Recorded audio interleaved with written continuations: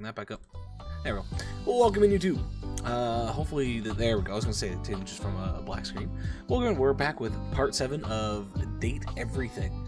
We're getting close to being done. Again, I doubt we're going to finish today, but, like, we're on the downward slope, and we're just going to... What's the word I want? Accelerate, exponentially go through the rest of it. Because there's less things to date now, and more things that just need to be realized, so we're getting there. To certain characters for me in the drawing I sent you. Gotcha. Rex coming in with Nut. Let's go. Alrighty. So I know we're still holding off on John Liu. Again, waiting to get all of our stats up to 100 to hopefully make it easier. / waiting for Ban to be around. That way he can take over and do all the proper rhyming schemes for us, because he's our resident poetrist. But otherwise, what are we doing? I don't think we finished the glitch yet. We have Hirohime.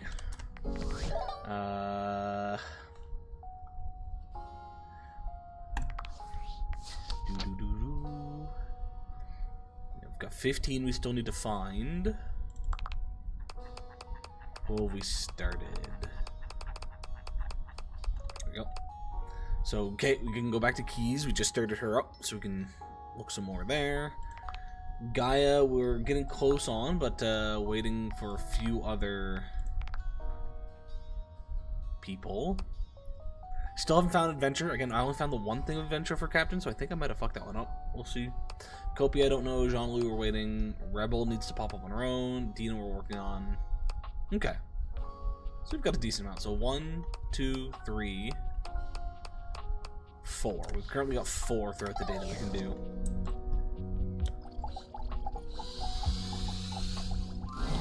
Damon, final null. I have 0 relationship with you. What are you talking about? I thought we were in love with each other. Feels like all the rest. But our null, will it survive? Oh yeah, I this forgot that we made it crisis? null. Define love. The opposite of hate. Opposite love. Okay, so this is what happened last time when we chose it. Damon never really smiles, but for the first time you see the ghost of a smile on their artifacted lips. The effect is not comforting in any way. Happy. That's fine. That's fine.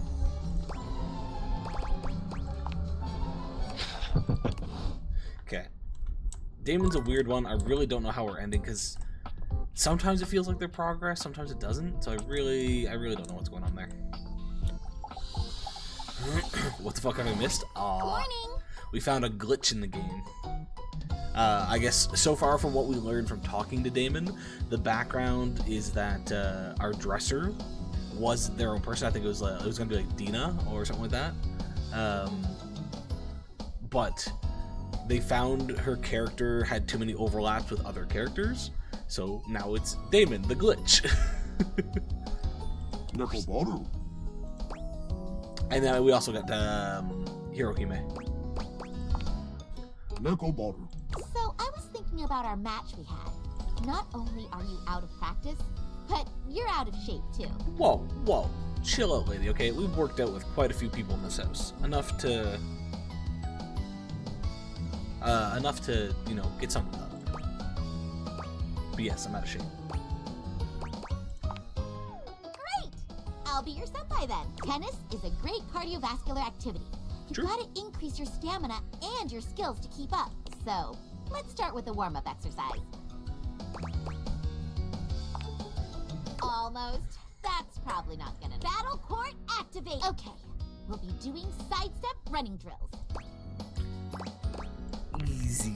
Glad to hear you're so confident. Believing in yourself is key to becoming a tennis star. Believe it. But you've got to have the skills to back it Also, up, I may have to too. go grab some of my Afterbite. The bug bites I got the other day. I've been real itchy. Challenge yourself and work hard.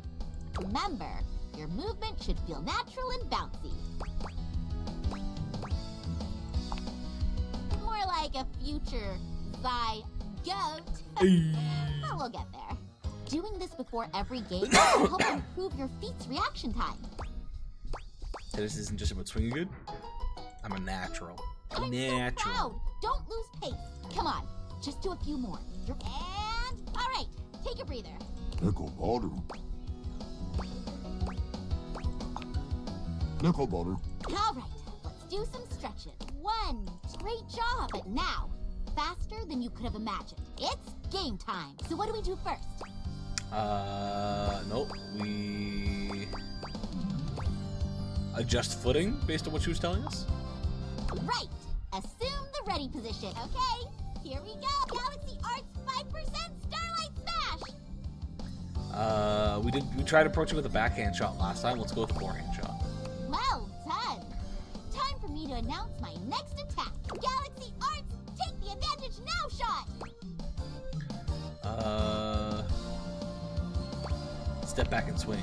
Not a bad defense, but let's see how you handle this. Galaxy Arts, pierce the heavens long. The rival froze. You're the rival, by the way. He had never experienced a shot like this before. The ball arced perfectly towards the heavens, eclipsing the sun. Aren't we in an indoor court, he thought? And why is she narrating my thoughts? None of that matters. What matters is how I follow up a slow-moving, easy-to-hit, falling target like this. I'd like a spike or dunk. You should blast that ball. Overhead smash. That's right. I should smash it back. But wait! Why is she at the net? Why is she trying something so risky? Is this the semi-supernatural part of a sports anime? The protagonist's not so unrealistic superpower to show that they're special? Is all this too much expositional dialogue, or does the player not watch enough anime? You should have kept me back at the baseline. It's a bit of both. It's a lot of expositional dialogue that's not needed, and I watch too much anime. Because up at the net, my reactions are sick. Galaxy reaction, super volley counter cannon! And just like that, the match is over. 60 points scored in a single counterattack. Woohoo! That was a great rally. Let's call it for today. Your footwork already improved so much during that match. Nekoboru. See? Even Nekobaru agrees. How was it for you? Feel great. Yay! I've been ignoring her this entire time. She has an annoying voice to me. She's got that female anime protagonist voice. Let's close out with a light cool-down jog while we chat. So, what kind of anime protagonists do you like following? I'll take an underdog klutz over and over And I hate it. chosen one any day. Overpowered isekai hero with zero personality in a harem. The depressed person whose life keeps getting worse and I can't look away. Protagonist that's actually an adult for once. Yes. Seriously, why is it always about high schoolers? Those shows are always such a breath of fresh air. I like the cat better. Nickelboard. Hey, it's a tennis ball cat. Get it right. You can't just Well, get rid of the I other hope half. my journey still holds up to whatever new series you're into. I can't see why not. After all, I'm going to be the next tennis star.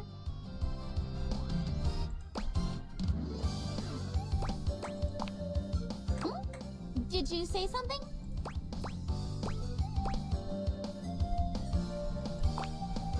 Ah, that's nothing a protagonist can't handle.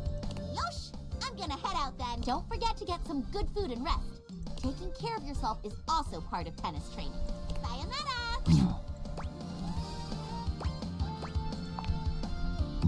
Nekoboru. Okay.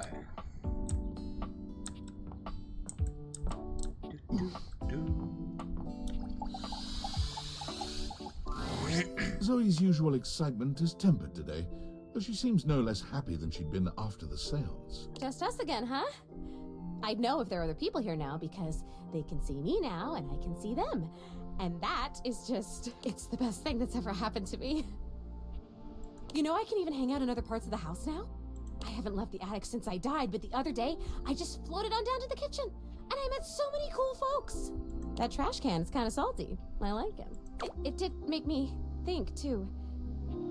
What you've done for me. I'm more grateful than I can say. And I wonder, where does it leave us? In each other's bed. Exactly. You probably know me better than anyone else ever had. I like you. I guess the question is, do you like me? And how do you like like me, like a friend, like more than a friend. I'm gonna like you no matter what. You're very special, and you gave me back my life. There are some questions I just need to ask, though. Well then, I guess now's a good time to tell you this. Communicating with the dead, like we did in the seance, there are other benefits. You can travel that way. You can kind of vacation in different time periods, lives. The seance creates a portal and you can use it to go for all kinds of adventures. So you think of the most romantic, Do we have to do a sexy, seance every exciting place in time? the Because that's going to world. get a little bit of a nuisance. time We have to period call in you all always of our wanted to visit. friends Think just of to go on a anything. date. And I can take you there. Just the two of us. Adventuring together. There is a shift in Zoe's expression, her smile heavy with sweet promise. Oh, and I did mention I can touch you now, right? Because you've already touched me in more ways than I can count. Hey.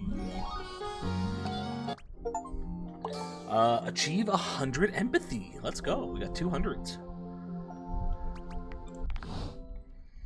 And our ghost lady friend is now done.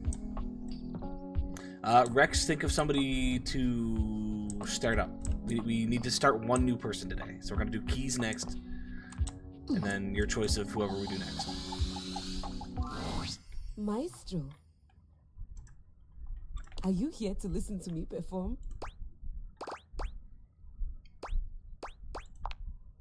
What's left? That's a good Unfortunately, question. I have There's nothing to 15 perform different for you. items still left. Nothing is So quite ready in my repertoire. I know there's a board game thing left. I think the boxes are an item. There's a plant. There's a teddy bear. There might be a stuffed elephant. There's the makeup. And that's all my brain can think of right now. But there's definitely still more than that. On to more pressing matters, though. I was hoping we could discuss. Oh, how there's you the write. chair in my office. The teddy bear? Okay.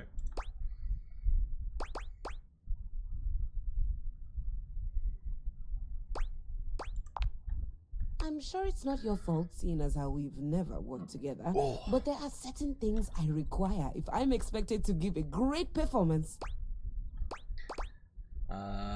Champagne, caviar, and green room, that kind of thing. Exactly, but more consequential. For starters, I was hoping for a little help with Huvier. Oh, was that his name? She waves her hand dismissively. You'll have to excuse me. I tend to cluster around the French composers lately. I don't like Still keys. have a touch of She's the stuck up. accent, I'm afraid. That's definitely not what it is. Well, that's just perfect then, isn't it? You can be my translator. Sorry, please tell Huvier that he needs to do something about the dust. It's awful for my pedals. Any more of it and they'll begin to stick. I really did try to explain this to him, but the language barrier was just insurmountable. I'll need a bit of help with Hector too, I'm afraid. Could you please talk to him about the temperature? I need it at a firm 20 degrees, or it's going to wreak havoc on my tuning. Yes, the only true way to measure hotness, coldness, Yeah, or lack fuck you thereof. Americans and your Fahrenheit. I couldn't imagine any other way. Honestly, I think my accent got in the way again. Same with Lux. I Fuck like you to then. lead a certain way. Everyone around here does seem to be a little... Oh, there's no better way to say it. Unrefined. Speaking of, do we have a lighting designer on staff? That's all right. I was somewhat prepared for this. My friend Celeste was on a loan to a community theater once, and she told me all about their adorable little budget. Oh, there's also that goth-like lady, but I have no idea what the fuck she is. Still Now, haven't figured that out. if it's all right with you, I'd like to get back to rehearsal. Please do let me know what everyone says. I'm eager to jump into our walk once the issues are addressed. Okay, so we need to talk to Hector, Hoove, and maybe Lux. So I'm gonna hold off on the teddy bear then. There's a goth. I say goth. but it's not full blown like pastel white, or not pastel white, but like white makeup, black lipstick. She's got like witchy goth vibes.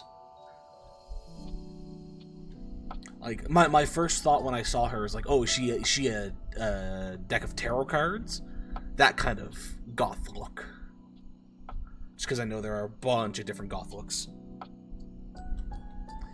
But I'm gonna hold off on the teddy bear. We're gonna try to talk to Hector to see if we need to do that for her story. You look like you have something on your mind, my Okay, yeah, we dear. do need to talk to them. Ha! 20 degrees, could you imagine? What? The nerve. Perhaps. I have a converter around here See, somewhere. you don't need a converter. You just But do still, Fahrenheit, whatever she it is needs in to treat Celsius. us lowly objects a little less like a baroness. Now then, what was I going to say? My love, there is, you know, the most amazing rush of air in my chest each time I behold you now. I'm assuming we can't realize Hector yet. Well, let's take a look, see what all he Really? needs. You can do that?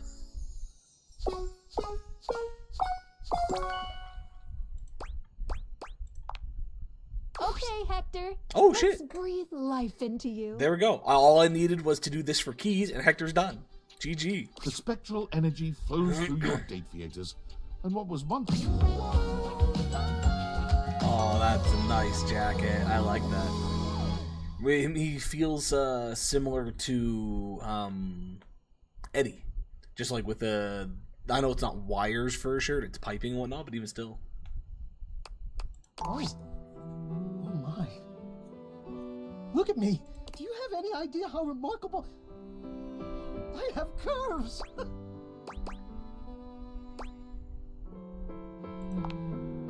My muscles, they're so warm. I had no idea that flesh could feel so different from metal.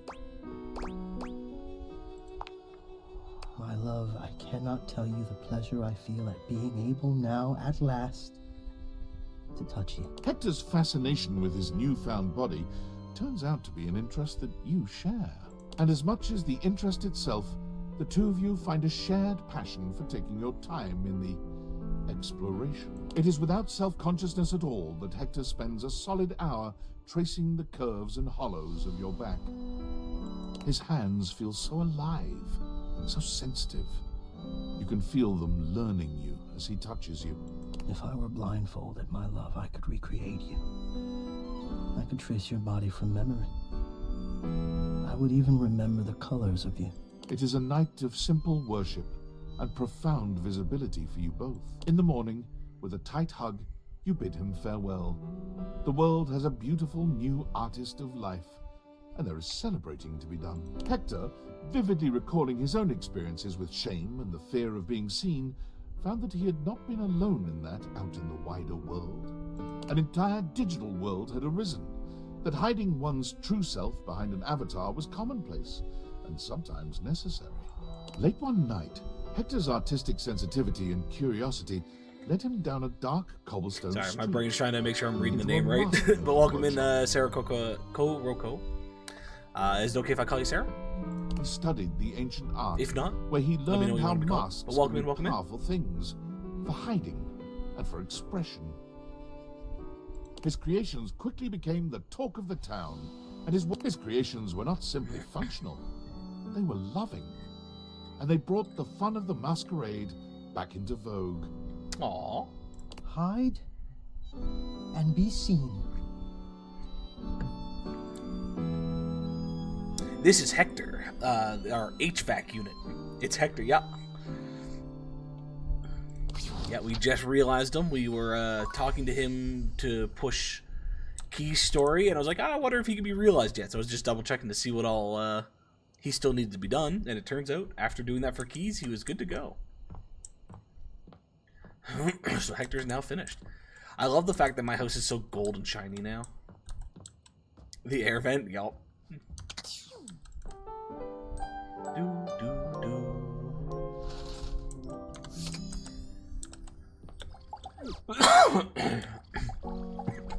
Oh! That came out of nowhere. Oh, not pointed quite in the right spot. Damon, final love. You've already got your love. Is that not enough? Oh, okay, we can realize him now. So I guess he is finished? Let's find out. You would be. Got all your stat blocks. Oh, he's only alive. ones. Now what will it be like, I wonder? The bug in the beaker broken free. I think I'm meant to feel excited. To portray excitement. I don't know how this is gonna go simply because Skylar hasn't popped up yet. So, yippee. Oh no, there we go.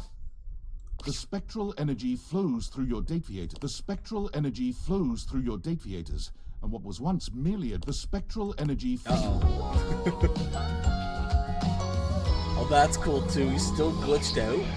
It'll be interesting to see how he can survive in the real world. But he feels like somebody who should be at, I guess, a masquerade, like what Hector was making and whatnot. Damon has become a human. It feels the same. A disappointment, but what else would I expect? More than okay. Come, let us do the thing. The thing ends up being a sort of geometric impossibility. But Damon is fearless in their pursuits. Fifth dimensionally, you feel what was your tongue enter a space of what was their lips. Yet at the same time, their lips are behind your neck. Their legs both wrap around yours, and yours wrap around theirs. And also, you have no legs. Come now. The release you Oh, it's a feel blue is screen. I'm just seeing the eternal sad in face nature. on his shirt there. It both gives you pleasure and does not. I exit. Damon find themselves in the... Damon enters the real world, searching for the next big thing to crack open like a puzzle box. They find the lost, the downtrodden, the forgotten, and quickly put themselves... Damon finds... Narrator. Damon enters the real world, searching for the... Damon is right behind you. Uh-oh. Okay, Damon's done. That was a little fucker, not gonna lie, but we'll take it. 997. Phew. I don't know you didn't start at 990 when you heard me coming up to you. Silly. A tennis star never cheats, even themselves. I'm rallying against this wall. The wall is every tennis player's invincible opponent. A wall will never drop its shot. It's a battle of endurance against the never-ending. Anyway, my training partner is here, so let's wrap it up, Wallace. Whoa! Aw, thanks, Wallace. Say bye, Nekuboru. Nekoboru. Whoa! Oh, you couldn't imagine the things those two get up to. So, for today's agenda, we're gonna train for something every tennis player needs to have. A life?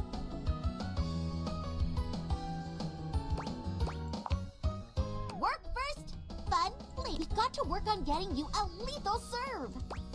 Sure. Sure, as long as you make it in, you get to play. But if you want to become a tennis star, a true master of the sport, you've got to give it your all. No one likes to be placated, even if it's just a silly game. Which it isn't! In tennis, we have a primary serve and a secondary serve. Your usual puny low-effort serve would work as a secondary, like a backup, if you're not confident or just need to get the ball in. However, you should go all out on the primary serve and set the tone of the match. Whether it's a tricky spin or just raw power, you can throw off your opponent right away. Or can just not play Once tennis. you get in their head, it's over. Remember, tennis is, above all else, a mental game. Yeah, I guess you do need to kind of fake them out and whatnot, so that's fair. Yatta! Come on, let's practice your serves. First, depending on if you're a righty or lefty, you want to stand parallel to the baseline at the center mark. Then have your front foot pointing diagonally towards the opposite service box. Now have both your arms move simultaneously here. When tossing the ball, the other winding the racket behind you. Now, when do you think you should hit the ball? Isn't it at the apex of your throw?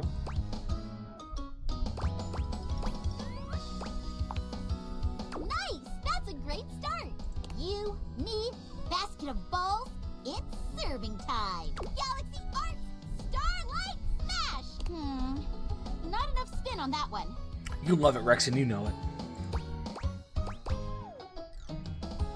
You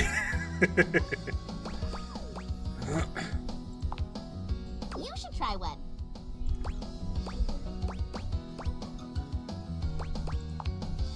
That could catch on. Let's try it again. Galaxy Arts, Meteor Slice!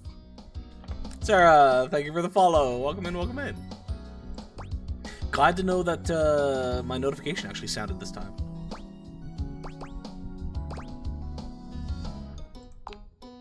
You brought a gun to a tennis Racket, ball? racket, no pistol. Okay, fucking Luffy. It's a good thing we aren't playing on a seawater court. Looks like we're out of balls. Grab a basket and let's pick them up. I need Band to know it's not me today. So, how are you feeling about all this? Must be great being able to talk to your cool anime figurine, yeah? The end of this is gonna be us versus her in a 1v1 for the tennis star thing, isn't it? It rolls talking to you too. Bet your anime-loving pals would be jealous to know you're getting trained. The question is do we beat her to get her love, or do we let her win? I feel like with her personality, she'd probably be annoyed if we didn't go our best, but like, who knows?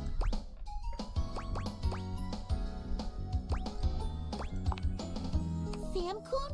She was awesome. I do miss her. Maybe one day we'll meet again. Aw, you're so sweet. So, what do you like best about me? How much you make me want to root for you? Rex, we could choose your favorite. How well sculpted or nothing really? How much you make me want to root for you? Aw. Well, I won't let you down. All right, we got all the balls. Let's get back to Cirque soon.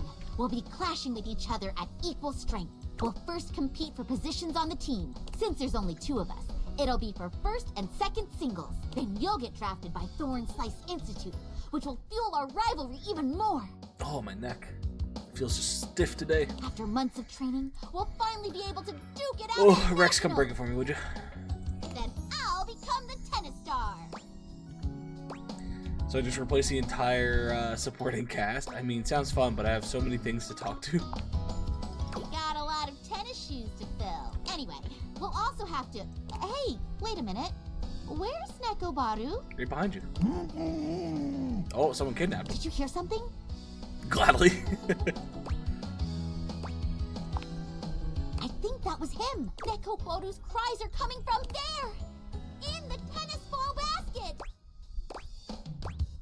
Maybe be more intimate if you and I had some time without. Nah, dump the basket. Thank you, thank you. Neko Baru! Oh my gosh. Are you okay, Nekobaru? Baru. We must have mistaken you for a regular tennis ball from our serving practice. I'm so sorry. Just rest, okay? Hey, can you watch Nekobaru while I go fix the basket? Sure. Thanks. Neko Baru. Neko, now that we're alone, Hey, he can actually fucking talk.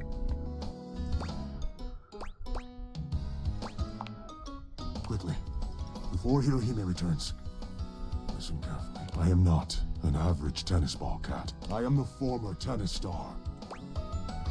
Holy plot twist. That indeed, my friend. And I am also the god of tennis. Really need to rewatch the show. Most fans tend to forget this part. At the height of my tennisdom, I became one with the ball and was unable to return to my previous form. That's when I noticed Hirohime. The potential on the court is limitless. She will become the next tennis star. However, it is up to you to guide her. I prefer Neko Boru. You must guide her away from the path of darkness. Do you recall the episode where Rival-san gave in to the dread? Hold on a minute. We have a dateable that has a very similar silhouette to this bald dude's head. So are we gonna get something that's gonna let us date potentially the rival as well?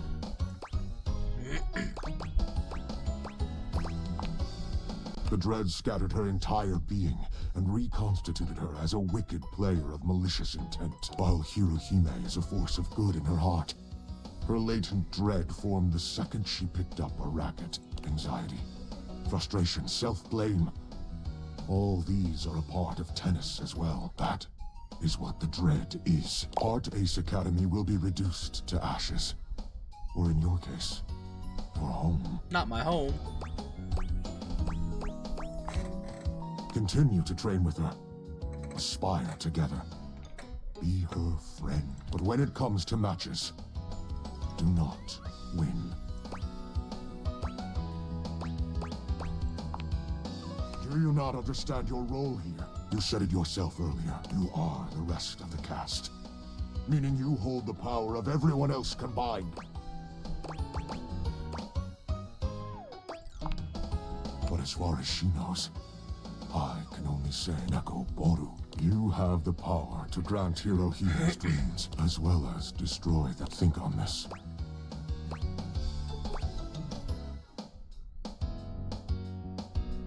Yeah, she wouldn't want to win like this. Forget anything you know. Her coming here and meeting you never happened in the anime. Consider this a filler episode, or an OVA added to the special edition Blu-ray collection. Here she comes. Remember, whatever you do not win. I'm still gonna try to win. Nekoboru. Thanks for taking care of him. It's getting late, so let's call it for today. What's up?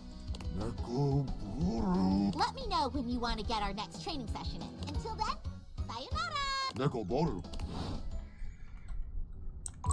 Yeah, they're gonna follow anime tropes. Then the trope that we gotta go for is we don't just let her win. Is it gonna shoot us in the foot by doing that? Probably, but we're gonna do it anyways.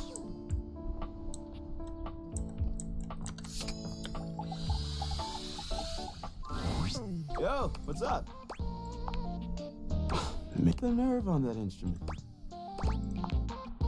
She thinks she's so fancy that she wants me to pay special attention to cleaning her feet. That's not a vacuum's job. It's her own damn fault no one wants to play her anymore. If she were nicer, there wouldn't be any dust. Sorry, I just get worked up when people have attitude. Tell her I ain't interested. Ooh. We got some spice happening. Now, she says some stuff about Lux. I don't know if Lux will actually talk to us about it, but let's find out. Lux is primping for some imaginary audience. When they see you, they roll the... What, you're on a quest or some shit?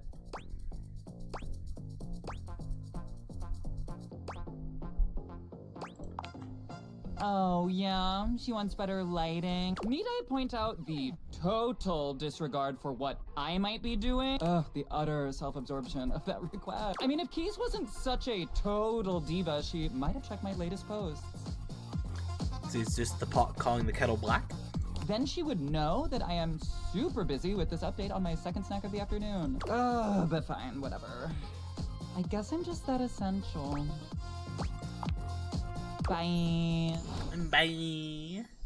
I fucking hate Lux so much. Oh, good. I was hoping you'd be back soon. Glad you would hate immediately. Yup. Yup.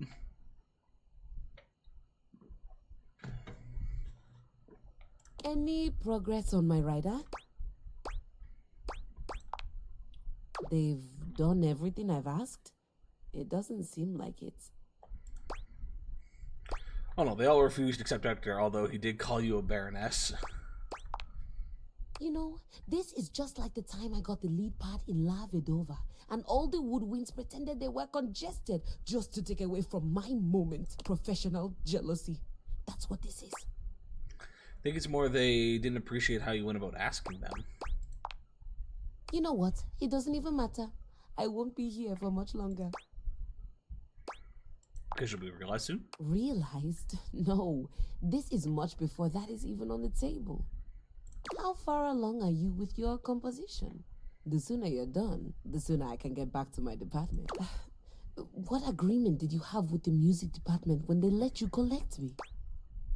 What agreement should I have had? Asking for a friend. 0 agreements, nothing. Big agreements, the best agreements. Everyone loves our agreements. We have the best agreements out of everybody around.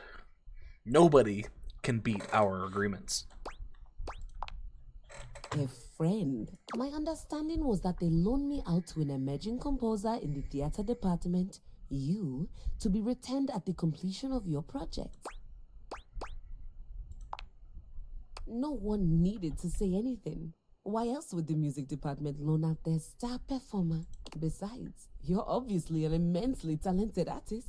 I mean, this space alone is perfect. Oh, absolutely. I've never seen a set fully capture the bleak existence of a lonely American working from home. Wow, rude, but true. It's a phenomenal set. I'm sure it's serving up all kinds of inspiration. Or did you build it to actually be a part of your performance? Immersive theater is having such a resurgence. I always said it would. Now, are you thinking the audience will wander from room to room as we play? Or will you have them do that prior to the performance? You really haven't shared much about the production with me. Because I'm not a composer. I haven't shared it because a composer always keeps their secrets. No, it's because I'm not a composer. Nonsense. Of course you are. That makes no sense. Why would the music department lend me to you then? They didn't. You were a hand-me-down. What is that? German? What's a hand-me-down? She gasps, placing a hand to her chest. Oh, wait. Don't tell me. It's an award, isn't it? Some sort of lifetime achievement? Oh my god. I can't believe I'm going to be a hand-me-down recipient. Madam, please. Hand-me-down. You know, it's the strangest thing, but it sounds like you're saying, hand me down. That's exactly what I said. But that's not German at all. Right, Keys, it isn't. I never learned how to play you. I'm so confused. Hand-me-down is an item that, after a period of extended use, gets passed on to someone else so that they can use it as well. Keys stares at you, unblinking and silent. You can almost see the gears turning inside her head. Alright, imagine your piece of gum. No. All right. You don't have to be a composer. Perhaps you're a wealthy connoisseur of the arts? Not wealthy, not a connoisseur, not a wealthy connoisseur of the arts. I'm a wealthy connoisseur of the arts. No. We'll put not wealthy. You know, I don't mind some arts. What you're telling me is that not only did I get handed down without my knowledge, I also have no job, no musical prospects, no financial prospects. You're not a composer, and this is my home now. In a nutshell. Keys gives you a pleasant smile. Fantastic. Would you please excuse me? I'm going to go scream in the highest octave I can manage. I think we broke her just a little bit. I'm okay with this, though. She needs to be knocked down a peg or two.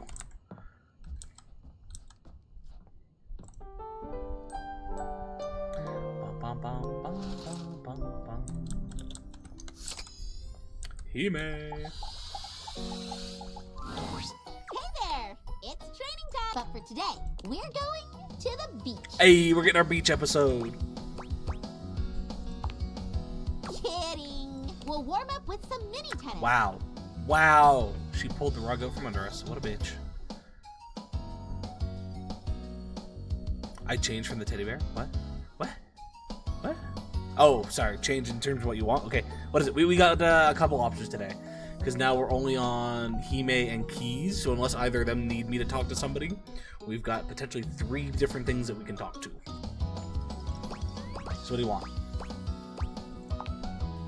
Sorry, no fan service today. Mini tennis is where we start at the service line and play with half swings. It's all about learning control. Ready? Go! There you go. Have I ever talked to the painting in the attic? I have not. Okay, nationals are coming up. I forgot that was actually there. I'm a little worried I might overtrain. I want to make sure I win against you. I'll do much so. Let's call it for today. Sure.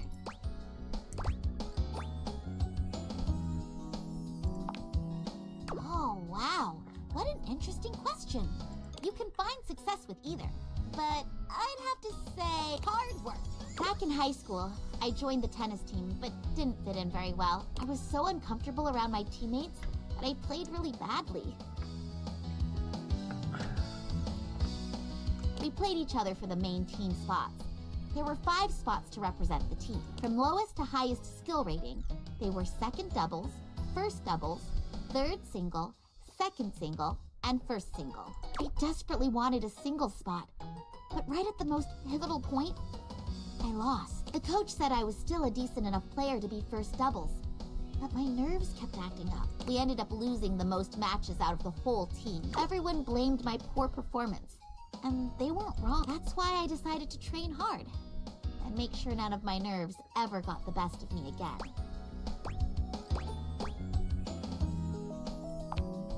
Of course, I won't lose anymore.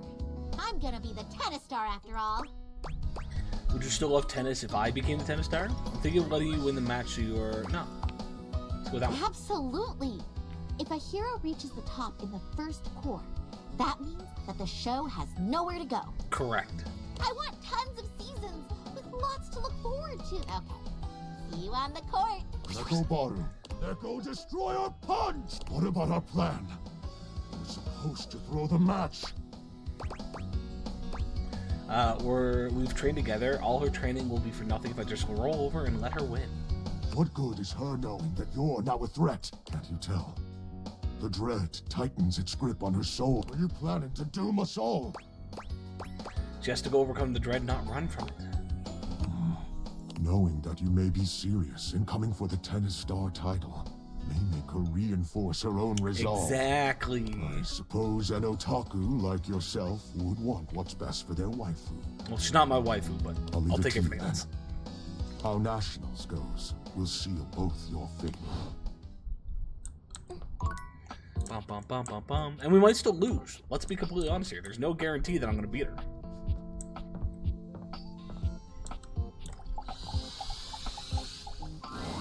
Why, hello there, Maestro. Yes, perfectly fine now. I've decided that I will be writing my own music Hey, instead. there we go. There's no reason for me to waste away in obscurity just because I was forcibly retired. I'm equipped, I have the training, and I have the discipline. Why shouldn't it be me? I've decided to channel my rage into a program piece. I'm calling it Keys Piano Sonata No. 1 in D minor, Capriccio Infernal.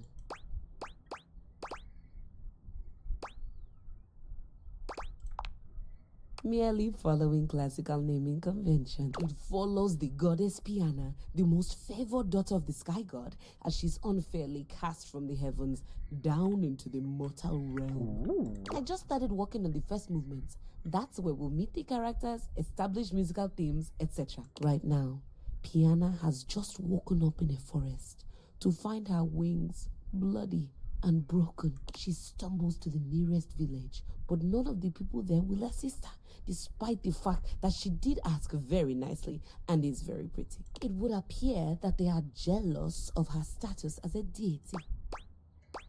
It's autobiographical. Is this about who Hector and Lux refusing to help you? Didn't know classical music can have stories. I thought there weren't any writings. I have no idea what you're talking about. Piana lives far away from these quotidian modern objects. Piana decides she doesn't need their help and sets out to find the most famed magician to help her mend her wings. So now, Piana's trapped in the mortal realm, far away from everyone she holds dear.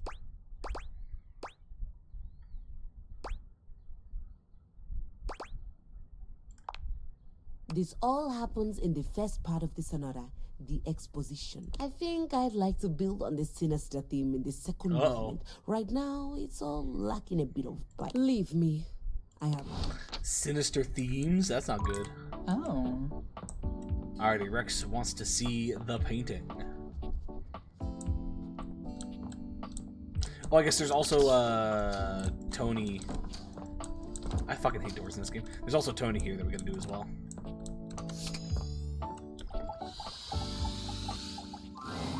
A marble Adonis Oh, hello. regards you with a critical gaze, completely unembarrassed to be wearing so little in your presence. He j- A preponderance of dust. Oh. Art. I'm so glad you're here. As the owner, the curator of this house, I feel this must be brought to your attention. I've not seen anyone mention art at all. Just look at that. The dust has created almost a... Guessed wrong. Oh, are you trying to find the goth lady? Makes it next to impossible to divine any detail or subtlety the piece may possess. Oh, well, perhaps it indicates a gentle lack of attentiveness, but that can be remedied. It's not like it's a red wine stain or sun bleaching, or, and may we be preserved from such, a child with a new box of markers. Dust is entry level, but even so, we must remain vigilant. Conservation has certainly entered a They've got lower a statue state today? of late, Yeah. but there is We always still have other hope. options though, Rex, again. Unless Art tells us that we need to go talk to somebody. We've got 2 more people we can talk to today. I am forever an optimist. And a pessimist, actually. Oh, and a nihilist. Okay, wait. How can you be all those things true? Aren't some of those a little counteractive? Excellent query. I am art. All in Try one of those sundry boxes? We've great tried the and boxes out. small art. I am a towering intellectual achievement of profound psycho-spiritual depth. I am a wonderfully ridiculous and whimsical court jester to you, the monarch. I am a passionate, sensual bacchanal. I am a reckless, devil-may-care risk-taker. He sweeps his arms in a grand gesture. They're really striking a trying not pose to show that his makes him penis look there, like but at the same ancient time, trying to show as statues much he's as modeled possible. after. I am art. Sacred paint. I just love introducing myself. Wasn't that fun? Yes!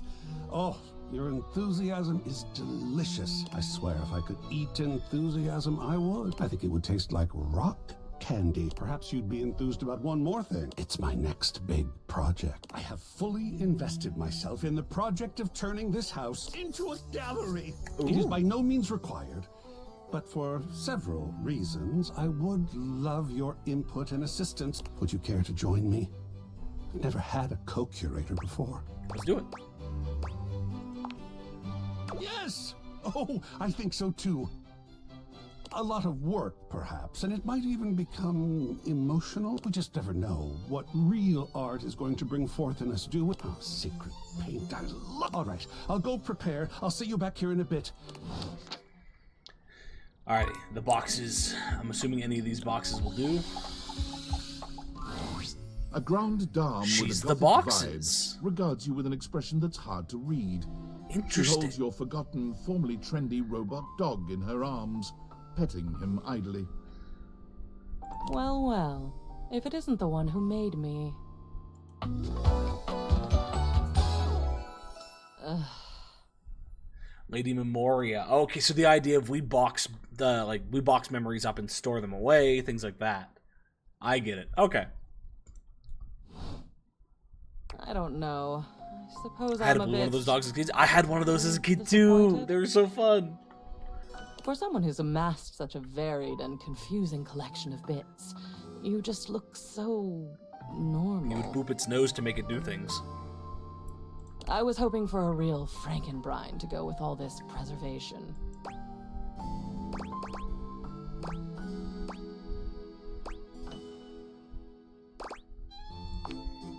That you did, my darling. Can't you tell?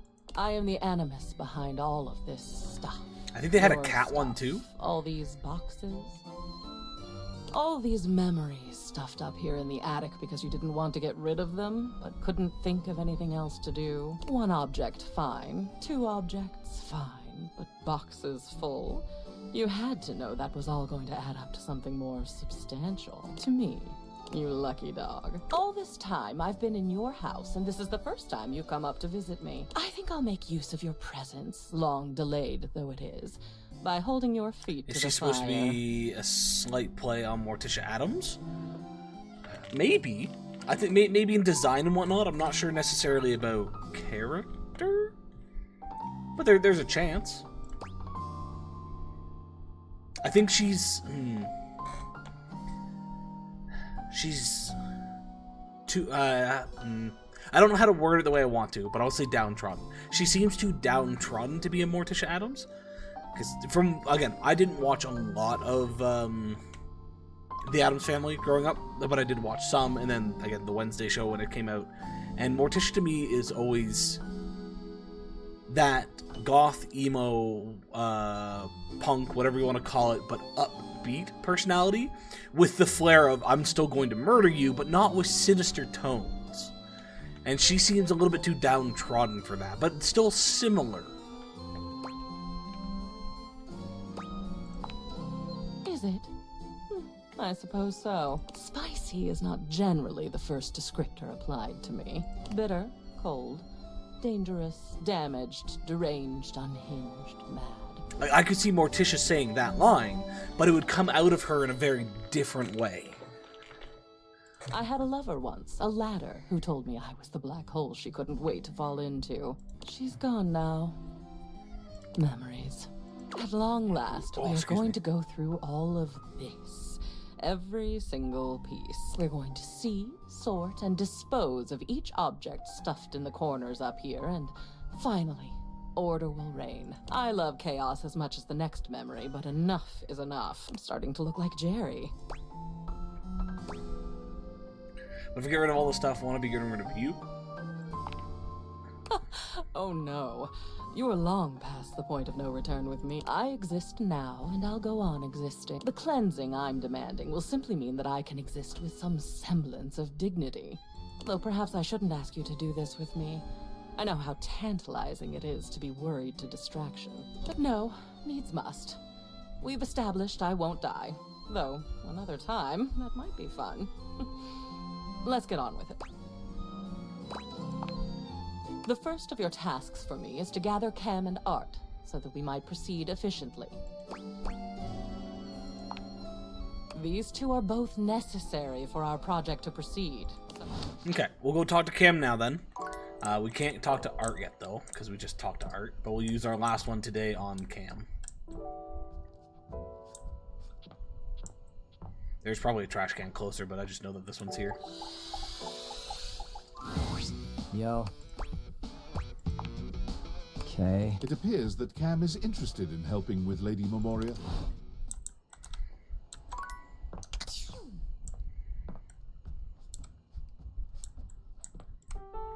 Bum, bum, bum, bum.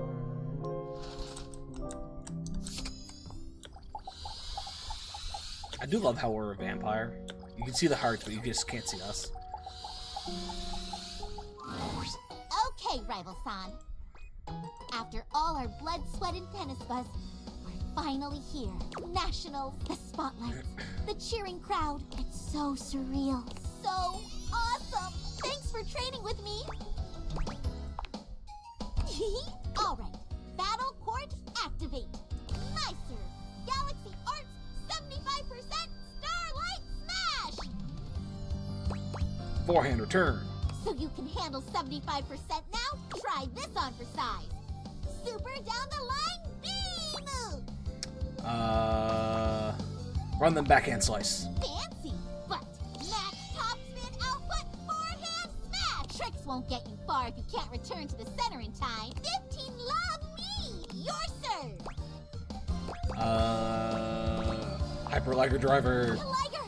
It's so bright! It's fine. I can still return it. Tricky slice shot, name pending. Floppy, sloppy, slappy shot. It doesn't even have a name, and it's so fast! Just gotta touch it. It hit the net 15 all. My serve. Galaxy Arts 75% Starlight Slice! How did you know? Take this! Forehand down the line shot! tap the ball over. Seriously? 15-30. You're winning. Your serve. Storm Stinger. From that one story. Bounty Light, I think it was called. Available online. Written by J. Period. Only those with excellent tastes have read it. No! I missed! How did your serves get so good? 15-40. Match point. Time for a comeback. There's no turning back. Galaxy Arts, 100% Starlight Smash! It's looking good, but... No! I can't believe I flubbed that one! Now, on a serve, don't they get to redo a serve Okay. if it hits a net? Secondary serve. Galaxy Arts, 50% Starlight Smash! Oh no! I should have committed to a stronger serve! You won! Nicely played. Yeah. See you later. Nekoboru. Well played, but we shall see how this turns out. She's got this. We have faith. We don't, but we have faith. Let's go talk to Art.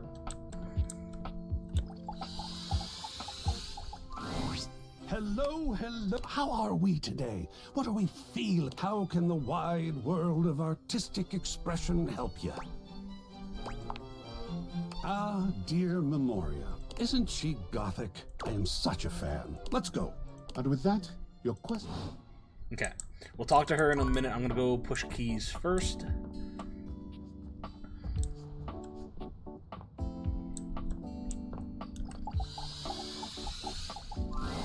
I'd like to be upgraded to another room, please. Up until recently, only 3 things. As of this morning, I've discovered a 4th.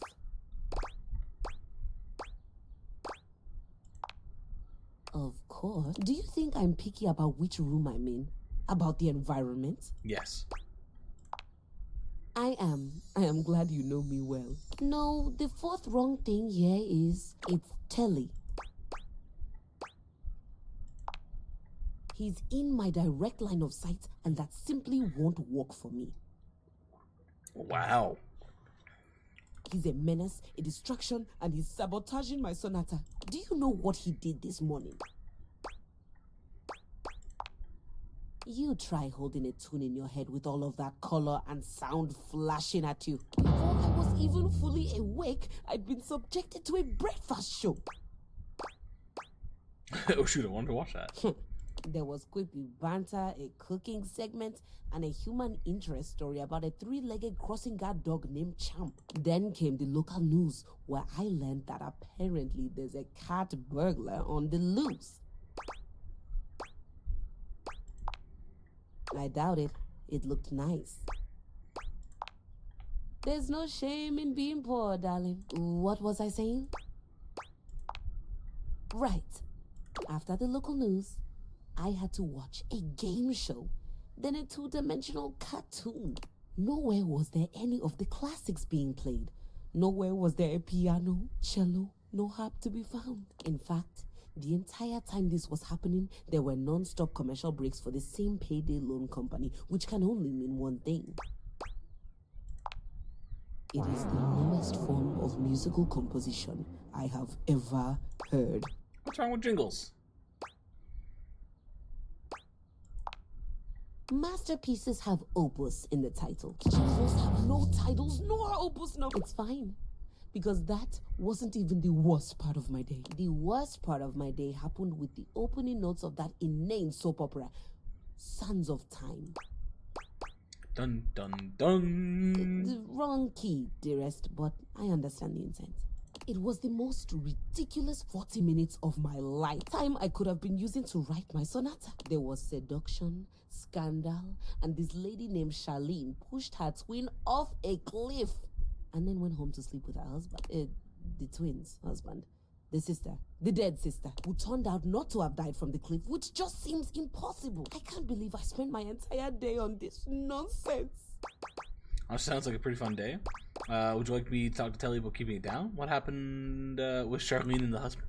That's what I'd like to know. Because I thought you hated everything that happened. It means that there might be hope for you after all. It's definitely an interesting development. It means you're a lady of leisure now and you can do what you want. Ladies of leisure go to the symphony. I want to be on stage performing. And now I'm going to be forced to watch Sands of Time tomorrow as well to find out what's going to happen next. I feel hoodwinked. Soap opera has the word opera in it, but it isn't musical at all.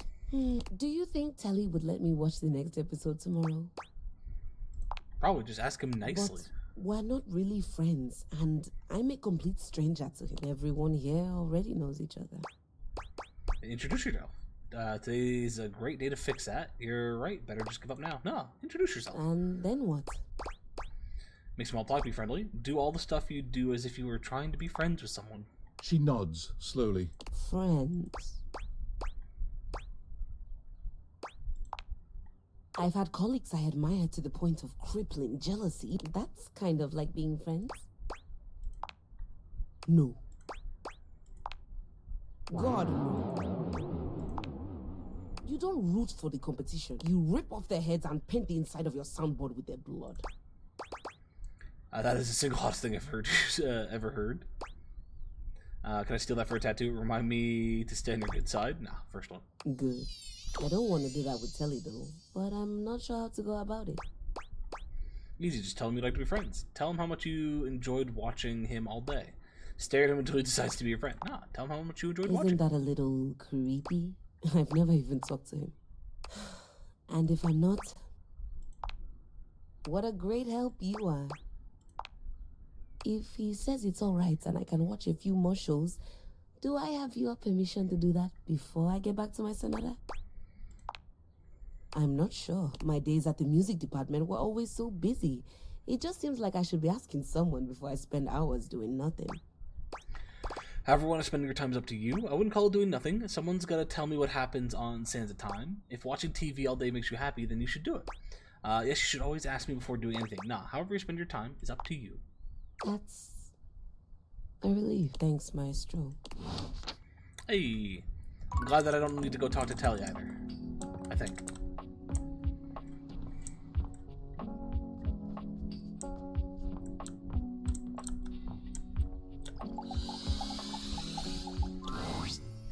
Gentlemen, and here you are.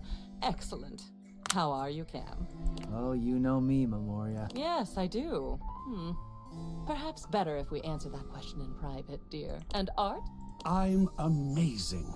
I saw a bit of green in the sky this morning.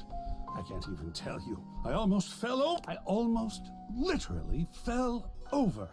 Fabulous day thus far. Wonderful. I saw that green too. Reminded me of a chemical spill. You both know what we're about here? The long-awaited cleanup has at last begun. Oh, sweet. Looks like I'll be scoring big today then. Not so fast, Cammy. I'm sure there are some treasures buried up here that would be better suited to my unique talent. There will be more than enough for both of you, I'm sure. There are years worth to go through, after all. As long as it doesn't Luckily, all I don't end up have a on lot my to go plate through again when myself. the process is I through. can fit couldn't everything care almost less. in my car. Well, actually, not quite anymore now that I got the bookshelf and everything, but like a single U-Haul takes care of all my stuff, and even then I don't need a big one. I'll keep it simple. I'll pull something, and you, my human darling, will decide whether it goes to Cam or to Art.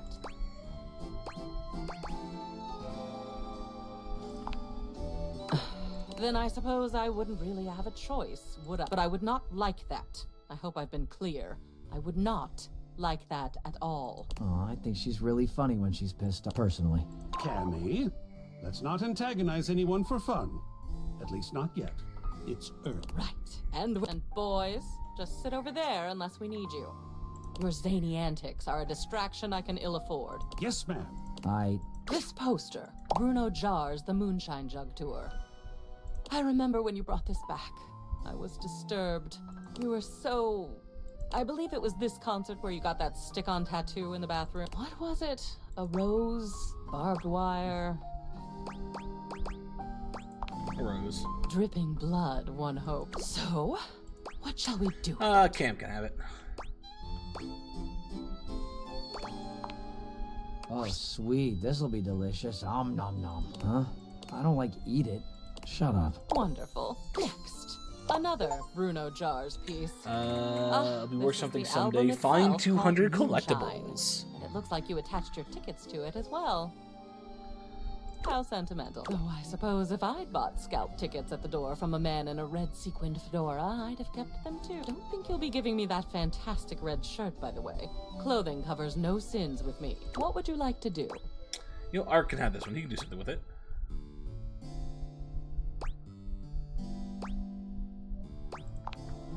Great. This is something you constructed in a way. Lovely.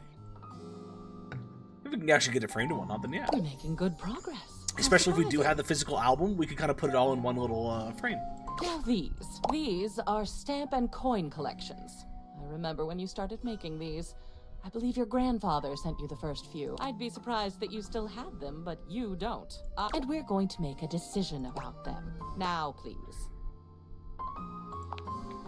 A family heirloom. I'll hang it with honor. Family's important. These next. You, dear, have a collection of magazines about picture frames. You had that nosy neighbor who kept stealing your mail, and you wanted to antagonize them with deeply uninteresting booty for their trouble. I thought it was brilliant, Frank. But the neighbor moved, and the magazines are a bit dusty now, so maybe they've served their last purpose? There you go. Excellent. Usually the only paper I get has pizza grease on it. He's so grungy. I am, aren't I? It's nice to be appreciated. Yes, motivational. You got this from that gym you were going to for a while. Believe in your Apparently they shelf. have good Yeah, believe in classes. Shelley. Believe in your shelf. Take a bike out of life. Rack your plates. I suppose they thought it was toss, keep, burn into ashes. Huh. Think I'm gonna use it as a shelf. It would seem appropriate. Creative. Last one. One of Hirohime's posters for some sort of anime. I can't say I understand why this seems to be all the rage nowadays. Backhand tendency. Oh, is this like the evil Hirohime? Because the colors are a little different. Nekoboru looks like a little angry. She's like got a mischievous look on her face. I always thought it was a phase with you. What will you do with it? We're gonna hang it. Oh, goodness, look at that. What an addition that will be to the collection. Yes, won't it? That will be all for today. Some old art hung, some brand new trash gifted. Either way, a very successful day. Well done. I'm feeling better already. Perfect. Now, I'm curious. I want to look around to see if the things I gave Art have actually been hung up somewheres. We also have one more interaction for today. Anybody has a recommendation? Not seeing anything yet.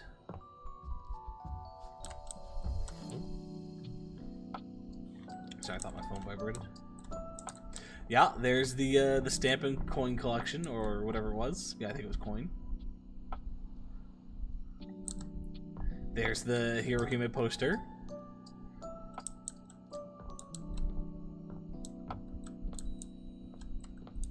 Was there's another one that we kept, wasn't there? At least I thought there was. Maybe there wasn't.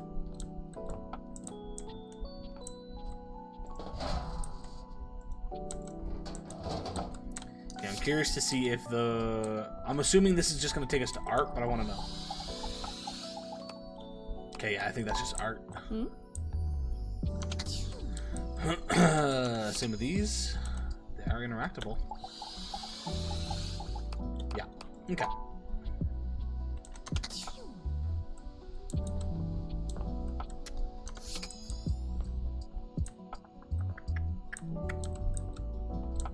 Still don't have whatever this is.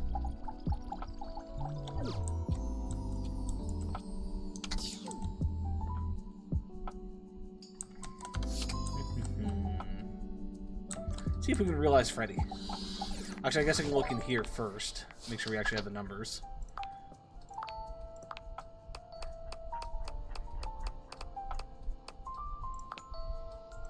I think that's a yes.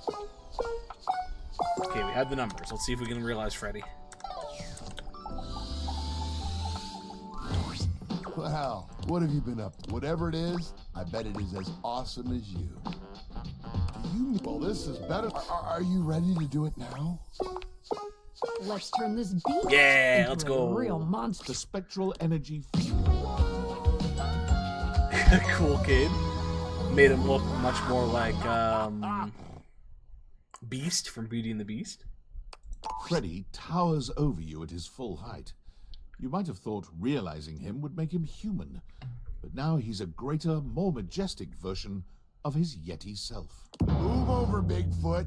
Freddy is here. And I look pretty great, if I do say so myself.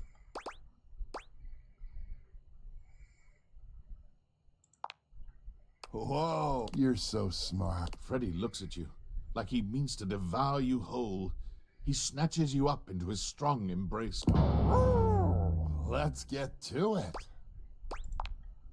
You and Freddy do things that tabloids could only dream about, and the imaginings of a great many splendid artists online as well. Goodness, I didn't know a Yeti could sweat this much. Intimidated as you might be by a beast of Freddy's size, your natural stamina kicks in. Your evening provides ammunition for your fantasies, for shortly after being realized, Freddy began to notice he was the only monster around. Armed with curiosity and a desire to find his heritage, he traveled far away in search of answers, and those like him. He ate his way across towns and cities, Feel like often might in not disguise. be finding much. Even though he used the greatest discretion, he still saw his photo in a few tabloids. At least they can never get a clear picture. Once he reached the Salty Mountains, he trekked for days to the summit. The snow and wind were harsh, but he found the frosty hike to be rather pleasant. He built a log cabin up there, unpermitted, though the locals knew it would be unwise to ever ask him for one. Though some say they have seen a food fetch delivery truck making many more trips to the Salty Mountains than normal. Hey. GG, Freddy. Alright, before we do that, my bug bites are getting a little itchy, so I'm just gonna go grab my after bite. I'll be RB.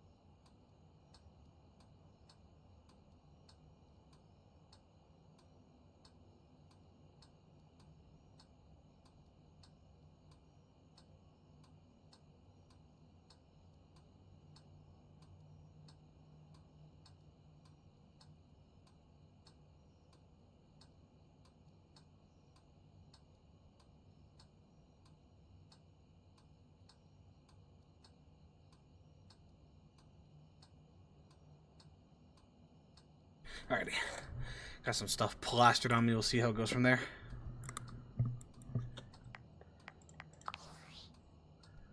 Notice David is promising chocolates, but delivering paranoid, controlling outbursts instead. Wouldn't be the first time. And after the outburst, he'll offer a tear-filled, heartfelt apology, saying how he's sorry, explaining how he won't ever hurt you again. But it's just an act. A perpetual, never-ending roller coaster of pain and heartbreak. A cycle that will never stop until you finally find the courage to slam the bedroom door and excise him from your life. And yet, somehow, here I am. Again. Stuck in an endless, spellbinding dance with David Most. So you guys were coworkers? Is there more to your relationship with David? What are you insinuating? No, I don't think I do. Because it's like I explained. David and I founded Valdivian out of David's dorm with 5 other partners. And yes, that dorm room was also my dorm room. And yes, we were technically roommates. And yes, there was only one bed, but that was only because we were a startup and couldn't afford 2 beds. Do you know how expensive it is to design a more efficient paperclip? We had to cut corners wherever we could. I survived off only ramen for 6 years. Do you know what malnutrition does to your bones? Of course you don't. Couldn't care less about anything I say. You made that very clear. I really don't like your tone. My like yours. relationship history with David is none of your business, and it has absolutely no bearing on our current goals regarding the Dateviators. If you're curious about the backstory of Valdivian, you're free to order the novelization Valdivian, an Empire Regurgitated. But I'll tell you the same thing I told the hacks who wrote that trash. There's nothing to tell, and stop going through my garbage bins! Que surprise! Now, unfortunately, I really have to go. Apparently, I accidentally hacked into Russia's cyber defenses, and I gotta clean that whole mess up before I cause another international incident. The State Department only gives you 2 oopsies. Sure. What was the first oopsie?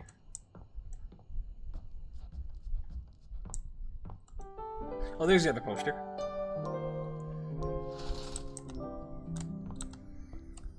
Yeah, Bruno Jars.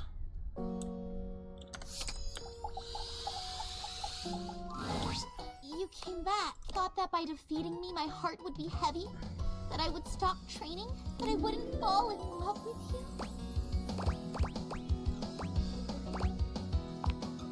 You couldn't be more right. You and me, up against each other in the Grand National Final Super Championship.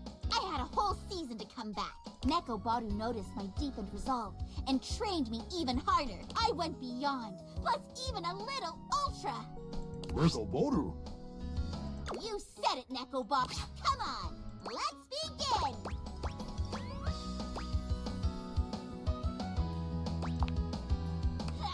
Battle Court activate. Love all. My serve. Galaxy Arts 100% Super Starlights. I was hiding that one from you, and you still get it? You're amazing. I gotta take the net advantage. Dang it! Why'd I hit that? It was going out into the Devil's Alley. Ring it. Shoot! It's just out of reach. Gotta run back to the baseline. Made it just in time for the ball. At the net, huh? Galaxy Arts Nebula Swing! I can get this! Ha! And yes! The first point belongs to me. That was a good volley. How are you feeling?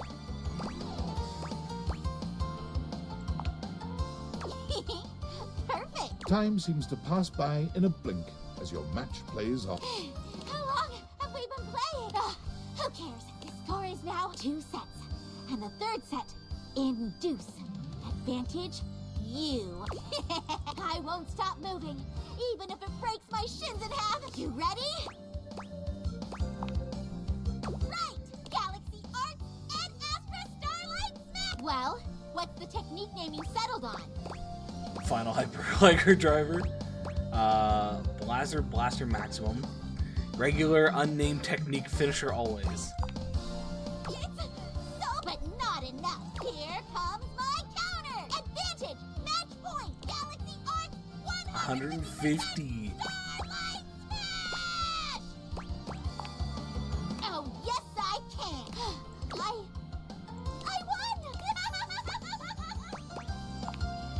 I did it. I'm the tennis star. Neko Baru, Neko Baru. It's true. You brought me so far. And any feeling of dread that I had disappeared. Like so many tennis balls over the fence. Thank you. Rivals, this wouldn't have been possible without you egging me on to be better.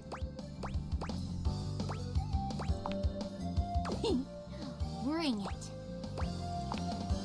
You'll always be my #1 rival, but more than that, I love you.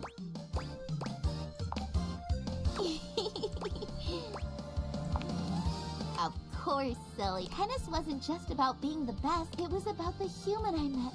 And Let's go. We got the waifu. I'm not sure which one that was.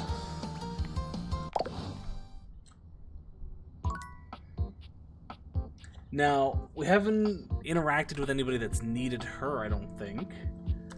But I feel like there's probably going to be somebody that needs her, so I doubt we're going to be able to realize her.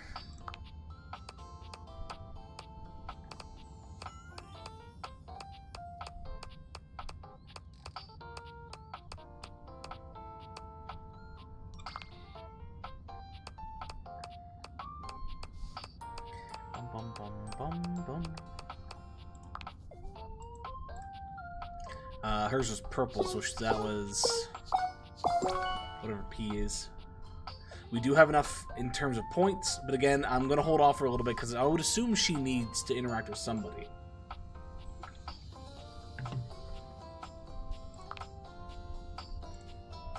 Allow Hirohime to win the Tennis Star match, and you get those two.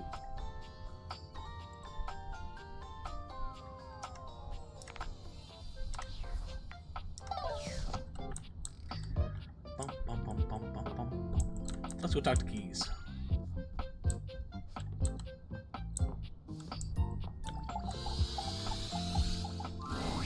Ah, it's you. Hello. I think it went. I wasn't sure where to start, so I just told him how much I'd enjoyed watching all the shows I'd watched. Everything after that came pretty easily. We talked about the house and Sands of Time. He even gave me a few plot pointers for my sonata. It does, doesn't it? Would one say that he and I are friends now? Or is there a ritual at this point to complete the process? There's a blood sacrifice that needs to happen. Could definitely be the start of a friendship. A start? Like the exposition in a sonata form. I think I realized something else while I was talking to Telly. That I might like to be friends with you as well, if you'll have me. Think I might like to be friends with you, Keys? Yes, another victim of my irresistible charm. Telly was telling me about this documentary on landfills and how people throw away all kinds of things, including pianos. I know you aren't the composer you led me to believe you were. That you thought. I know you aren't the composer you led me to believe you were. But I'm glad that I'm sitting here instead of on a pile of trash and severed limbs. Yet, I can always teach you. After my sonata. Anyway, I stand before you now, declaring my thanks and announcing my intention to be a friend to you. Did I do that right? You're supposed to announce your intention to be friends? You are, so that all in the land may know your heart. You're supposed to seal it with a kiss on each cheek, but we can do that some other time. It's technically a little dance you do first, but I'll let it slide. I hope they all do. Can I ask you a personal question? Why didn't you get something new and shiny? Why a hand-me-down?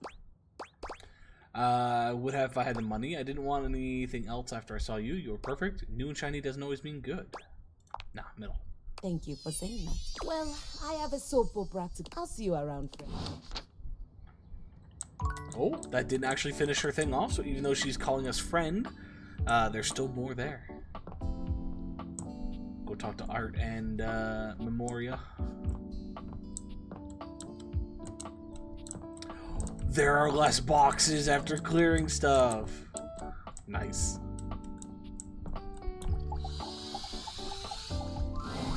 Welcome back. So, here is my plan of artistic attack. This whole house is going to be a gallery. Right now, I have 4 pieces I'd like to display, and we have 4 really excellent pieces of wall real estate to make use of. And I'd love your help deciding which piece goes best. Let's jump right in. The first one is this powerful painting of a ship. It's done in the style of J.M.W. Gasburner. He was actually quite troubled. So moody. Shall we talk about it? So, what do you see? Celebration of colonialism, grand adventure and romance on the high sea. Without doubt, the great age of sail. There is something so powerful about the ocean, about our attempts to be both one with it and safe from it. But mysteries lie beneath that foaming depth. Why are we so drawn to it when simultaneously it is the source and birthing ground of some of our deepest inborn fears? The ocean terrifies me. I love water, I love swimming, I love a bunch of stuff about it, but the ocean fucking terrifies me. And wonderful. And after going skydiving, Mum has thrown out she's thrown it out before, but we did skydiving first. But since then, she's thrown out the idea of going cage diving. Is that what it is? Essentially swimming with the sharks, but in a cage. And I don't know. That plays on a couple of my fears.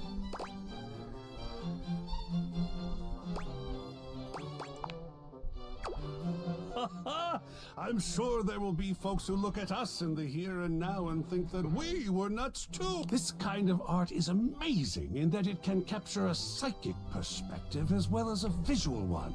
Do you think we should display this one?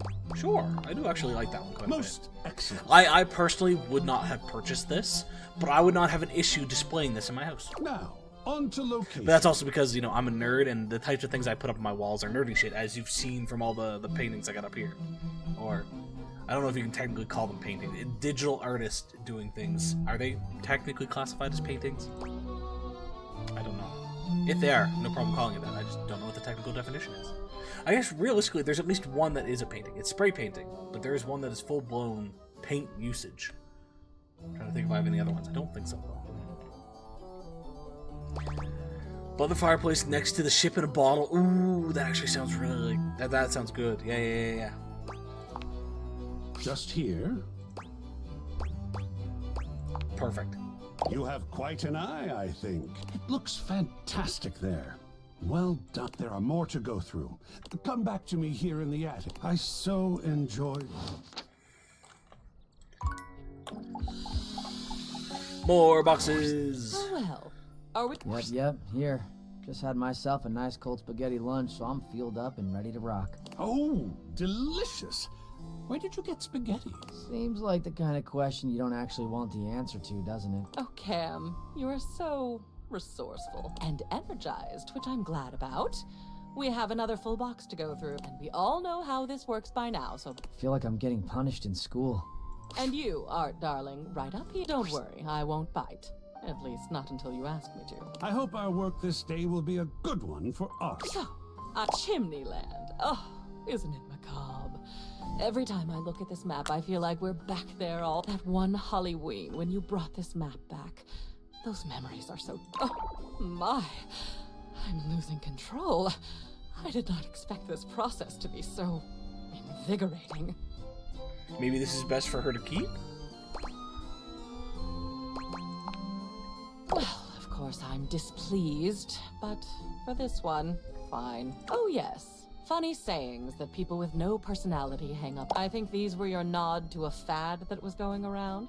I actually admire you for these. They're on the trend while also poking fun Live, at the laugh, trend. glove. And honoring that brief obsession with coffee, of course. Let's put this one up.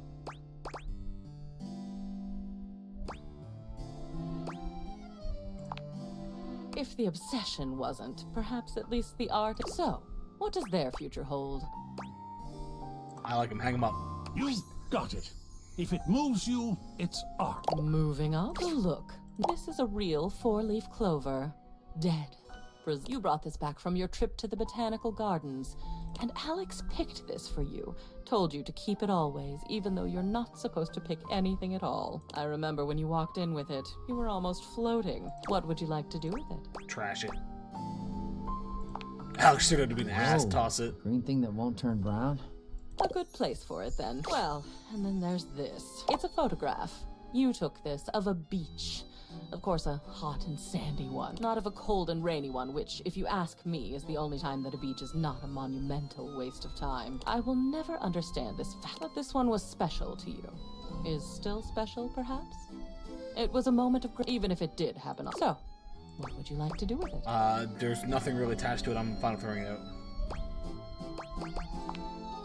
I'll take care of it. Wonderful. Ah, Time to move into the educational. This was the manual for that microwave your parents gave you before. It was in your grandmother's house, then your mother's, and then your dorm room, and I have a memory of it being very reliable. Apparently your grandmother taught you how to make cheap brownies in it. What do you think? Light reading before bed, perhaps? I'll take it. It's even got stains on it. Score. Decisive today. And aren't you good at it? Oh, I'm not usually one for adorable, but look at your parents. I don't know them, of course. I only know your memories of... And when I look at this, my darling, what would you like to do with it? It's a photo of my memories. We should hang that one up. A fine selection. Lovely. That ends our days. You've distributed very well. Cam and Art have the exact same amount of new treasures. Too bad. For a moment there, I thought we were going to get to see them fight. A good day. Now, honestly, I haven't necessarily been paying attention to keeping them balanced. I was just throwing like, this seems like garbage, just seems like it isn't.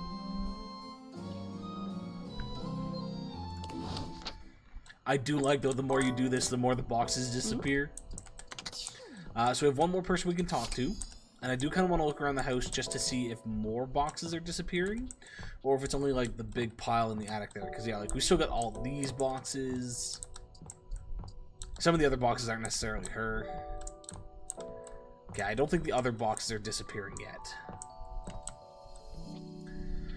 Alright, but we got one more. You know what? Do I have the points for Betty?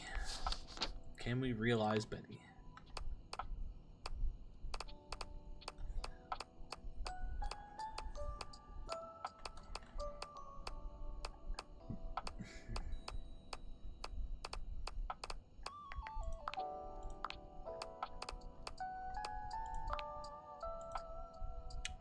Don't know. We have 100 empathy, right?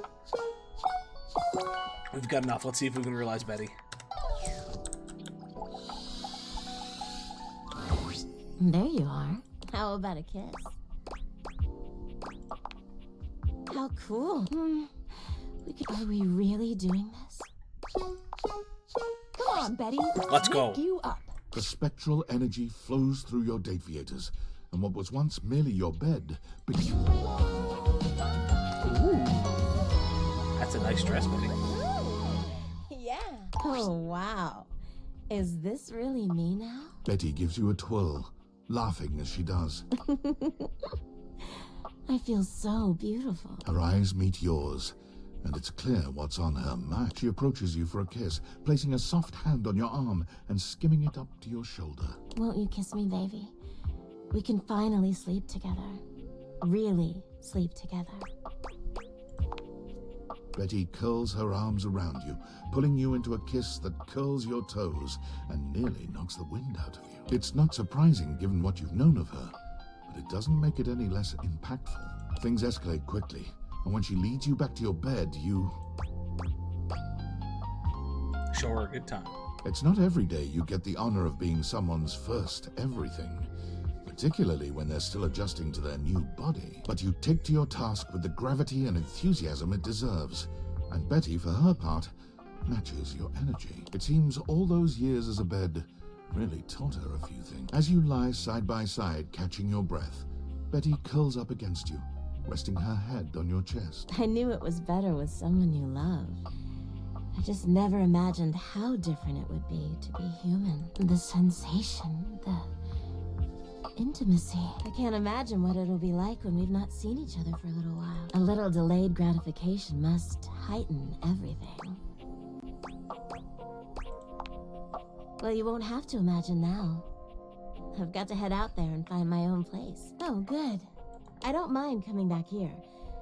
But I want you to see me out there as the woman I truly am. Thank you for everything, my love. Betty's gift for making others comfortable and her love of sensuality and romance leads her to boudoir photography, where she quickly excels. Betty takes a particular joy in helping her clients feel beautiful. Many of them are people who have never seen themselves in such a light, but feel empowered in front of Betty's lens. Ironically, Betty's boudoir photography rarely takes place in the bedroom. Is she tired of reminders of her old life? Or is she simply challenging herself to look beyond the boudoir? You can be certain of this, at least. Betty is the happiest you've ever seen her, and beyond grateful. The world for you, is Betty. just a little happier.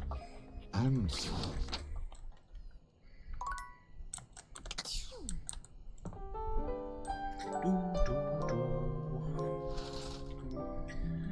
Okay.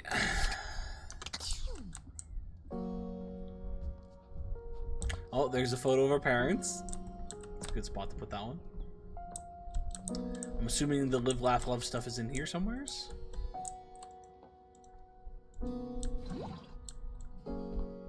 Or I thought it would have been, because it seemed kind of kitcheny stuff.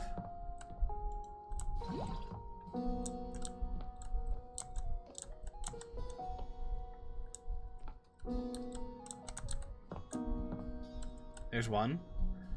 Bless this press. Yeah, that one I figured would have been more over here somewheres for Opie. Oh, there's the other one.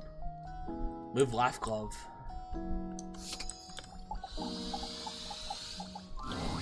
Oh my goodness. I always get so fluttery when you come by. Could I run something by you for the sonata? I'm afraid I've hit a bit of a creative wall. Hey, Ben. One day you'll find a love who stays with you, just not today. Yeah, none of them don't want to be with me. It's nothing technical. I'd just like a second opinion. When we last left off, Piana, famous and beautiful Shan goddess, had been traveling the mortal realm trying to find a way back home. The charlatan magician she'd first sought out is now accompanying her, by the way. The magician knows the realm and its inhabitants better than Piana could ever hope to, and as such has helped Piana make personal connection. As it turns out, the magician isn't terrible company. Piana has come to enjoy his chats as they travel along, but this is where I hit a wall. I think the closest was Betty. Betty left us. She said she was going to come back, though. It's always so been about Piana getting probably the back closest. home. Action, adventure, vengeance. But I've been toying with the idea of a romantic subplot. Maybe Lucinda as well. Between I think the Lucinda said she would be magician back. and Piana.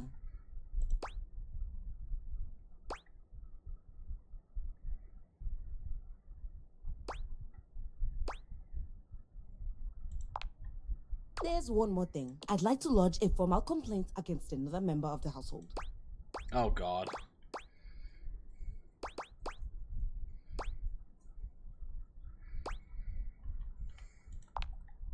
It's against Rainy.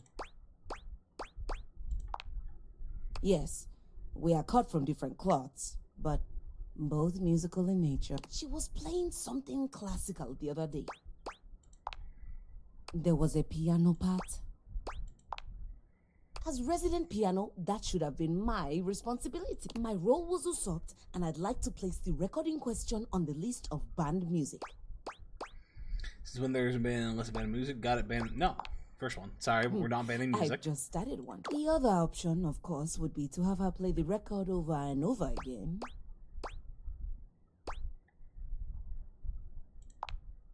Yes, that would be fantastic.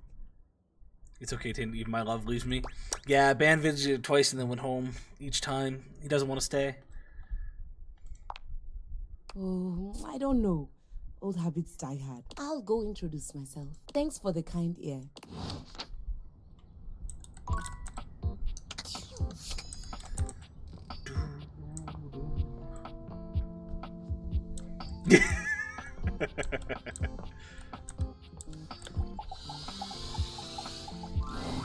Ah, you've returned. Excellent. I have a very important piece to discuss with you today. This one. Ooh. Ah, this one. It is Japanese, done in the style of the Muromachi period. For me, it is such a wonderful evocation of the fullness of empty space and the emptiness of presence. X, what do you think about this piece? By far my favorite Wonderful. combination of emotes currently. Where It would you works like so to well begin? together.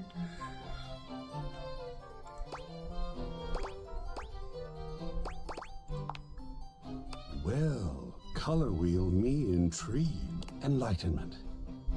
The concept that cannot be truly understood. The goal that cannot be achieved.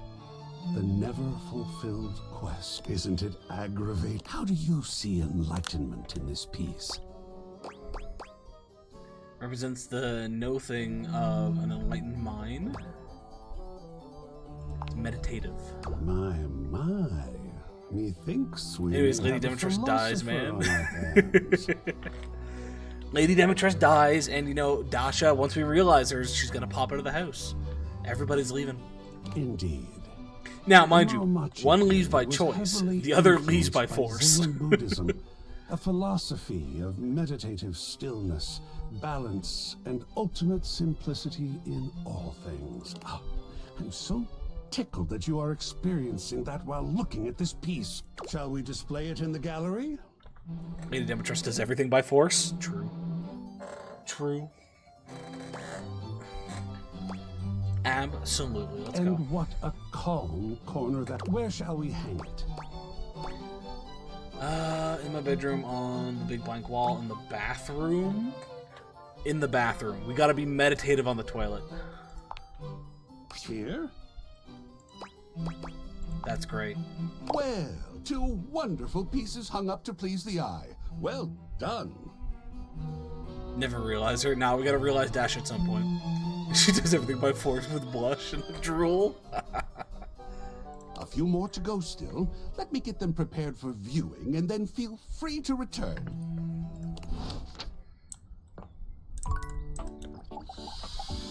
Alright, Memoria.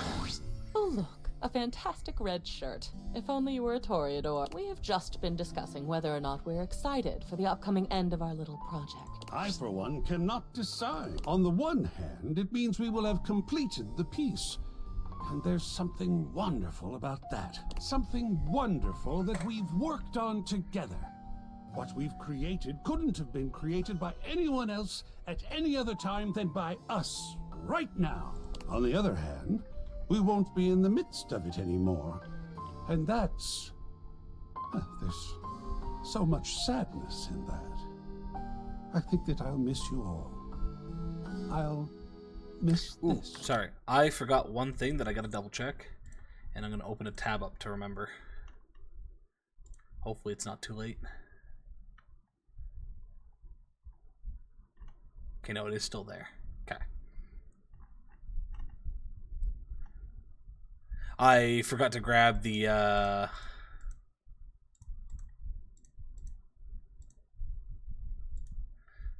animation thing that you sent me, Rex, so that is one that I do actually want to get, so I'm just pulling up a tab for it so I remember. Before it disappears. Such suffering on either hand. How sweet. Because as much as I get Adobe, pretty much all Adobe products for free, so I would have Adobe Animate, and I don't necessarily need to have another one. I don't know how long that lasts. I think as long as I'm a teacher for the CBE, I will have access to it. But if for whatever reason someday that runs out, it'd be good to have a backup. Yeah, it's probably over in a couple days. I don't know. Okay. It's still open right now. I opened the tab and it's still there, so I'm just gonna grab it later. Cam? Yeah?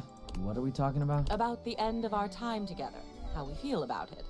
I'm very ready to have it all finished at last. How about you? Oh, yeah, I don't care. Apathy. What a fetching color it is on you, Cameron. Shall we get started?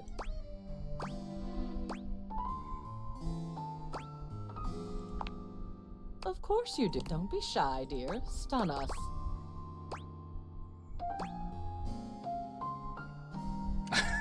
Let's go with the last one. Hey, yo. Maybe the sculpture dude and I should take some seats and grab a snack. Could be a good show. Eros is an art in itself. Now. It won't do to put off the suffering of work for the ecstasy of other pursuits. Plus, the suffering can be so ecstatic. Don't you think?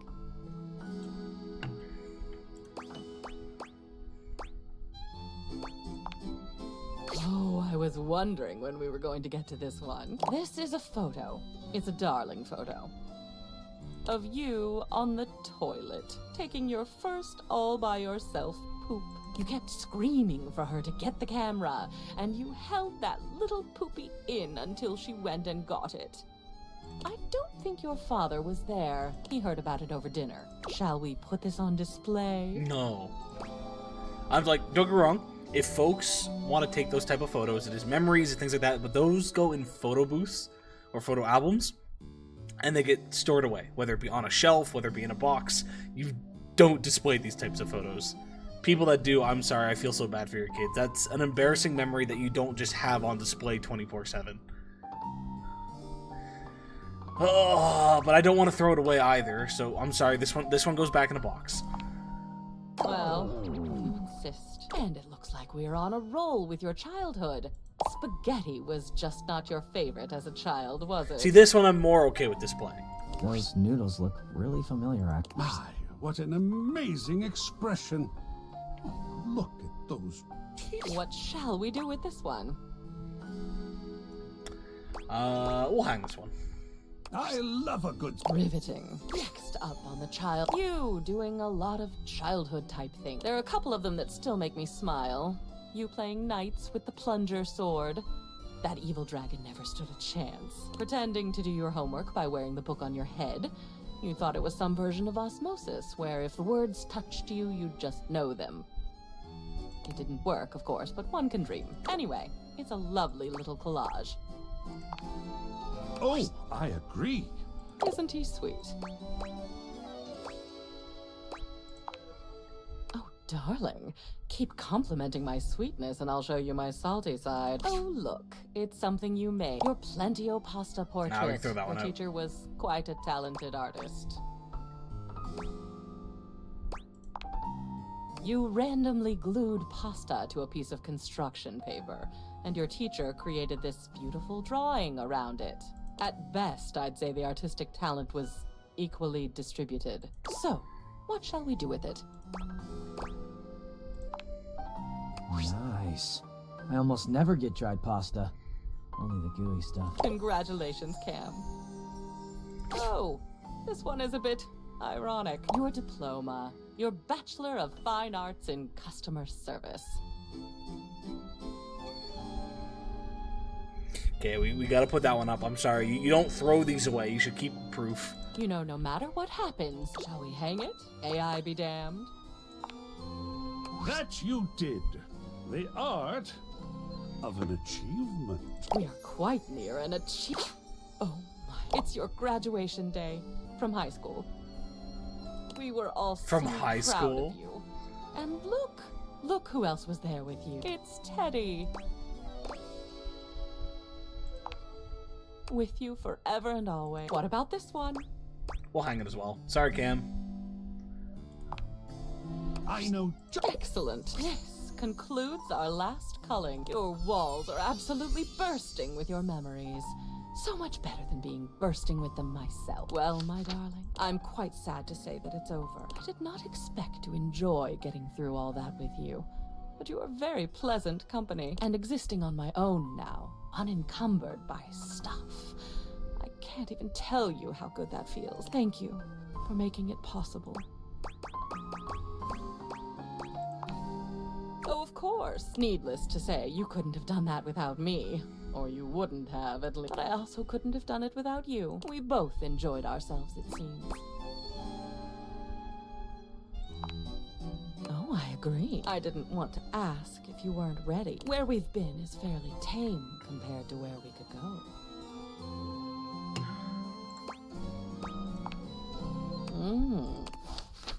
Let's go. I'll take the goth mommy. I think there was more poise. Our smarts is still lacking.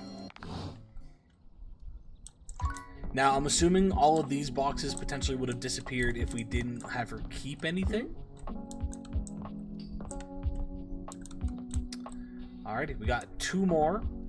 Ban, do you want to help me with John Lu? Hey, look, it's our little spaghetti monster. And then us.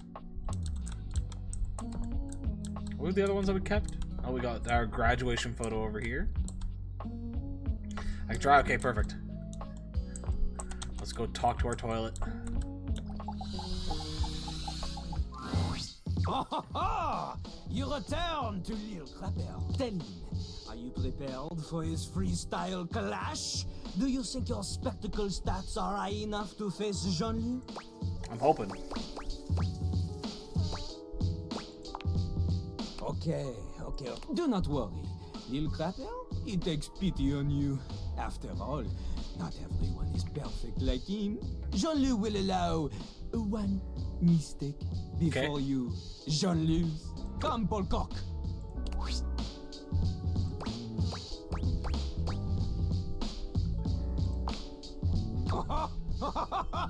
You think you are big, huh? You think you are a big man, or big woman, or whatever it is you identify as. Okay, have it your way. Lil Crapper will destroy you as you like it. C'est parti! Lil Crapper, he taught you cause he is the best, but this professing's over, now here comes his test! There's only one lesson that's left for this fool. It's time Jean-Luc taught you the meaning of school! Okay, so right now, as long as there are stat points to choose from, I'm probably going to pick those ones and we won't worry about it. But if we get to a point that I'm stuck and it's like, okay, what should I pick? That's when I'll call a new band. Oh, is that it? Oh, all you got? You keep on talking, big man, shit, or get off the pie. I've been sitting here for 1,000,000 years and your basic rhymes got me more to tears. You act like you're too cool for school. No one hangs with you cause you're freaking weird. Wow, okay. Wow, alright. I tried to take it easy, but you're reaching for a fight. When it came to me, you were trying to see that you barely understand. What can you expect from a human wretch that doesn't wash their hands? Ooh. I'll take requests on this one.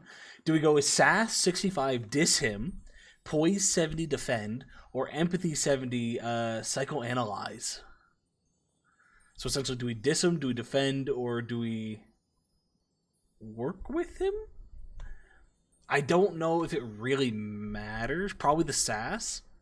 Yeah, the thing I do know is that your points don't matter for getting a love or friendship ending. The game has told us that. But I'm still worried about upsetting Jean-Luc. But I'm going to go the sass, because again, it's a rap battle. You're supposed to diss each other. So I don't wash my hands, that's cause you're not worth it. You're lower on the totem than the worms in the earth is. Lower than the dirt is, smaller than a germ is. Ask anyone else, I assure they'll confirm it. All these bravados, these brush with your rushing, these teeth you are gnashing, it's trash you're just thrashing. Your ass ain't a match for this porcelain seat. Come face your defeat. I say la vie, you're like a bull in a china shop trying to stop me. Charm 70 fluster him, Smarts 50 use homophones, Poise 40 turn his theme around. I'm gonna go with Charm. We're gonna fluster him. What a lovely chorus, don't you know that my Taurus? The thing about us bulls, we're good at recognizing red. I bet you kinda like it when my ass is on your head, and when I start to spread. Huh? Keep flustering him. Oh, he's such a blush. Oh, he's got the crush. You try to hide the fluster that you got from what you just heard. The fluster's just too obvious, it doesn't cut the mustard. Too much, too much. Oh, did I say too much? You act like you're invincible, yet shudder at my touch. Okay, the plumber's gloves are coming off. It is time for Lil Crapper to use his forbidden technique. The first person pronouns. Ahem. Fighting like a better, but you're only an omega fish inside a net. You're only getting what are smaller than a zeta. No chance for your vendettas. The letters and my bars are simply alphabeta. Not gonna lie, I'm not a huge rap person. I do like listening to rap battles that pop up. I do like this quite a bit. This is fun. A B, maybe a C, cause you can't beat me and soon you'll see. I hit you with a triple it, then I go and triple it. If your rap is slow as a bro, I'm gonna cripple it. Home run on every throw, you're always whipping it. I'm rolling in the dough, you're only wishing it. Every album always printing cash, faster than you wipe a dingle from your ass. Upturn the cistern, got a secret stash. Measure the treasure here that I've amassed.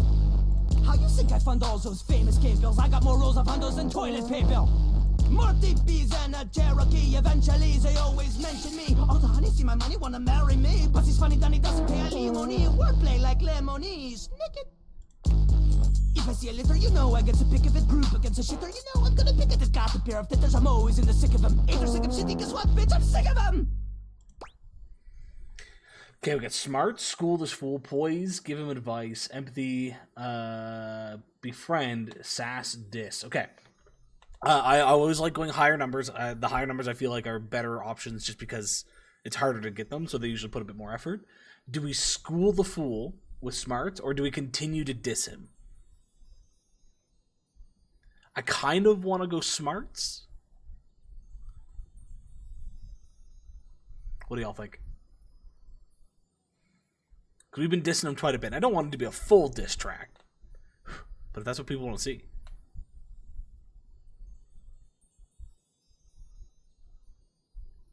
School? Okay.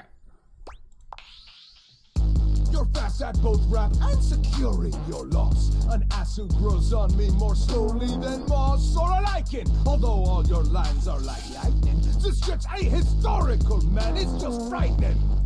So likening hurts, just blabbing the worst. He can't tell a tent from a cabin or yurt. Like a tree you will see that a mighty can fall. Cause the Cherokee never used teepees at all. Yeah, man. The Cherokee lived in like huts and cabins. Teepees were used by nomadic plains tribes. Yeah, man. Cherokee lived in like huts and cabins. Teepees were used by nomadic plains tribes. No! Jean-Louis' lack of cultural knowledge about the great native nations of North America. It is his undoing. Again! You'd be surprised at how often this happens. Jean-Loup regards you with a surprising tenderness. Could this be it? Have you finally gotten through to him? Incroyable.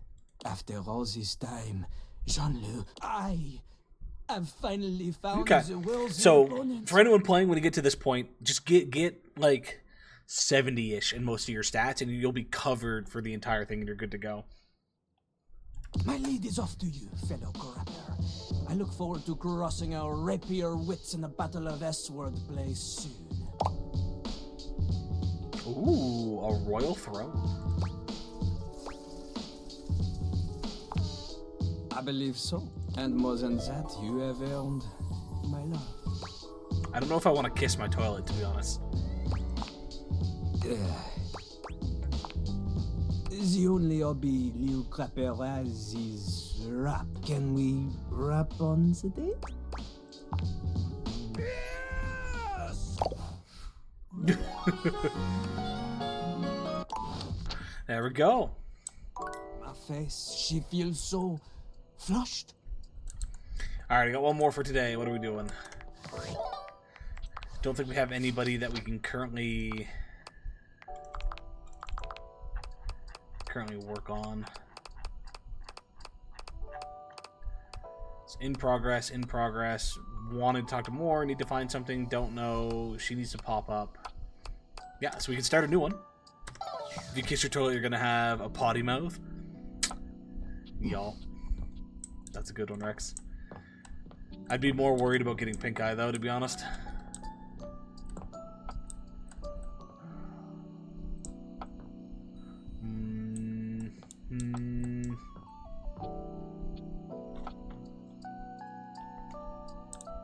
You know, I want to know if this is the other D&D guy.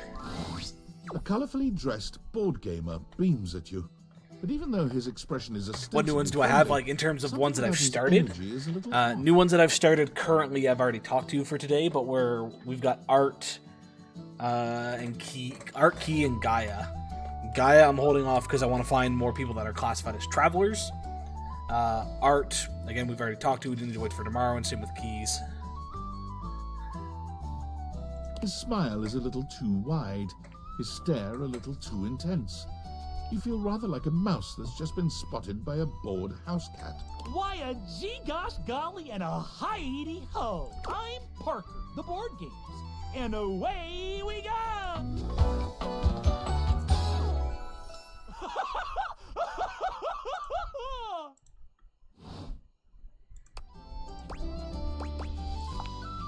Hi there! This guy talked about doing mushrooms the last time I saw him. And I do need new people to play with these days. I'm awful lonely up here in the big old attic. But you seem like a nice sort of fella already. Maybe you could be my next relationship. Would you like that? Oh boy! Well, if only it were up to me. Sorry, just a second.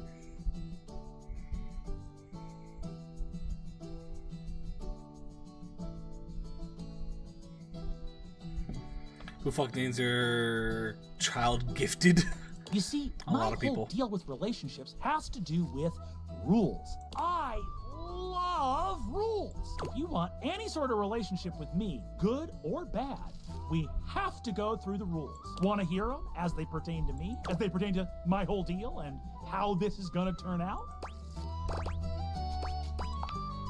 Glorious! In order to achieve a relationship with me, you must play these board games 3. If you beat me or unseat me, more chances for love will greet thee. At the end, I roll a die to achieve a status. This, in the end, will be our dating Throw him in apparatus. fire. Ultimately, yes, but your actions during each game can change the weight of the die. The more you win, the more chances to love me.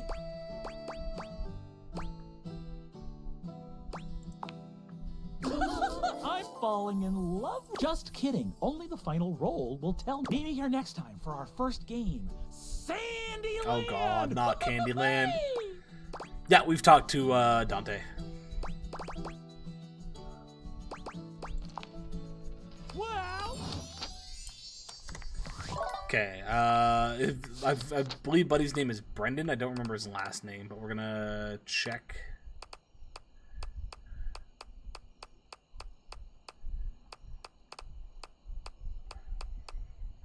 Okay, I'm gonna actually go through and click these to start marking them off. Errors were made with the fireplace. I fixed those errors, though.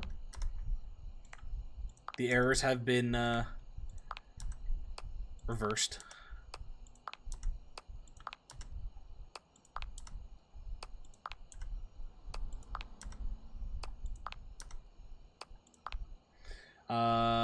Brennan Lee Mulligan, yes, who I believe is the other guy.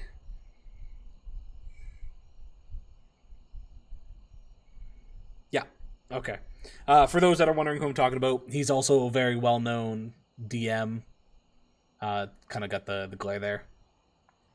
And if I believe I should say, if what I saw is correct, he is actually, yeah, the Dropout guy. Yeah, he is going to be the DM for Critical Role Season 4. I'm assuming it's going to give Matt a chance to actually play rather than DM. So it'll be interesting. Okay, I'm still going to go through and I'm going to get all these news out of the way so we can actually use that news section.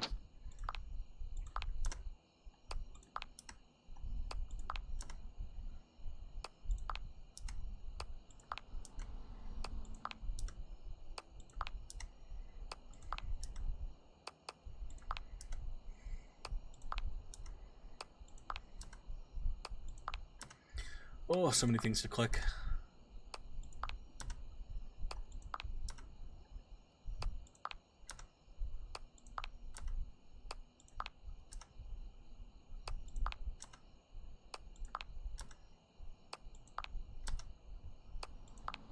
Just go see if we can realize Benoit.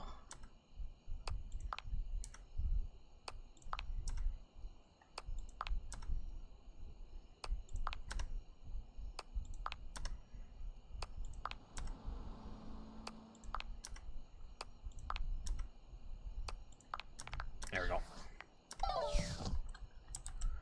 Alright, that's it for today.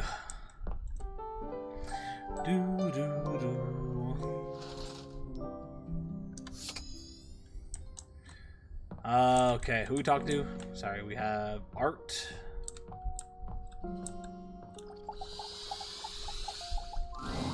Welcome back, co-curator.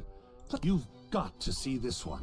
Much like, just look at this adorable little thing. I'm sure some might call it kitsch, but to me, it is perfectly quaint.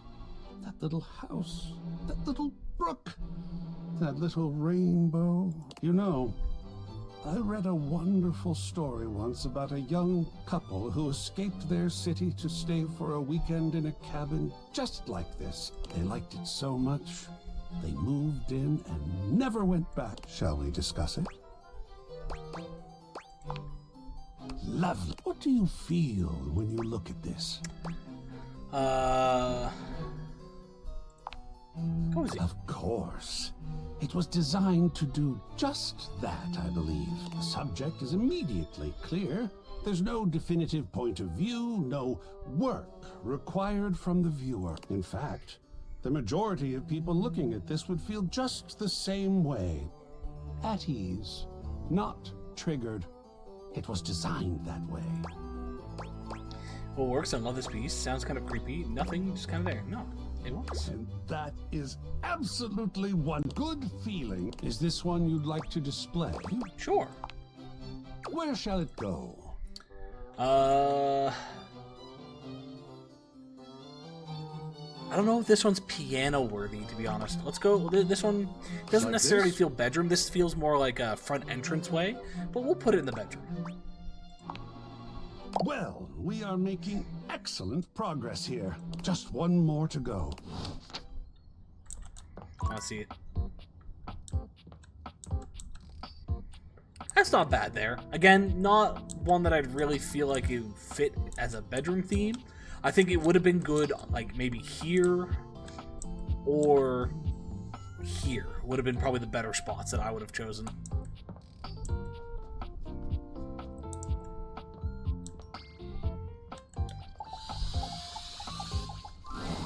Hello and welcome to Sandyland. A magical beach-themed board game awaits us as we venture through the traffic to the parking lot to the Sandy Kingdom where beachgoers frolic among ice cream and sunscreen. Would you like to hear the rules? Both of our pieces are at the starting spot. Home. There are 12 spaces in between here and the Sandy Kingdom, some with different rules. Each turn, we both spin a spinner to determine how far we go. Then, after landing, we follow the outcome. First one to the sandy shores wins the game. What color would you like to be? Blue, red, green, large, eerie, floating, colorless clue cube. Go blue. Honestly, I don't understand why, but there you go. The pieces are all set up. I'll be the banker and the rule tender. We are both at home. It's your turn. What will you do?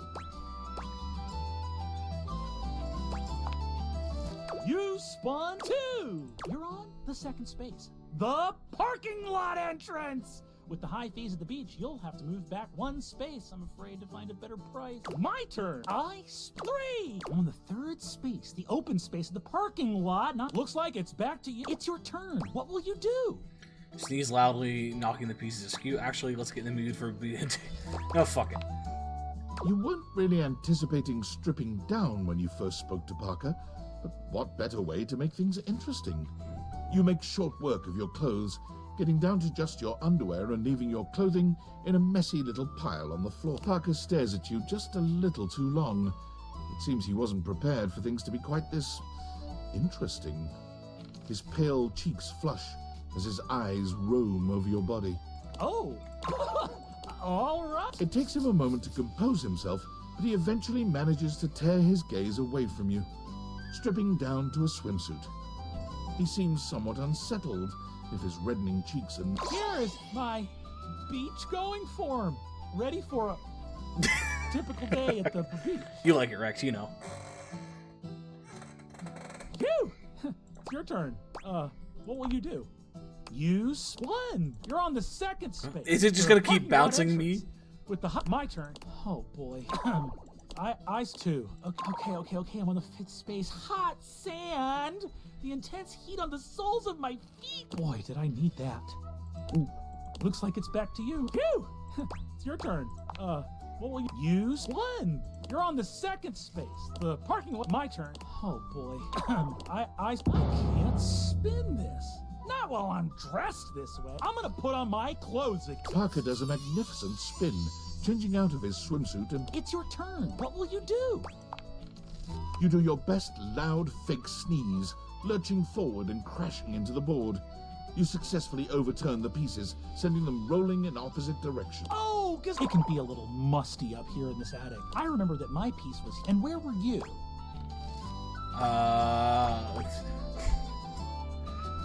Technically on space number 1, but... Do we lie? Let's lie. Let's cheat. Yes. Jess. You were about to win. I'll have to spin better. Parker rearranges the pieces on the board. Okay, that should settle it. It's your turn. What will you do? Use 3! You made it! I tried my best, but you were simply a better beachgoer. I just know how to cheat.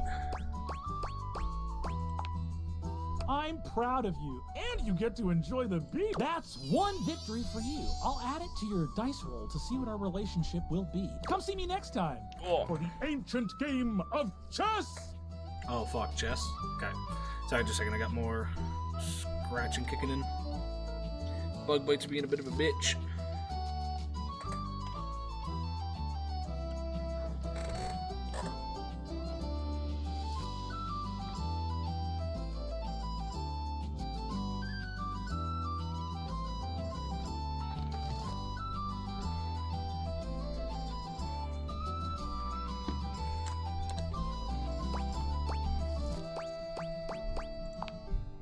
Bye-bye!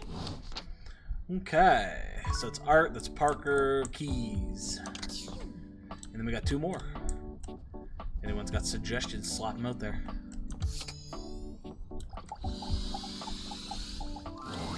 Have you ever got so swept up in your walk you completely lost all sense of time?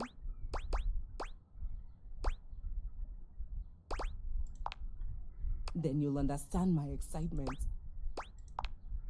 I finished the concierto! She holds a small booklet out to you, beside herself with excitement. After spending time with Rainy, I came back and sat down, and it all just poured out of me. From sonata to concerto. A true repartee between solo piano and a full orchestra of friends. My suggestion is that I lay in bed and not go anywhere. Fair, but we've already done Betty, so I can't really go do that one. My very fast composition, fully complete. I've played it a few times from start to finish, and it's safe to say that I don't hate it at all. It's captured everything I wish to put to music. I was hoping to, but do you think anyone would want to hear me play? I'm afraid I may have been something of a diva but I did apologize to Hoove, Lux, and Hector. It wasn't for Betty, it was for me. Well, that's not my problem. Then... And away we go! Time to see the show! Though hearing music without a screen seems a little obscene. Ah, damn, Telly. No wild rhyming during the old school music. Remember what happened last time. Finally, Hey, there's our office chair. And taken a performance. Lux deserves no apologies. True, Joe. True. I detest music, but I do like costumes. I'm so happy to be parked in my very own corner. The best seat in the house. Keys is dressed in a floor-length gown that makes her look even more elegant and grand than she already does. She is absolutely stunning. Rainy enters just after her, dressed in a charming tuxedo. You're so nice at beginning the stream, now look at you. What? What did I do? Here you go, honey.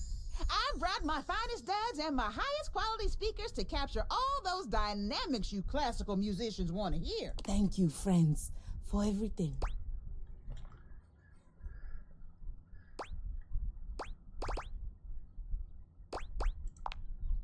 Excellent. So am I. Rainy. On me. And... Keys and Rainy begin to play, each in beautiful harmony with the other. You sit back to take in the waves of music. You listen as long as you like, allowing the music to wash over you and transport you into Keys' fantastic world. Thank you for letting me sing at last.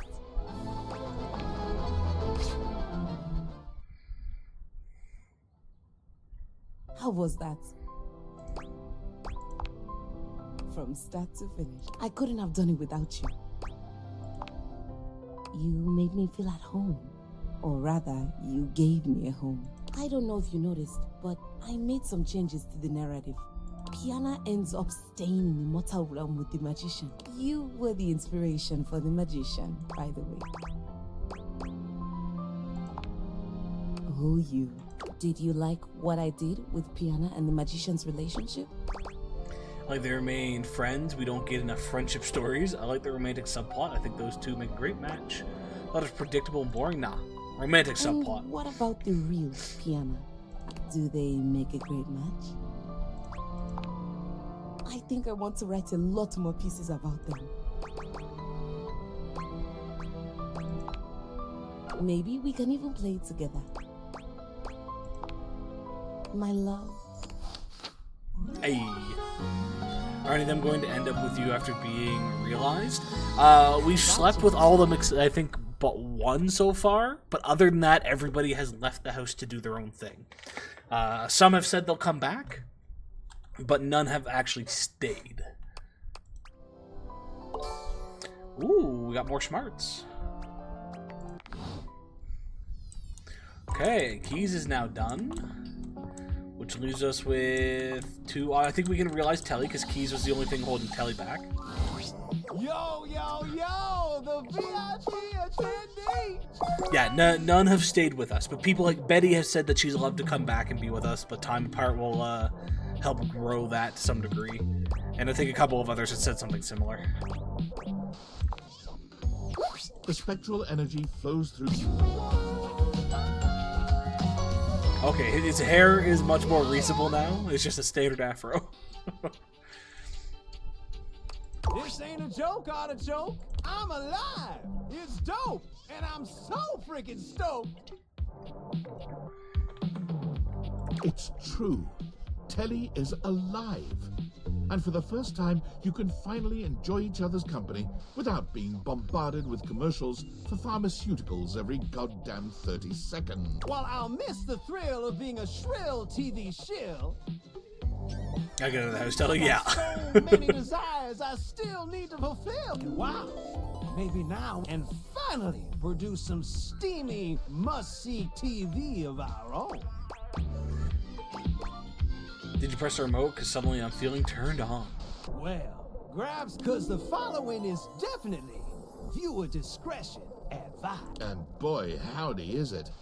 The kind of steamy, raunchy scene much too graphic to show on cable television or in a video game rated M for mature. But rest assured, it is very, very hot. But as I'm sure you're well aware, being alive isn't all just breathing and keying your ex's car and begging your parents to help pay the legal fees for keying your ex's car. And so Telly, like all adult humans of legal employment age, set out to earn a steady paycheck. Something that would allow him to purchase questionably effective health insurance at an absurdly inflated rate. Amazing update, my man. We gotta celebrate. I got a job reviewing Valdiviflix shows. It was well worth the wait. Listen, sometimes you gotta fight back and howl, and sometimes you gotta know when to throw in the towel. And thus Telly became the resident Valdiviflix review blogger for the entertainment website ContentBucket.com.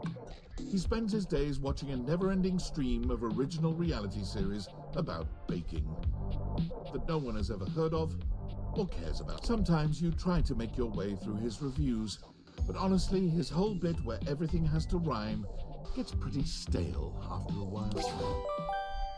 And with that, Telly's done. David Most. Hello, TV Nights. I'm CEO David Most, and I approve this message. Is what I'd be saying if my recent campaign for governor had gotten any traction. But if it's that important to the people of Wisconsin that I actually live there, that's their prerogative. Speaking of looking a gift horse in the mouth, I've noticed almost no one has taken me up on my free chocolate offer. Is it because to receive the chocolate, you must agree to terms and conditions allowing Valdivian drones unrestricted access to search your property and or boathouse? Because my legal team assures me that's in the Constitution. Regardless, don't wait too long. Your free chocolate-adjacent cocoa product only has a shelf life of 36 years. Alrighty. Okay. Do we have enough stuff for Koa? I'd love to realize Koa.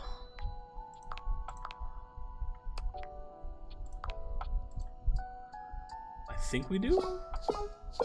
Yeah, it's whether Koa needs to be a part of anyone's story. This is so good. You just make me. You wanna get comfy? Oh, you wanna do this now then? Come on, Koa. Yeah. Hopefully, realization doesn't tugger you out too much. Spectral energy. Okay, so we still get the same skirt, which is nice. I like that shirt, though. Koa looks over his body, marveling at the size and strength of it. The words don't seem to come.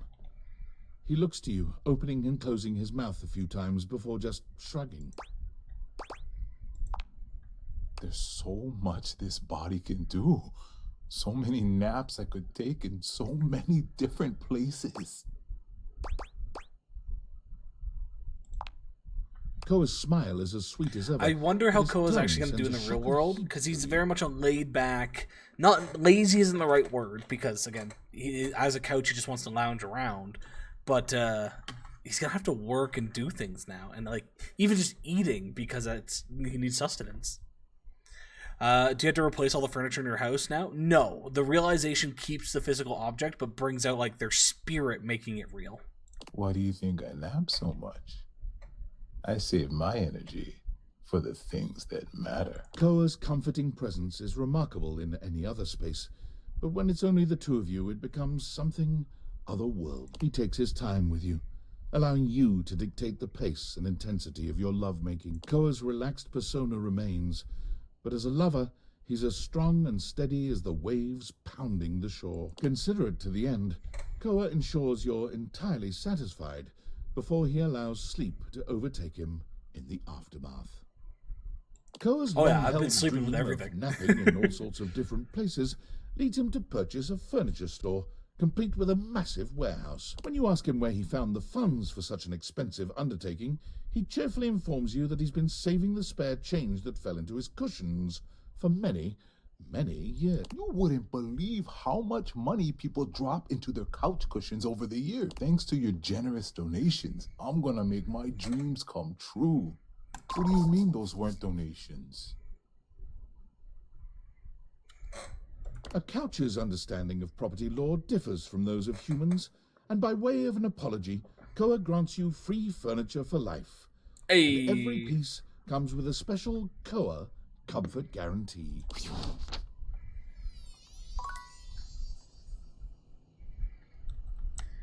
Look at all the shininess.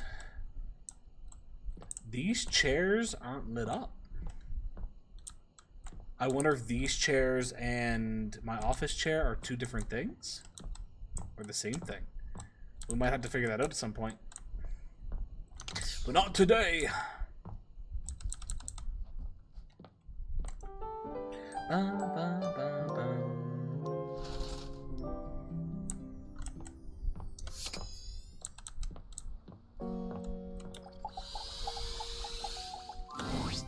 I am having so many feelings right now. On the one hand, this is the last piece, and how exciting that we have done so much good work on the gallery. And on the other hand, this is the last piece.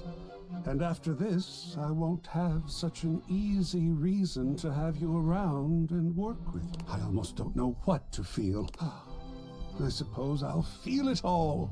That usually works. All? Oh, you mean just the two things I delineated a moment ago. Whew. You had me scared there for a moment. I have many other feelings. Some not discovered yet by mankind. This last one is a true modernist kick in the pants. I give you protest art in the style of the one and only Planksy. I don't really care for this one, but I'm going to put it above the fireplace anyways. What do you think? Unless I have a different spot for it. Let's get into it. Oh, talk! Tell me things! Feel like I know this guy. True, it does kind of feel familiar. I'm so bored with the art as a political thing. This absolutely cracks me up. I hate stuff like this. It's not art. Oh ho! Do you now? Could it be because he represents the near-universal presence of corporate greed and the culture of theft and criminality at the highest levels of our capitalist society? Sure. Absolutely! Art is a medium almost without peer for the making of state. And this piece absolutely makes us... Were it me, and it is, I might call it badass. I feel badass even looking at this piece. Oh, how extraordinary. The experience of looking at it with another being has vastly deepened. Are we going to display this one? Sure. And where is this fantastic thing going? Like this?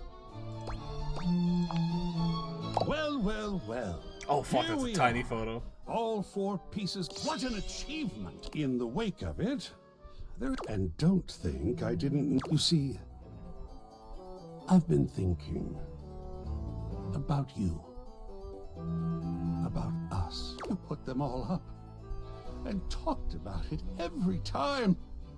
I am in love! Oh, it is rare to meet someone like yourself. And as you can imagine, I have met a great many folk, but you helped me with my gallery by offering your thoughts and opinions.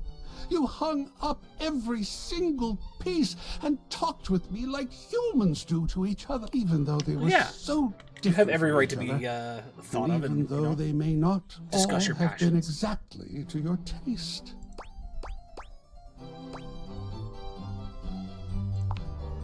Oh my.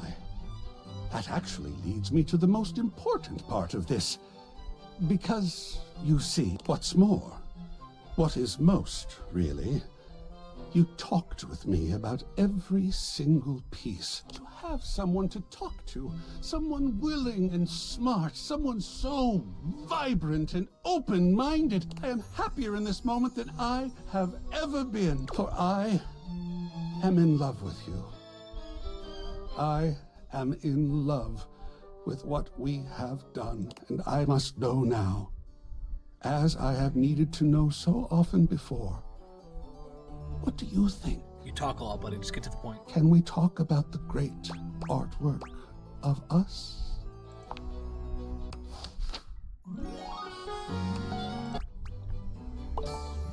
That was, I think, more smarts. We're almost maxed out.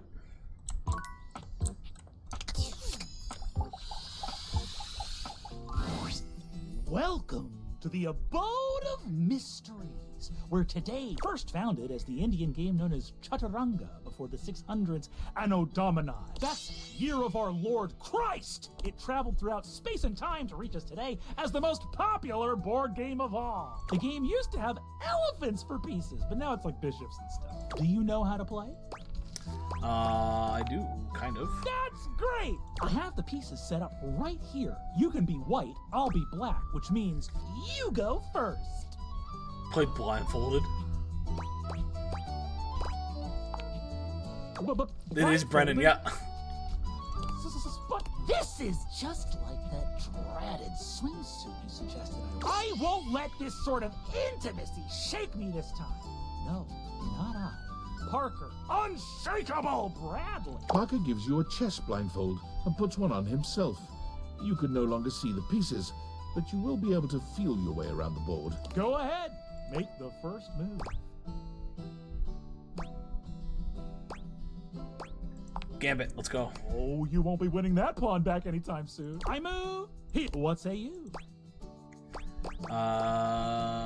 Brush his hand with mine. You feign reaching for a chess piece, going directly for Parker's hand instead. When your hand brushes his...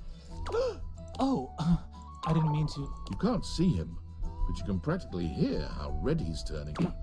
Oh, drat. I've lost the position. I'll move my bishop here? Parker moves his bishop to a rather vulnerable spot. You can visualize it in your mind's eye. Take the bishop. Oh dear, I thought I'll protect my king with my powerful queen. It appears from Parker's last move that you can simply skewer his queen with your rook. I'll take your rook then. But it is too late. Parker's position has collapsed, and you checkmate him. Only a few moves later, you both take off your blindfolds and gaze into each other's eyes. Is this romance? Or is he trying to get a read on you? You're not certain either way. Congratulations! You've earned a There's another win. We only had to cheat in the first game. Still, I will see you next time for an ever so complex game with many. Okay. So keys is done. So that means we have 3 open things. We can start 3 new people. We can try to realize some folks. I think I'm gonna aim for realizing. So let's check some stats.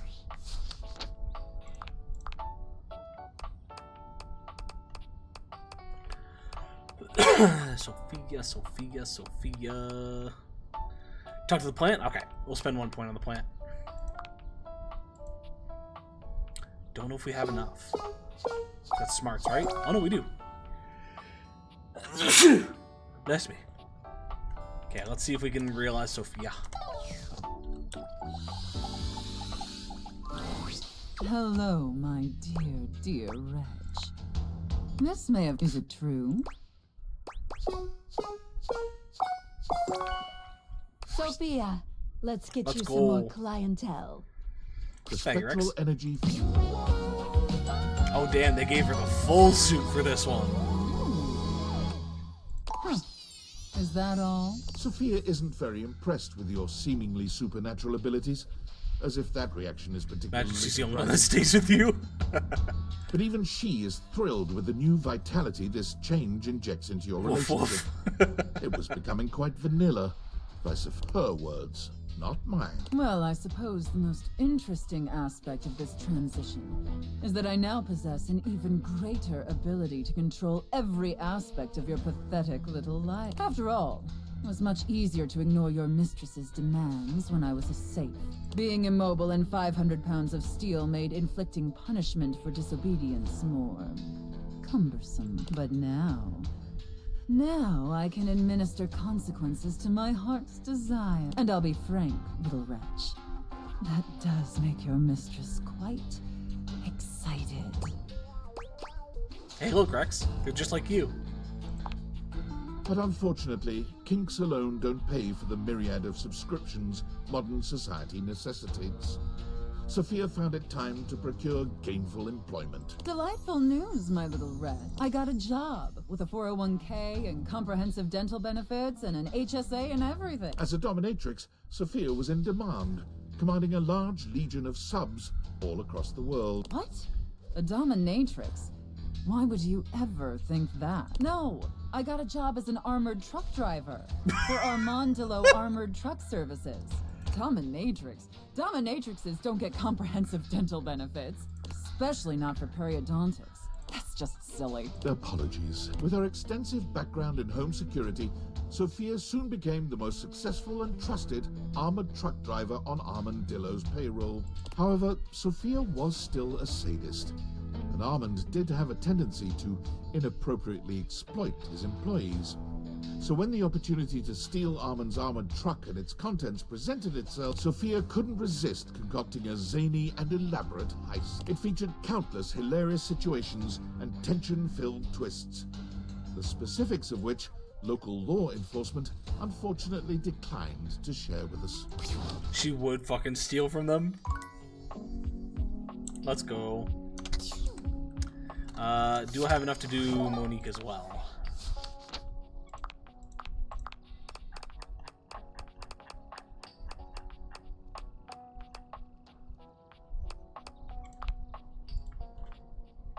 I think we do?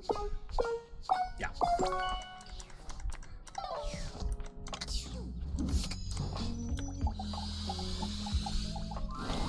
Greetings. What can I help you with today?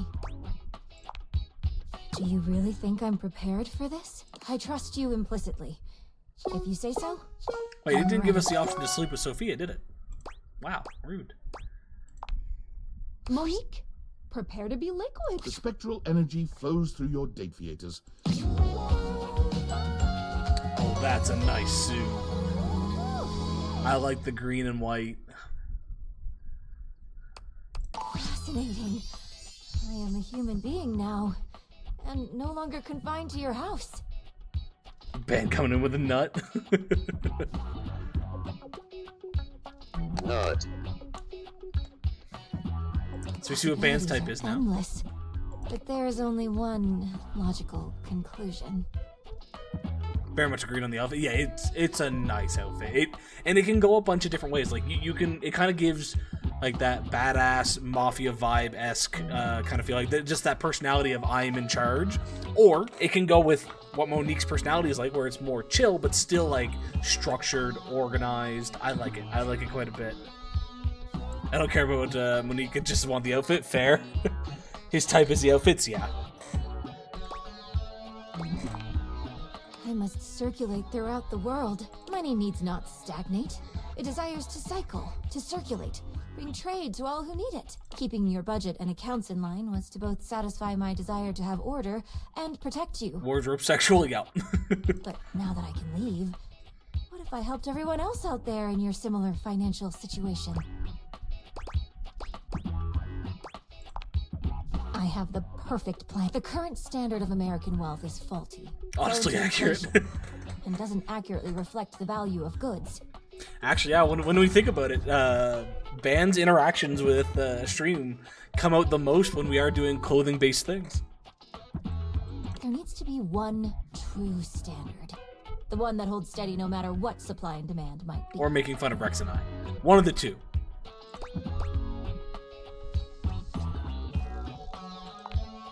Pizza. A slice of pizza must always be $1. Nothing more. Hey, it's the Costco CEO. Just instead of the hot dogs, it's pizza. I will create the most saliently run pizza shop in this country. Tracking prices, loans, and day-to-day expenditures while perfectly proportioning sauce. And teaching the American people about fractions whenever It's beer they the clothes. Yep. It would make for a full meal at an affordable price. Behind the scenes, there will be many receipts to organize and input into spreadsheets. Ingredient unit pricing, monthly revenue, overall facility usage cost. This is so very exciting. Monique walks to the front door, brimming with excitement at the endless possibilities. But then she stops, waiting for something. For someone. Will you promise to see me? Of course. I owe you everything. It is now time for me to start my new journey. Monique gives you a warm hug before leaving. After some time, her new pizza shop opened, keeping true to her original promise of satisfying and affordable food. Her humble eatery began to grow after becoming a popular spot for delinquent gangs ditching school. You worried about Monique being in trouble, but word spread of how she set the delinquents straight and put them to work for, and more importantly, single-handedly saved the economy.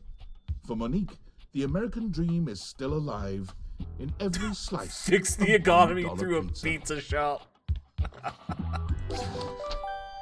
I like it. Alright, Rex wants us to meet the plant. A flowering beauty waves at you, her radiant smile inviting you closer. Abundant plastic foliage frames her pretty face, and a little inanimate hummingbird rests on her shoulder. She looks rather like a fairy tale princess. That's absolutely how to fix the economy. True. Pizza is strong. Pizza is it's now instead of the gold standard, it's the pizza standard. Oh my gosh, hi! I'm Prissy. You probably already know that. It's polite to introduce yourself, though. So hi!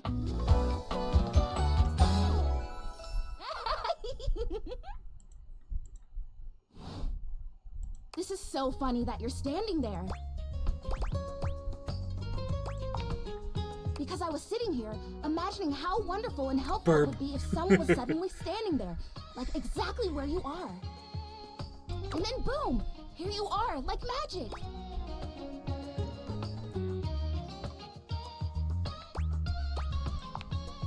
Yeah, well, no, I mean kind of. You're definitely great, probably. But in my imagination, the person standing where you're standing also did stuff. I need you, please, to flirtalize me. Flirtalize? I get your confusion. It's totally understandable. Here's the thing. Lady, I'm only here for the burb. I am a plant. Yes. Plant-like? I mean, what that isn't a plant looks plant-like. I suppose paintings of plants look plant-like, or those big plastic hanging privacy curtains that are supposed to look like walls of ferns, that's plant-like. Oh no. Are you telling me that I look, actually, now that I've asked, I take it back because I don't want you to answer that. I already know the answer. I don't like it very much. Just in case you hadn't already deduced this, I am made of plastic. I know. It is the great confusing injustice of my young life. Even saying that word. Plastic. Ugh. Anyway, I am made of plastic. I would really rather not be made of plastic. I would rather be a real plant. I want to grow. I want to reach for the sun. And I want to feel the photosynthesis in my leaves. Right now, I mostly feel dust in that Labreeze, your room is clean now, smell good spray, which doesn't actually smell that great, if I'm being honest. Flirtilizer, right. Yeah, see? Keeping me on track. You're already the perfect person to help me. The Flirtilizer is the result of months of dedicated study on my part to find a substance that will, drumroll please, Help you grow? make me real. So you mean the Daviators? Prissy presents you with a green jug, covered in pictures of flowers aggressively mugging for the camera. This is about what you expected from something called Flirtilizer. Oh, no. Not yet, at least. If I'm going to be a human, I want to at least be a real plant first. You're a human, and you were never a plant. So you don't even know what you missed out on. I have done so much research. I can't even tell you. The gold standard for making plastic into chlorophyll. If she hits a grow, I would have said sounds like, yeah, I would have said sounds a lot like wood. I just need you to give me a good dousing right at the roots and then stand back and watch the magic. That's exactly what we're so in sync that so you'll do it. Flirtilize me? Yes! Oh my, I'm ready. She's just gonna melt. Prissy reads off the back of the container of fertilizer. Douse liberally and with abandon, no such thing as too much. Couple each dose with a body wiggle or the recitation of a favorite herb for added potency.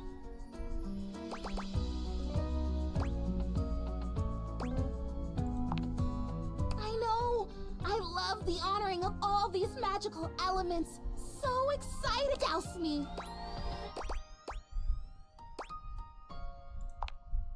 You spray Prissy from head to toe with the fertilizer, punctuating each spray with a wiggle of your backside. When you're done, you cap it all off with a recitation of the most delicious herb you know. I think I feel it work. There's this really strong tingly sensation.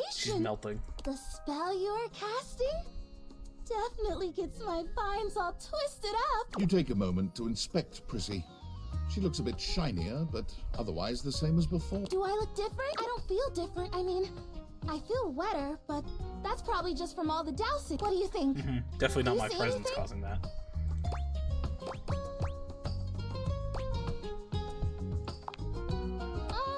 I don't think so. Not yet. This was a result of a lot of research and a lot of investment. Like, heart investment. But it's okay, because it was also my first real attempt, and all great endeavors have failure before they have success. I'll try again. Hey, would you be willing to help me again? If I need it? Thanks. Well, I knew he took a sip of that line.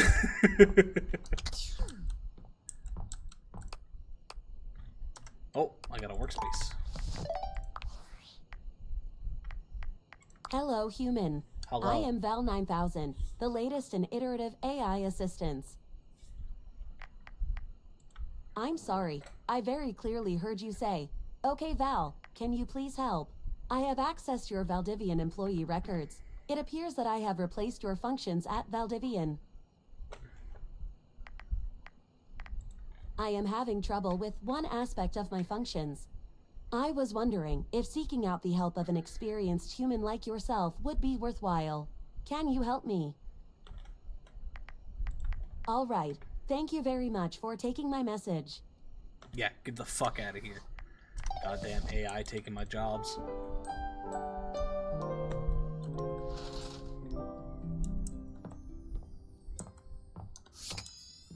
Alright, art was done, right?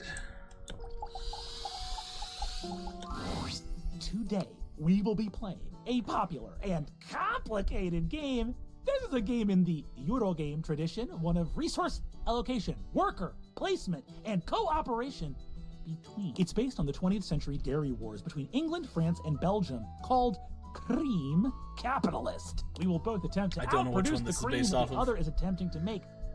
What if you could have poisoned the true? I could have put false information in. Should have thought of that. Would you like to hear the rules?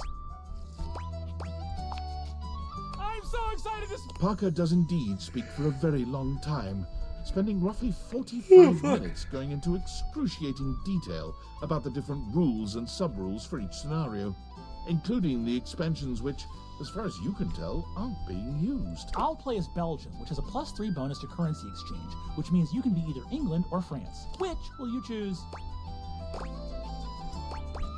England. Huh, that's definitely a bad move. In the Cream Capitalist Championships, England is well known to be at a disadvantage because of the cow wandering exploit. Think of the exploit! And I can confidently say that there will be none of this tomfoolery, getting my emotions all twisted up with your sexy situations. No, I'm gonna do it. I will keep my emotions in check and my resources properly allocated. Begin! Parker distributes the pieces.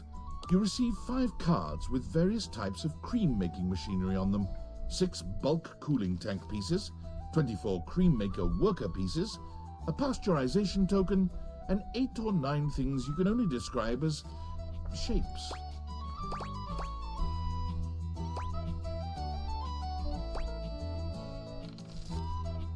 Use Carl card. Use Carl card. You produce the Carl card from your pocket. Okay, you're gonna use the Carl card. Which makes me want Dairy Queen. You've done so much Fair. weird I'd go shit for Blizzard right to now. throw me off my game, and now this? What is it? What is Carl card? You hand it to Parker without a word. He takes it from you. Dread It's supposed to be a settling magic slowly card? as he realizes what you've just done. I'm gonna be real with you. You've done so much weird, freaky shit in the games that we've played. Emotionally, I'm checked out. I don't know. Carl card, frankly, is the last card. It's the last straw for me dealing with you in this game. So I'm gonna give up. You win. Congratulations on your stupid card that doesn't make any Ability sense. Carl, yeah. And I'm mad, and I'm having a bad time.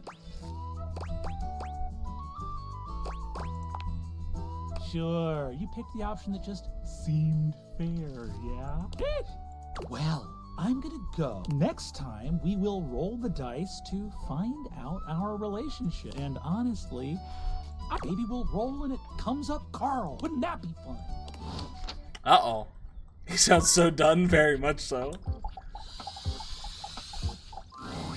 Hey, you're back. Guess what? The It's just flirtatizer Brennan playing is himself, totally yep. working. Okay, not really. But I've been doing all this research on manifestation and positive self-talk. Not and I ranty think enough, it's true. going It needs to a be little bit really more helpful for rantiness. me.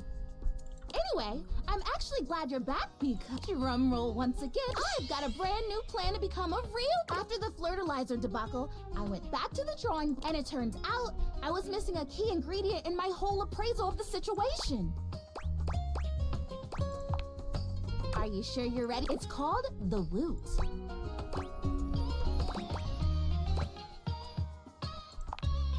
The Woot!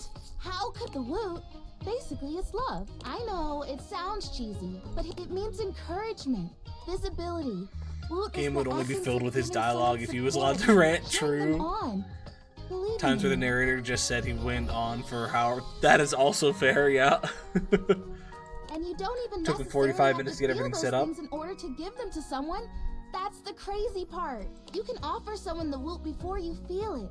And in the offering, and by them receiving it, you actually get it too. You know what this sounds like, right? Total magic! I am so glad that you get it. Well, since you're already a fan, may I present the can? Chrissy holds up a small green and pink watering can. It seems pretty unremarkable to your eye, but you suppose you'll have to wait and see. The Wootering Can! This can, the technology in this humble garden implement is so specialized that it can literally hold and transfer the pure essence of Woot from the can to me. And through the power of the Woot, presto! I become real. The Woot doesn't exist only in this can, of course, but according to the manufacturers, this is the most efficient way to preserve the power of the Woot and transfer it in its purest form.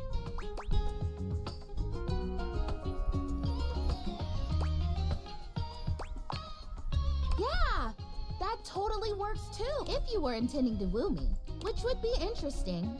Are you? I have to say, I might just take you up on that. None of those words she said may are real. How about you help make me real first? We can talk about that. Anyway, I'm sure you can imagine how much Woot is lost to evaporation in a traditional transfer procedure. Ooh, what a great question. Cheering. That's a pretty recognized. Think about it. Those fans are watching, paying attention, loving, moving, and grooving. And by the time it gets to the field or the stage, all the way over there, so far away from the source, how much of it has just drifted away? It's a lot of lost Woot. I know! Hence, the can. But nope. Essence. I've already filled the can, but the Woot charging ceremony as described in the instructions takes 2. So we do the ceremony, and then you water me, or you Wooter me, I guess, and then... She said then they're real, yeah. I don't know. What do you think? Are you ready?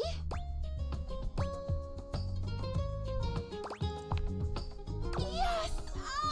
You are so cool! Okay, so to start, we both stand next to the can. Do we hold hands? And we both deliberately imagine the Woot making its way from the can across the medium of the water, intertwining with my roots.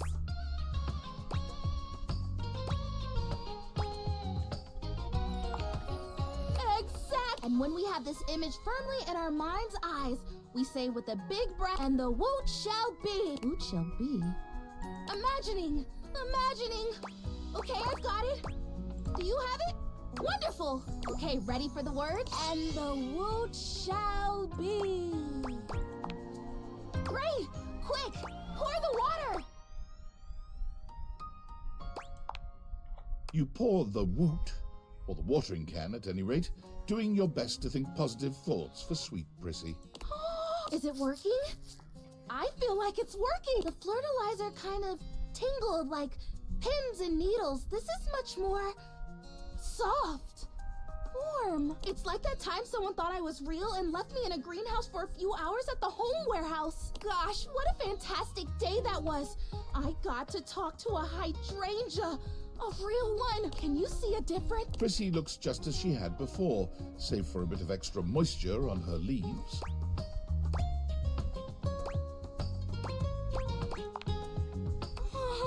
Oh boy, if I have to stomach one more time that it hasn't worked, that I'm still not real, that I'm just a plastic plant, no different from a grocery bag or a bike tire. Oh no, it's amazing what you can take, isn't it? When you don't have a choice. I will. I think I'd better rest. Tired. Thanks for your help. You're just the best. I think this would be a lot harder without someone who believes in me. Yeah. Oh, sorry, I just gotta check one thing. Oh,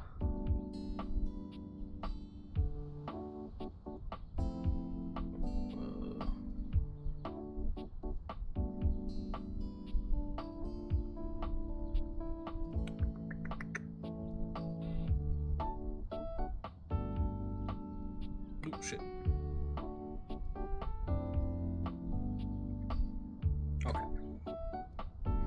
Sorry, there's a couple things that I should pick up today, so I was just double checking when the store closed, but we're Gucci, we got time.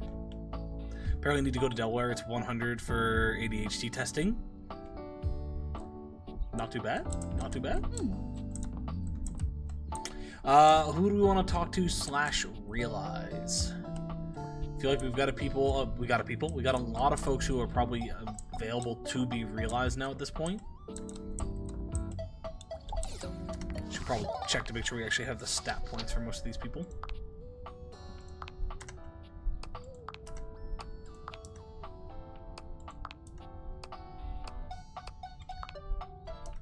Ooh, actually, I know one that I want to do. A to Z.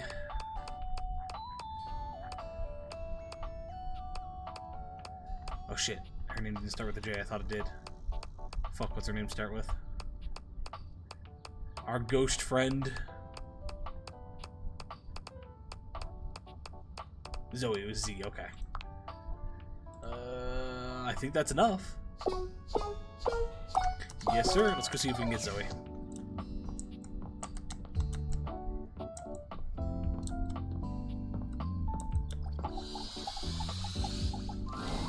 Oh, hey. It's amazing to see you again. I missed you. Whoa, whoa, whoa. How does that work? Did those... We can bring everyone back from the dead? Well, about that. Oh man, sounds like a bummer already. I have the power to bring things to life. You, as a ghost, are a thing, an object. You missed the door? It was open? Wait, the front door was open? But a corpse is just a corpse forever.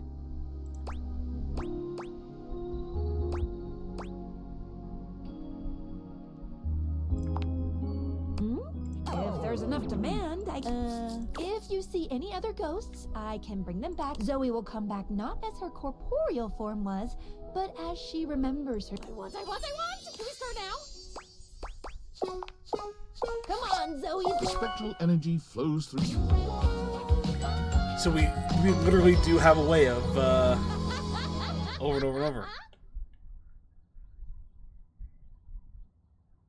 You going to the attic and the door was open? I'm confused, Rex. Oh my god. Complete with 2 legs, 2 feet, 2 arms, 2 hands, and a trunk connecting all these disparate and very corporeal parts, stands Zoe, human, whole, and very much alive. This is so trippy.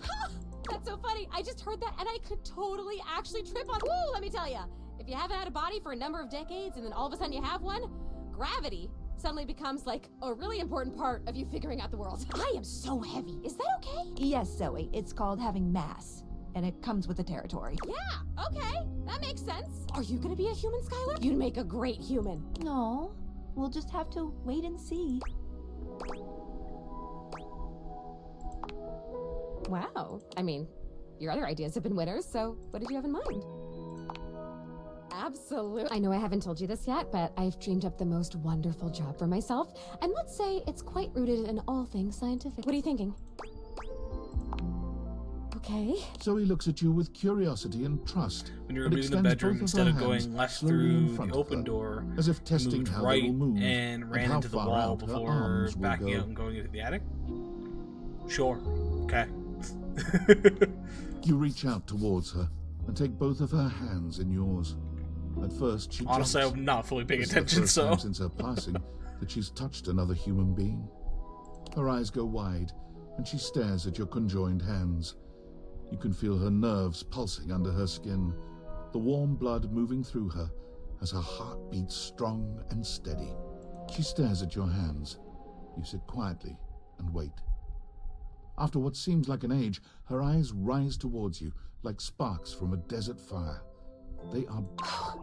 Oh, wow. You give her hands a final, gentle squeeze and release them. For a moment, they hang there in the air, as if seeking the touch again. Neck. After a beat, she lets them slowly fall. Her eyes never leave your face. Thank you.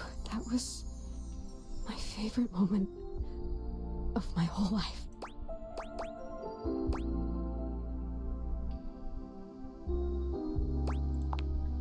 The tears finally spill as she blinks. She turns towards the attic door and passes through it to join the living world. Apparently better than I can do. I guess I'm not very good at passing through doors. Go do crunches. Zoe went directly to her local library and did an internet search for most haunted places near me. To her surprise, she learned that the area in which she'd been living, and dead for so many years, was a hotbed of paranormal activity. Perfect. Zoe had decided to take Skylar up on her offer and scour the area for ghosts ready to resume their lives. This wasn't her only goal, of course. As a former ghost, Zoe recognized that many just needed a little help to keep moving to the other side. that they had simply become stuck and needed a push. Zoe Bennett, paranormal facilitator, was committed to servicing the needs, whatever they were, of any and all ghosts she could find. She felt uniquely qualified for the job, and she was delighted that her fun and ebullient sense of style seemed to be a selling feature for her service. Can't have a paranormal facilitator in a suit now, can we? Zoe, happily and paranormally ever after, Okay. Since Rex made me do that, I'm just going to take a bathroom break along with it. I will be right back.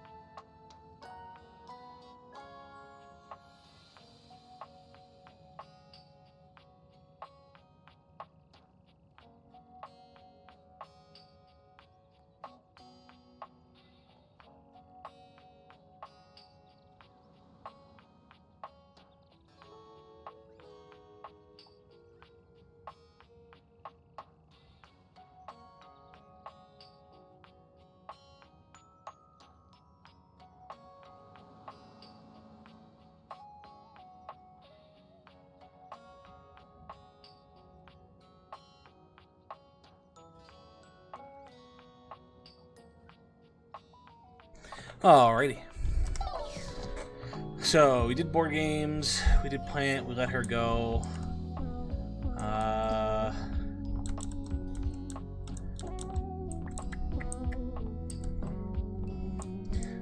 Is Benoit ready to go?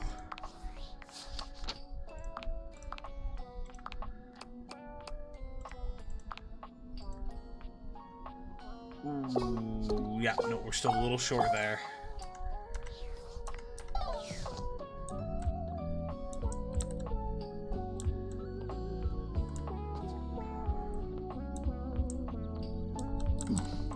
Actually, is Dorian ready to go?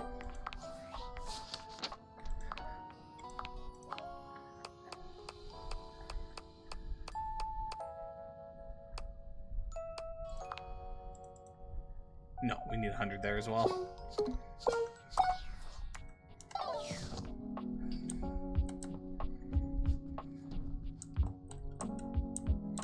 Okay, I'm curious to know what these are.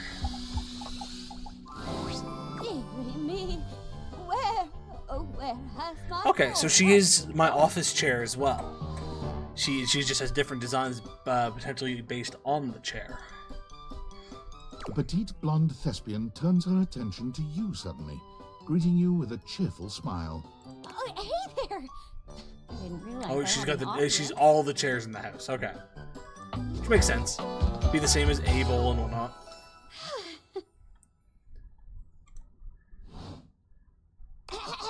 She draws a hand over her face, perhaps to help her concentrate. Oh, Henry! What happened to you? I'm so worried. The only trace is the blood stain on the window. acting, of course. I put on a different play each day of the week. Tonight is Saturday Night Dead. The play of the day is Throw It All Away. And I'm playing a woman whose husband has mysteriously disappeared. Hey, you wouldn't be interested in joining me up here, would you? Great.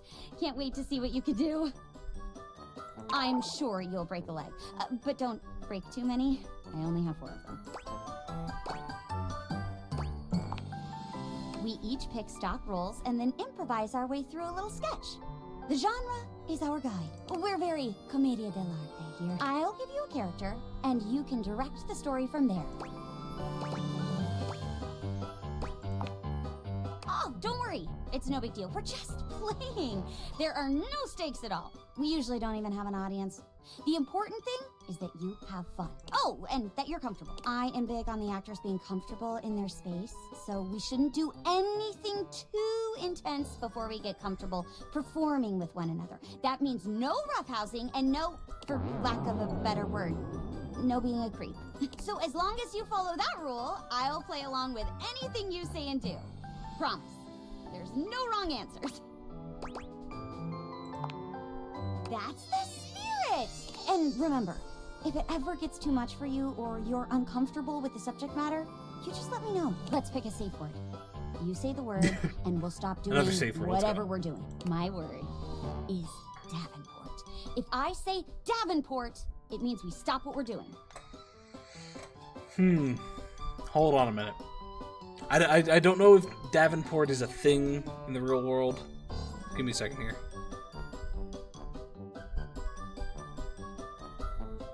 Davenport Motorsports. Okay, there's stuff like that in the area. Davenport is a sofa. Okay. There's a dude named Marcus Davenport, apparently. Okay, never mind then. The only reference I had to Davenport, I was wondering if they were making to that, and that's Adventure Zone. They have a character that they play called Davenport, who, when they first introduced him, only said his name. Go ahead and pick your safe word.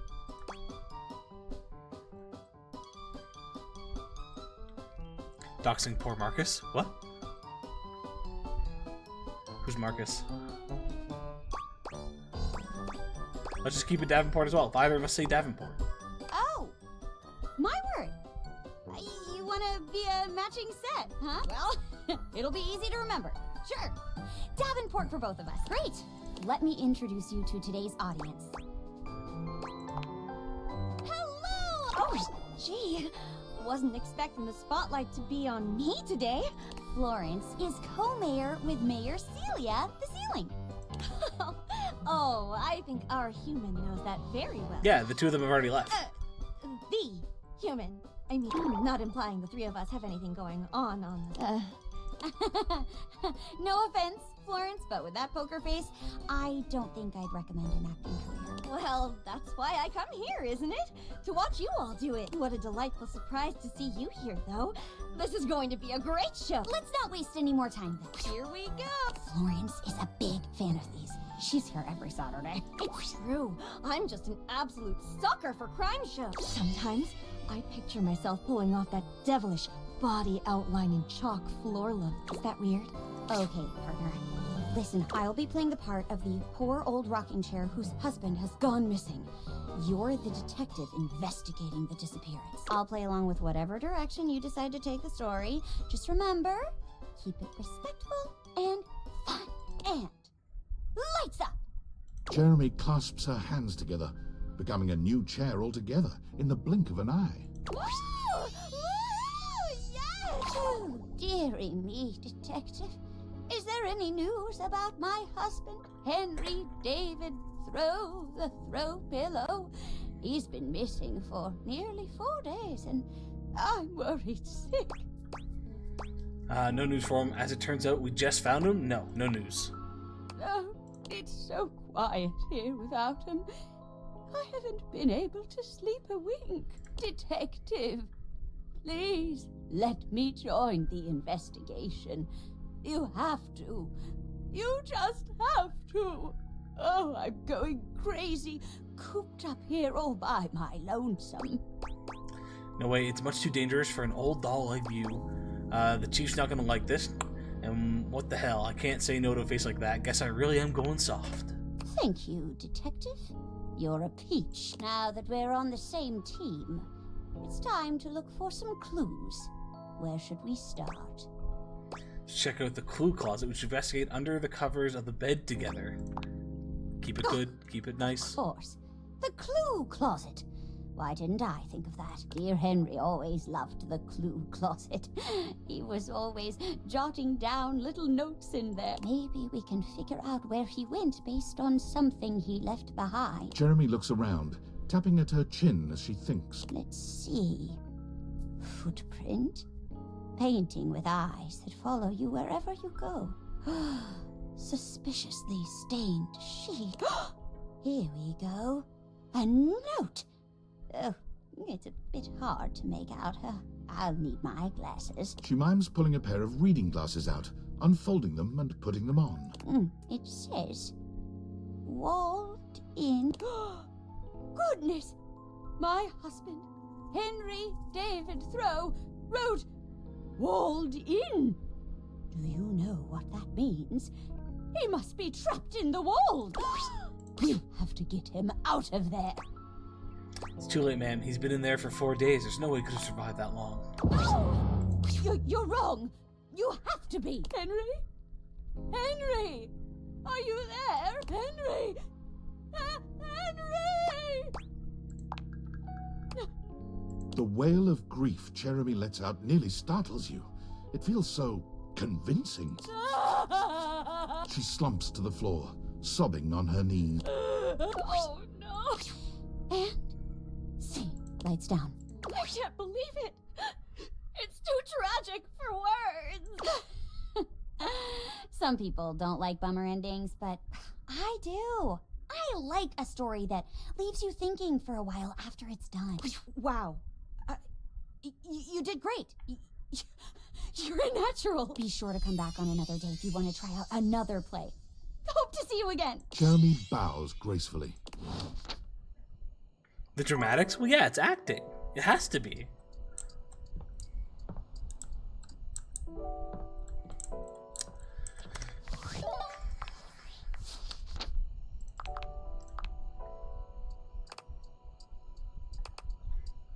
Jeremy? Who's Jeremy? I mean, Jeremy?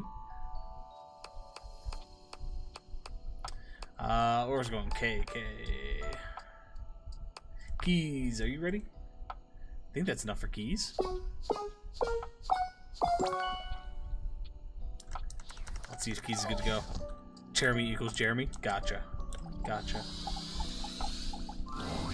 My darling, or did you want to hear my concerto once more?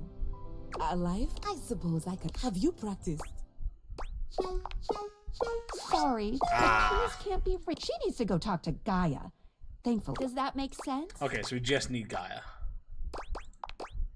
Happy day. That's not bad, but we're still holding off on Gaia for now.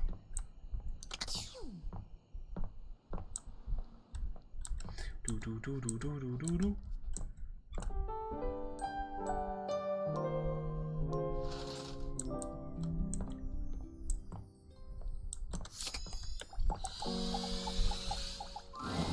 You're here! Oh, we've had so... Now! I'm so... Are you ready to begin?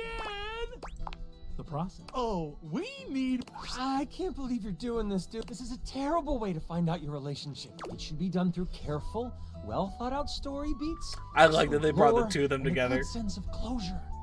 I love my dice. I need it. It's part of the rules of my love. Fine. Here they are. Your relationship dice. They're beautiful, Chance. Yep. Okay, so I'm supposed to weight them depending on how you played your games Yes, the human gets extra love points for beating me, and extra hate points for cheating me. Uh-oh. It feels as though the temperature in the room drops several degrees. There's something downright terrifying in Parker's cold stare. Of course I did. Board games, motherfucker! I've seen it all! Still, You only cheated once, which means that you only get one extra hate result added to the mix. Parker's expression returns to normal, cheery but penetrating enough that it makes you feel a little... But of course, I could always still love if the dice proclaim it. Roll it, Chance! Sure, dude. I've got the dice all done up. So what, does that mean I got 2 love points? He holds out the dice to you. Looking good for love here. Let's hope it works out in the roll. Oh dear. Hate. Oh, I never should have trusted you! Dude, I'm not anything to you. Not you, you... All that cheating didn't pay off. I'm... Go! Rip.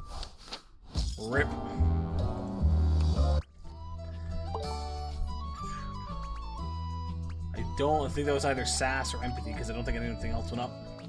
I got plenty. Alrighty, what is Brennan? Can we use a candy to bring him back?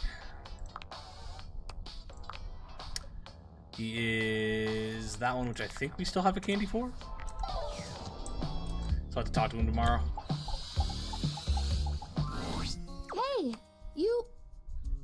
I've been thinking about some things, and maybe... Although, I can feel a little bit of it. You believing in the magic has helped. I'm not totally real yet, but don't you think? I like that. Yeah. Everything matters. If only a little bit. I don't think I was wrong, per se, about those other products, but I feel like those things weren't addressing the real problem. I think maybe I've got bugs. Bugs. I think maybe part of the reason I haven't become real yet is that I'm actually afraid to because there are bugs on me.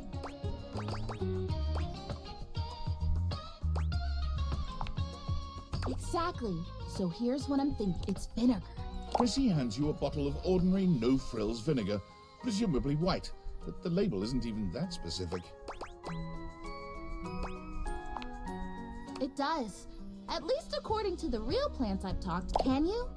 Just spritz it on it'll drive out the bug. Even bugs don't like the smell of vinegar.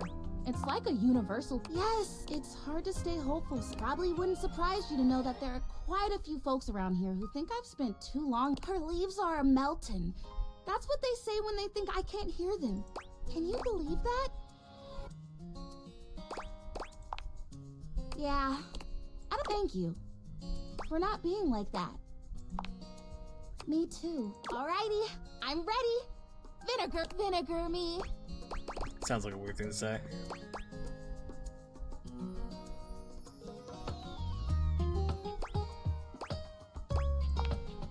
You spray Prissy all over with the vinegar. Ooh, it's like a spa shower. Ah, good soil. What a unique. Even if it doesn't get rid of the bugs, I feel a heck of a lot cleaner. I think I feel it working.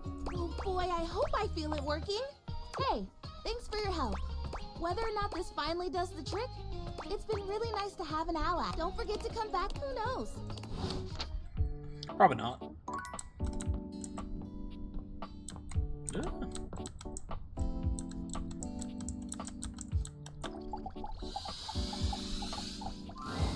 Oh, hi. I'm on vocal rest right now, so I'm not trying my best to rest anyways. You're welcome to swing by the show another night if you like. Okay, maybe I had to come during night specifically for her. Let's use Mateo.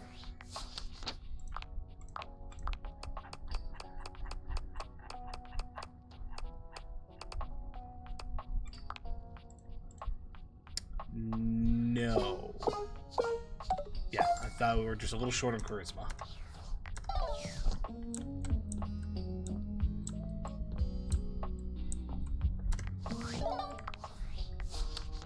Short on smarts for Maggie. I know that as well.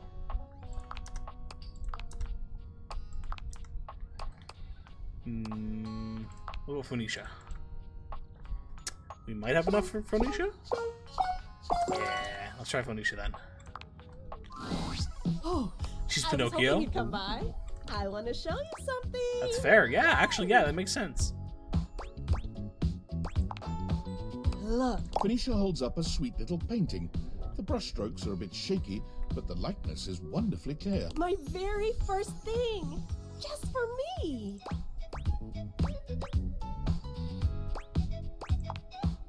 That's right. You're The plant looking lady, at the next Bob Floss. I started taking lessons with art, and it's been incredible. I feel so free. I didn't even record the process.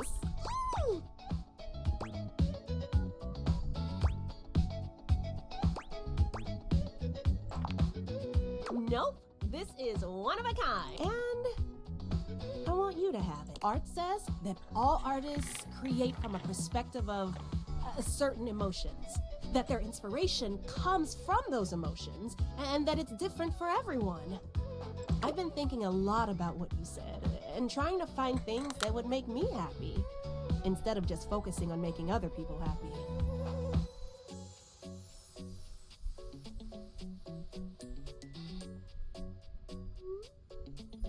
Yeah, Grant, why are you telling me that? I'm on summer vacation.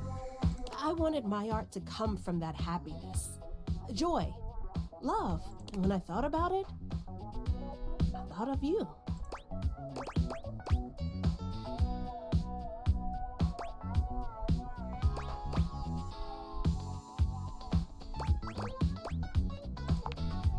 Yeah, I think I do too. I like how there's like a handprint. Thanks for being my muse, and for not giving up on me. I honestly thought we were already done with Phoenicia, but I guess not.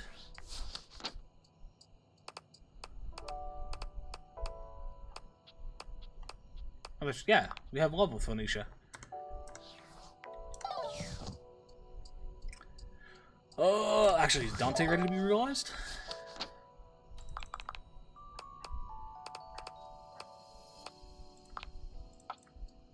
No, we don't have enough charm.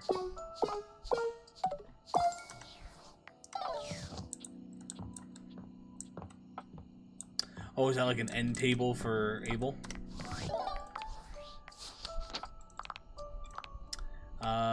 What was the record player's name again?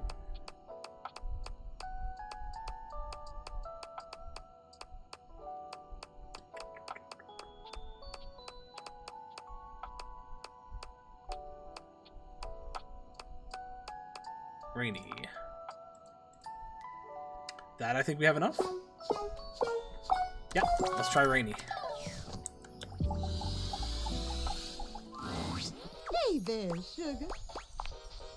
You want to listen to, or maybe make some sweet music? Huh? Realization? Sorry, but Rainy, the fun-loving Rainy, has some more adventures ahead of her. Check in with Tony. That makes sense. Tony was a part of her story a little bit in the beginning. Does that make sense? Happy day? Okay, so Rainy's off the table at the moment.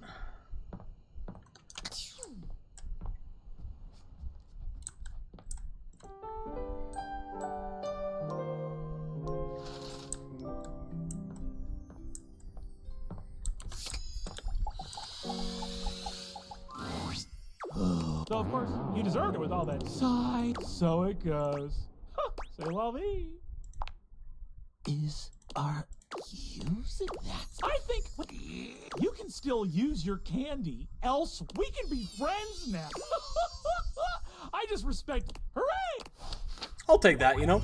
Save my candy, put them on the friends list. We're good to go. You've won my... Now that did actually save my candy, right? I keep clicking on the wrong thing. No, that used my poise candy. Bullshit. We did not save the candy, it still used it. Oh well. There's something different about Prissy today. She almost seems alive, which is as... Well, well, well, look who it is. My genuine, honest-to-back-hole hero. You did it. We did it. I don't know exactly how it happened. If it was one of the things we did, or all of them together. Or maybe it was just the magic of having someone who believed in me and showed up for me. But I am real. I am real and I'm everywhere. Everywhere. swear, I think we can agree that even if there's some sciencey mumbo-jumbo at work, that there's absolutely magic. I just cannot ever thank you enough. You made my dream come true. I'd say I could die of happiness if I wasn't so gosh darn alive. And I feel beautiful too. I can't even, it feels like something has been missing for so long. And now it's home. I'm complete. Everything is all right. And now... Let's go. That gave us... maybe charm? I don't think so. I have love. You know, it's funny. I guess part of me always thought that if I ever found love, it would be a big, splashy thing. I mean, obviously in my fantasies before, I was a real plant, but there was always something else that made it really special. Oh, I don't know. Like fireworks maybe, or like a big party, or maybe an orchestra playing and everyone dancing and laughing. But now I'm here and I'm real and I have that thing I've always wanted. And it is enough because I love me. It turns out to be really quiet and simple. Just the realization that I love me. I guess I always did. I just didn't know it. So you loving me isn't a great big thing. And I wouldn't want it any other way. I know. To want something for so long and then get it, only to realize that it's totally wonderful, and you didn't really need it this whole time. Amazing. Thank you for that. My love. Aw, she's actually got flowers on her now. That's sick. Okay, who are we pushing? Who are we doing? What are we doing? Oh, some of the other plants went on the house. I didn't even realize that was there, to be honest. Actually, was that there? I don't know. I don't know. Ugh. Okay, game, stop turning me before I get around the fucking door. Ooh. See, now I'm not sure if I wasn't paying attention, I just missed the pots, or if it has now spawned. Okay, no, I'm pretty sure that was not there, so it has just spawned some in. Yeah, okay. Ooh. Yeah, it spawned a lot of them in. Jesus. I hope, though, based on what we were doing, they're probably not all fake. They're probably all real, which, as much as I love plants, that's going to be a pain in the ass to keep them watered at a regular interval. I barely remember to water the fucking 2 that I have.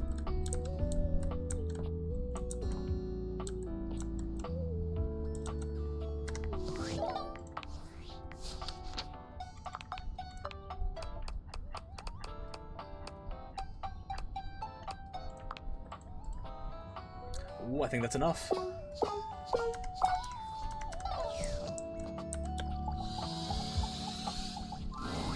Oh, blessed day.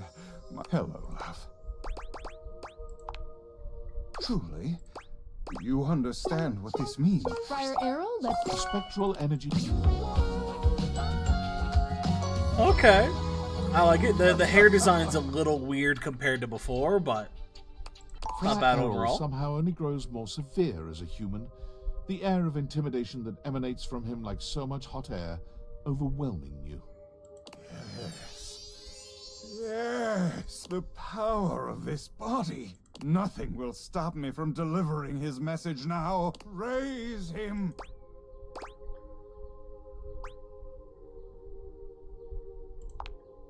The friar pauses in his manic scheming for just a moment, giving you an intense, evaluating look. All praise is his and his alone. However, it would behoove Still hate me this to guy. learn just what this body is capable of. To better know the tools.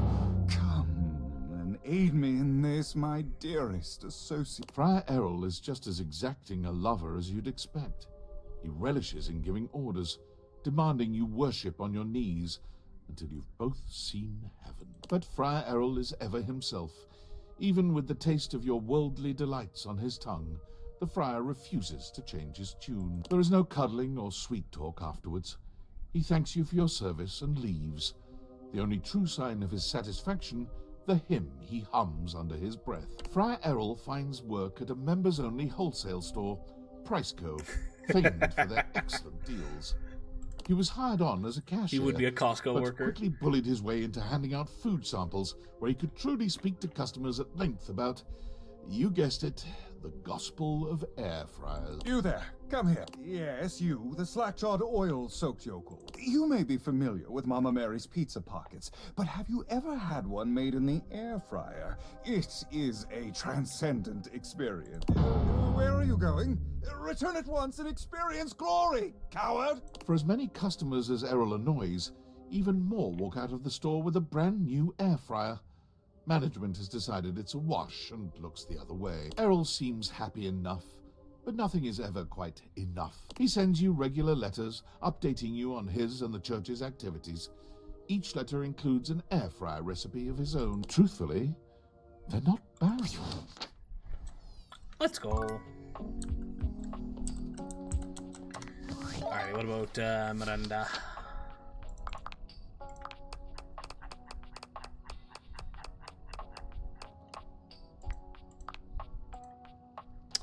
I think we have enough.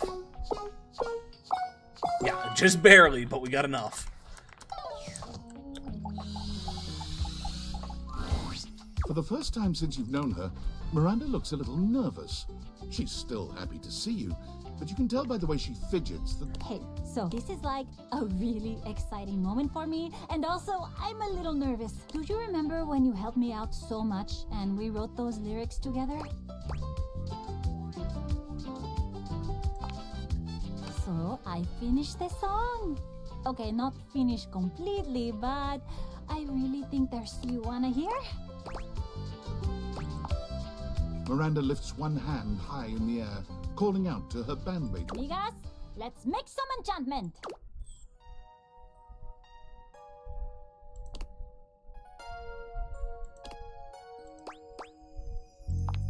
Wow, they didn't even give us a song. Come on now. Miranda is lost in the emotion of the song for a few moments after she finishes. When she finally looks at you, there's a clear vulnerability in her eyes, no matter how hard she tries not to show it. So, opinions? Feedback? Are you struck wordless by the majesty that has just unfolded in front of your eyes? Because if you are, I would totally get that. I'm so happy you like that. Makes me feel all warm and, well... Hey, you said it, not me. Catch you later, okay? God damn it, people, I'm trying to realize you. Stop running away. Stefan was... Actually, no, let's not go with Stefan. Let's go with, Luke. Is Luke good to go?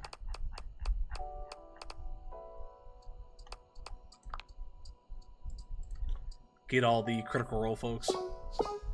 Sounds like someone we've heard. Let's double check who her person is.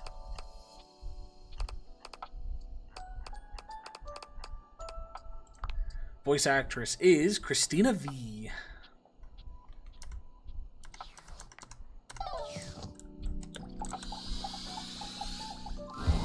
Ranger! Or that might be an arrhythmia. Too bad Swarmers hate our medic. Now I'll never know for sure. Just as the immortal. This is a... Are you sure your glutes are maxed out enough to power through such a transfer? Come. The spectral energy... They gave him kind of a raider look. That is cool. Oh, Crook! Thank the immortals for bestowing unto me this blessing. And thank you, Ranger, for being their earthly instrument in rescuing me from that horrific wasteland. Were the immortals ultimately responsible for this incredible twist in Luke's fate? Was it they who were secretly directing destiny's hand? Perhaps they were the unseen force that had guided the creation of the Dateviators in the first place. Being alive is incredible. My muscles are even more swollen and throbbing than I could have possibly imagined. I'm a little concerned about being exposed to all that radiation over the years. And my She voices Versica. I don't know who that is. The drugs and radiation probably just make me stronger, right? Oh, from Hell of a Boss. I have not seen her character there yet. But I know the show at the very least. I think I'm like a season or two behind on Hell of a Boss. Yep, definitely just made me stronger with no deadly side effects. Besides, even if I did still have my magnetron, it's buried somewhere deep and unreachable inside me now. No probing in the world could ever reach it. Don't even try. Didn't you just hear me? Oh, well, what do you wait? Time to go deep into enemy territory. You found the magnetron, and it felt good. Real good. Swarmers be damned! And so, armed with a newfound enthusiasm for life and possible radiation poisoning, Luke set out to be a contributing member of society, which was hard for him, considering he'd lived his entire life in a world without any society to speak of. And although he had neither employment history nor proof he was ever actually born, he soon found someone willing to overlook these concerning gaps in his resume. With one last glance at you and an awkward combination of salute and hug, Luke bolts outside, straight to the nearest recruiting office. One, please! Luke easily finishes off basic training. I figured he was going to go in the stumbles when military. he makes a shocking discovery. Ruck be blasted! She also voices Mary. How do you butcher that one? Marinette? Marinette? I don't know. From Miraculous. Older niece likes that show. One night, while making a toasted pocket for another trainee, the microwave glitches and overheats, exploding the remains of the treat all over the glass panel. Ruck be blasted! In that moment, Luke realized that his love of safety would always override his call to battle. He joined the bomb disposal squad, One, please! where he works to this day, using his powers of protection wherever they are needed. There we go.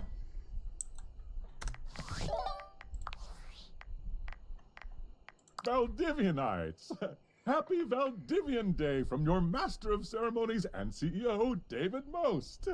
Today, we celebrate the rich and vibrant history of the world's first quadrillion-dollar company.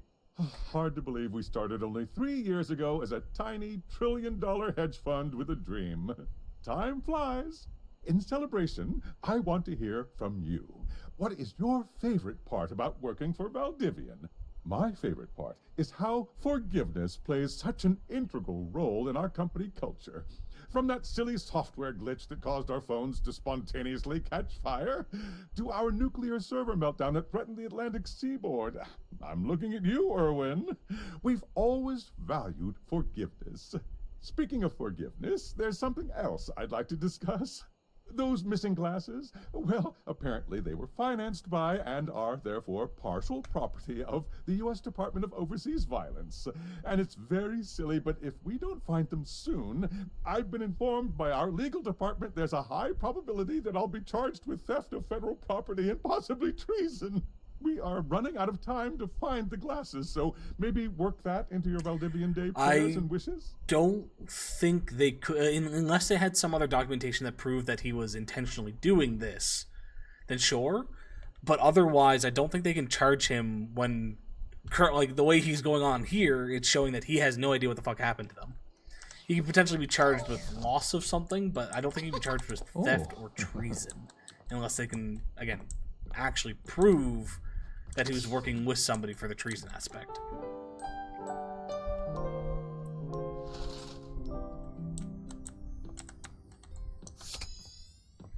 Okay, we're done both of them now.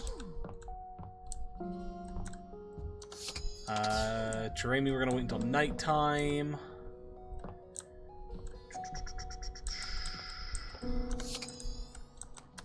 Let's go back to Miranda. Real life rules don't apply to video games. That's also fair. Don't be a stranger, okay? Shut. Really? I'm so excited. Oh my god. I don't even know what to do with my cord. Sorry, but Miranda... No. Oh, I see. Does that Gaia. make sense?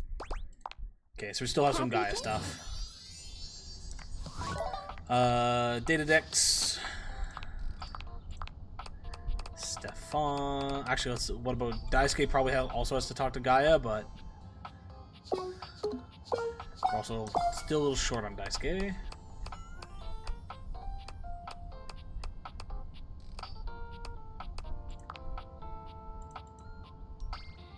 Mitchell seems to be good.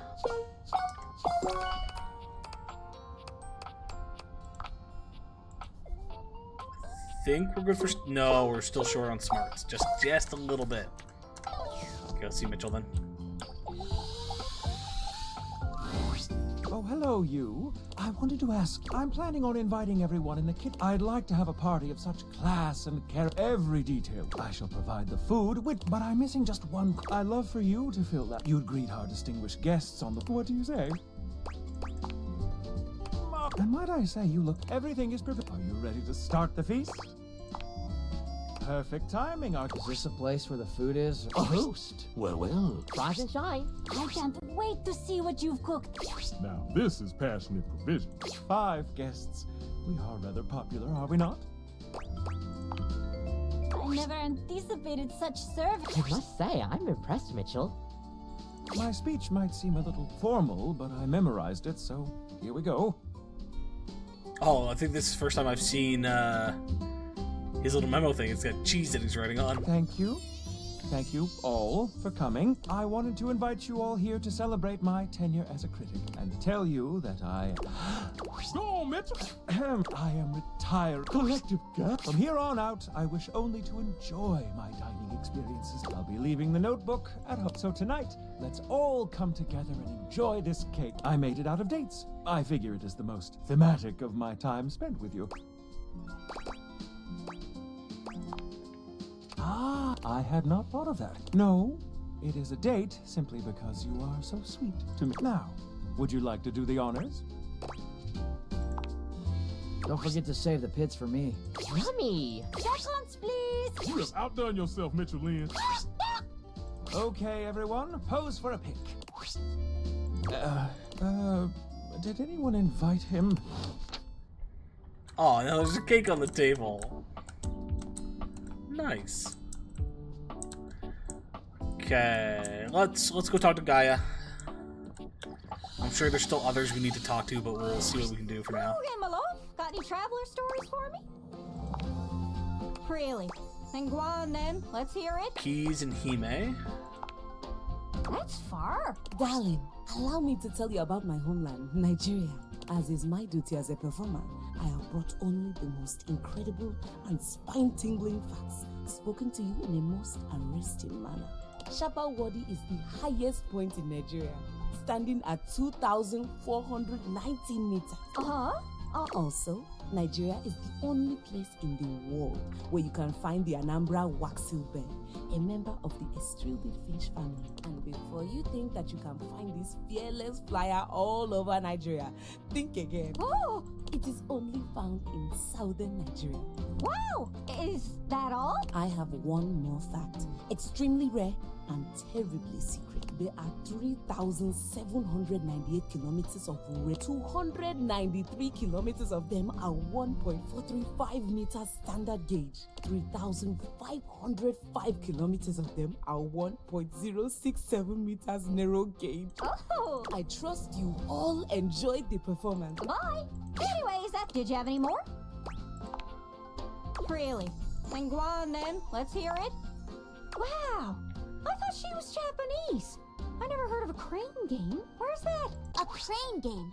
It's a type of arcade game. Oh, wow, I'm some stuff. See, when I said I needed help understanding more of the outside world, this is what I was talking about. Okay, crane game. Go on, tell me about it. Players manipulate a crane through a pile of prizes. If they have the skills, they get to keep any they take home. Nekobaru. That's right, Nekobaru. If you want to get good, the only way is hard work and lots of coins. Some of them don't even let you grab them. You have to push them around to get them. What can you win? Prizes can be anything from figures to candy to posters, even vegetables. I don't think I'd want to eat a vegetable that's been sitting in a stack of prizes for who knows how long. Nekobaru. That's right, Nekobaru. You didn't get that either, right? Anyways, that's great. Did you have any more? I think that's it for now. Really? Then go on then. Let's hear it. Oh, did you need any hints on where to find more travelers? Yeah, where else? I got a general sense of where they are. Whoa! I don't have any hints left. Good luck. Don't get... So if she has no more hints, does that mean we found everybody? Let's do a quick check on that.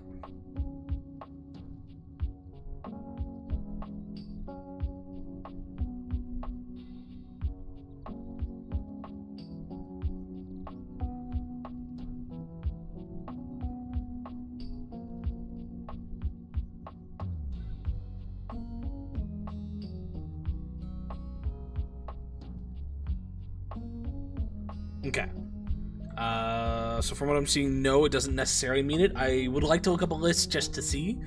I don't necessarily want to spoil where things are or anything like that, but I want to see if we've gone through the list.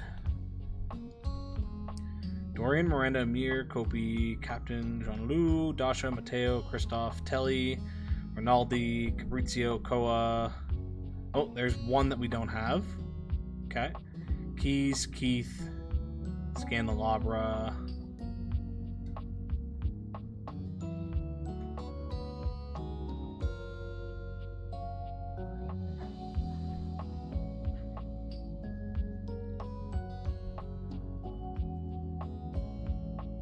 Okay, so there's one that we're missing.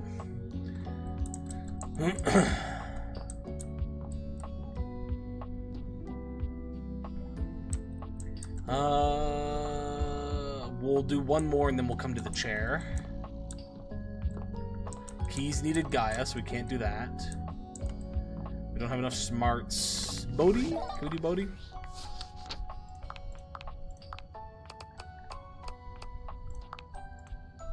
No, we don't have enough charm. Yeah. If not Bodhi... Actually, what about Scandelabra?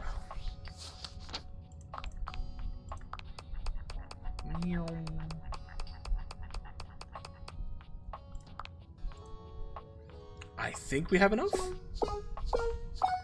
We do. Let's go. Let's see if we can wake up Scandelabra then.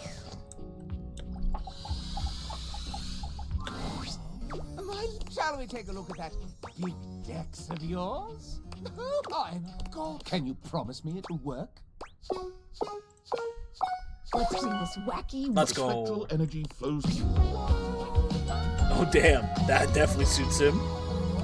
Scandelabra runs his hands up and down his now human form, feeling the contours of his body in a way that's, well, downright scandalous. Oh! I'm so much more moist than I imagined. Is this what it's like? A vast degree of moisture running through you all at once? Well, I must be off.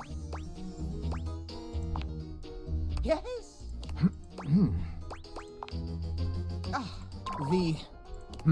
Now that it is here in front of me, I realize it is a threshold I am unwilling to cross. It is the anticipation. The unmet need. It makes me to make it manifest would be to ruin the magic. You understand, don't you? No, honestly, I'm really surprised. The Scandelabra set his sights on the most exclusive palaces he could find. A fair decur, frippery. Here comes the Scandelabra! But with his ridiculously anachronistic attire and lack of ancestry, he was unceremoniously removed from every banquet, castle, and garden party he could sneak himself into. What's the band rating for this outfit? I'm gonna guess it's a 3 out of 10. While weeping in an urban alley, his eye was arrested by the magical rotating colors of the barber's pole. I might as well get myself styled for the next chateau. As he entered the parlor, his ears were delighted to hear the sounds of nothing but the most outrageous gossip. He applied for a job as an assistant and was immediately hired for his ability to attract a crowd. But more than anything, he found a job which allowed him to sweep and scoop, hair and scandal, respectively. I don't know if Band's here enough to give us a rating now. Alright, try me.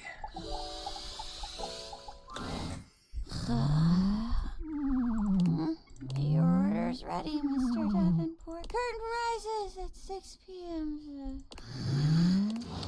Oh, okay. So she has a very specific time frame, which 6 p.m. I think is the second last one.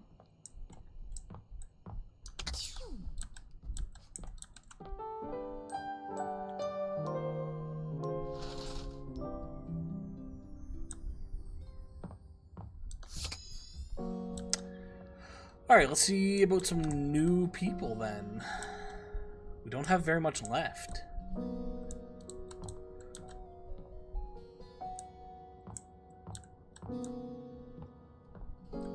Is there anything that stood out that I've just been ignoring for a while now?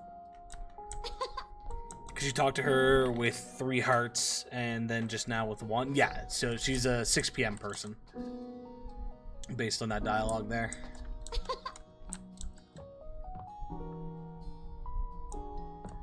Maybe these? No, it's Daisuke. I had hoped you might come by. Not Timmy specifically, just the time. She said 6 p.m., so I always look at Timmy to read the time. I think I'm ready to realize it, but I don't think we have enough points, right? Yeah, we don't have enough of that one. I will await your... Okay, so we can't do anything there.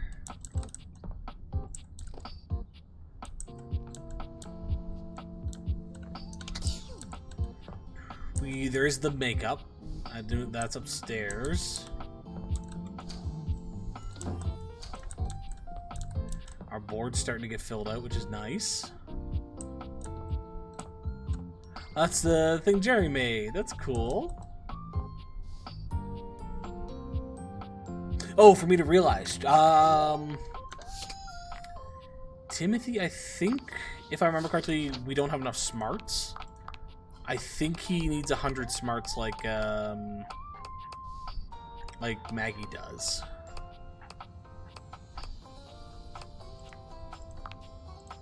No, he only needs 90. We might be able to do him. Oh no, we're still just short on smarts, but he's almost there. Oh, sorry, there's Rebel. Huh?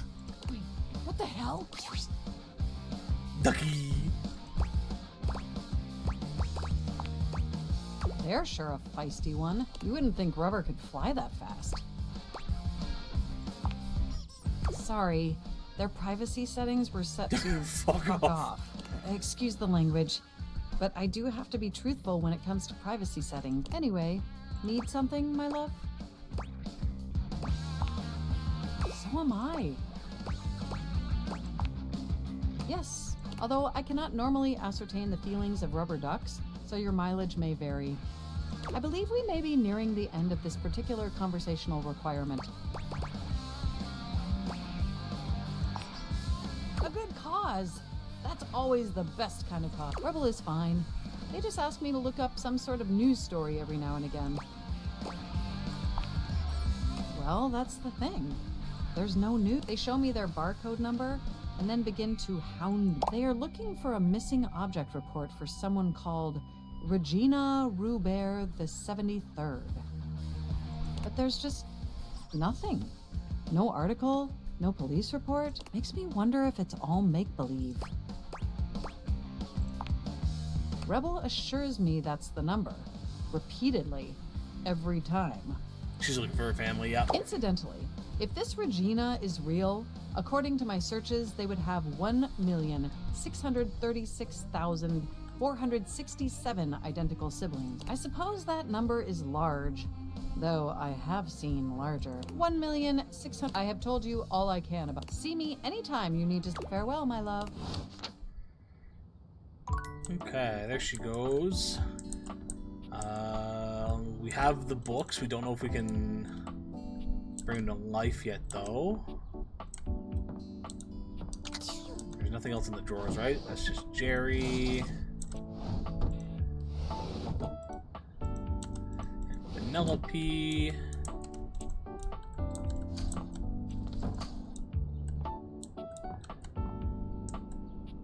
Oh, our glitch is in here. Okay. I was like, what the fuck is that?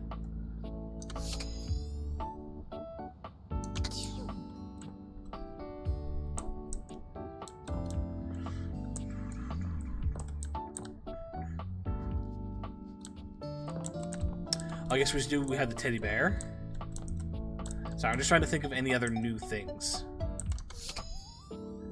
That could be something. I remember seeing an outline that had that. So 1, 2...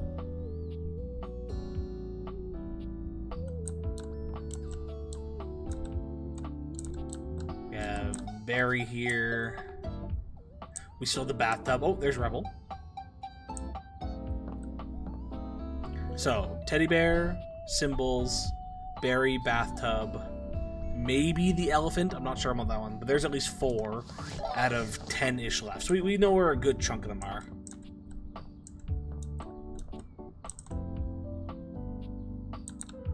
Okay, let's do... I'm curious to know if this and the teddy bear are different. So I'm going to do this one to see if it connects to a teddy bear thing. You ready to get wrapped Oh no, up this in brings us back to Tyrell. Because I'm always That ready for makes sense. It was the Tyrell, or it was a towel animal. What? I mean, that's if you really are okay with me being... What? Do you have what you need to make it happen? Got the stats. Is he connected to anyone? Okay, Tyrell. Nope, Let's we're good to go. energy flows through your data. Sir. You're going out in the real world. You need to put some clothes on. Oh, I look good. There Tyrell stands, his smile just as warm as it was before. He lost clothes, yep. And his body, while less fuzzy, remains as inviting and... Oh, check out the hair. Oh, I'm so glad you It's asked. gotta be the Old Spice commercial guy. True. Don't worry about a thing. Toss whatever you want my way. I'm good at getting the hard to reach. Indeed. Tyrell is indeed good at getting to those hard-to-reach places. He takes a particular joy in getting dirty with you. After all, tonight, cleanup is on someone else. Satiated and excited to see what life had to offer, Tyrell left the house with his towel friends in tow. And it didn't take long for Tyrell to find one of the wetter things around. A car wash. Look at all the drying capabilities. Those things are huge. And weirdly shaped. Thinking of his towel friends, Tyrell decided in that moment on his new to give all those who feel like they are rags a chance to make riches. He coordinated with a second chance shelter and opened up Tidy Tyrell's full-service car wash and dry. His employees participate in a profit-sharing system that allows those who are once put aside to get back on their feet. And of course, every customer gets a custom folded towel animal to take home. That's sick. Hey kid, don't forget your antelope. Customers love Tidy Tyrell's passion, making his business a huge success. Seriously, kid, I have way too many antelopes. Take Wow, 25 realized datables? That's like, gotta be a Only record. 25% done. Especially since the previous record was 0.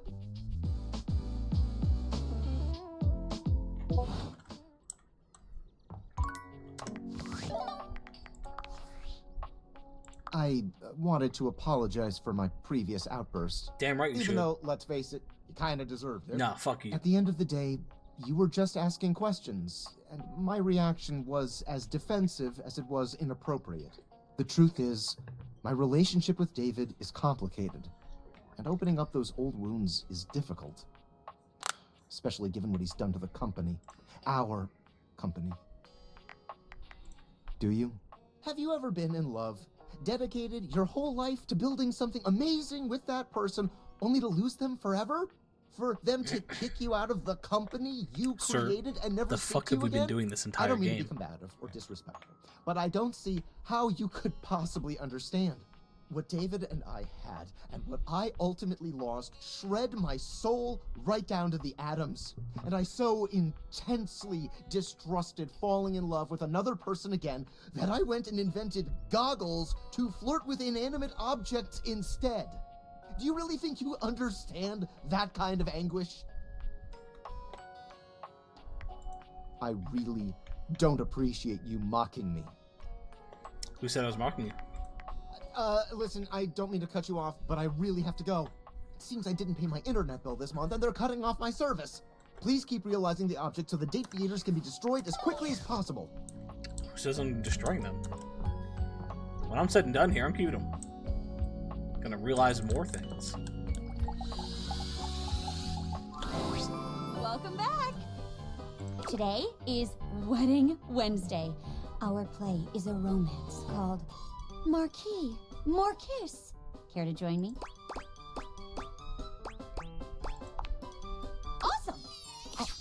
No pressure, but Celia and Florence look forward to this one every week. Let's do it.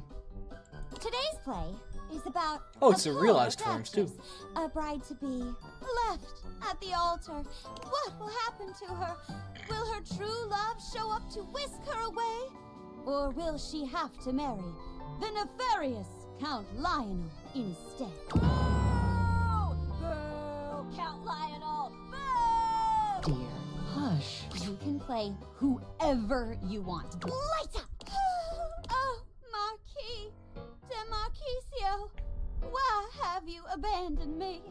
This was supposed to be the happiest day of our lives. Suddenly, there's a knock at the church door. Bang! Someone enters. That's you. Worry not, fair Cherubel, it is I. Do we want to go with the lover, or do we want to go with the count? What are you folks thinking? Down for either or.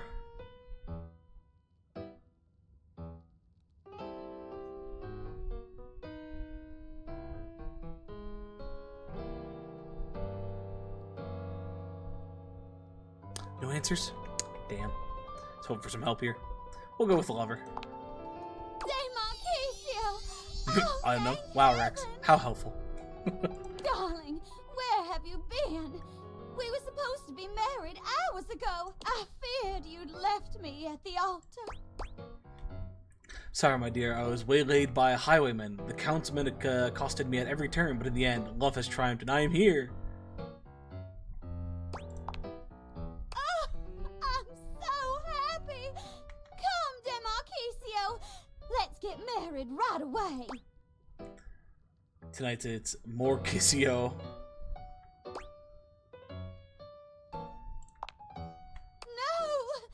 No! What is it? Every time the sun sets, I turn into a frog. No! I hate frogs. Whatever will we do?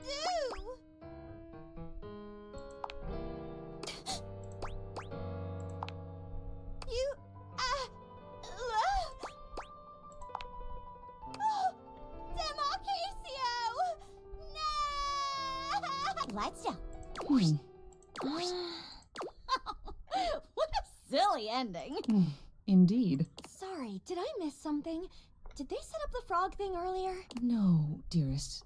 The improv wasn't the best this time around. Wow, rude. Oh. Well, nevertheless, thank you as always for an interesting eve. Come, Florence. Bye. Oh, they hated it. Oh well, don't mind them. I had a great time. Oh, fantastic work.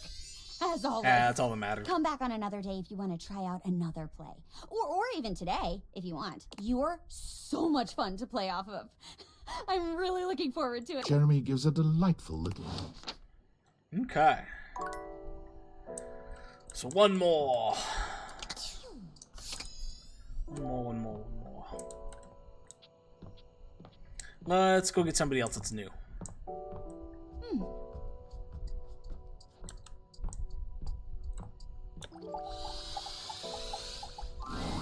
There's something so intensely familiar about the cuddly stranger standing in your closet. The combination of his massive stature and the soft materials he wears produces an almost irresistible urge to hug him. And the aura of safety he emanates certainly doesn't help. Well. Aren't you a sight for sore eyes?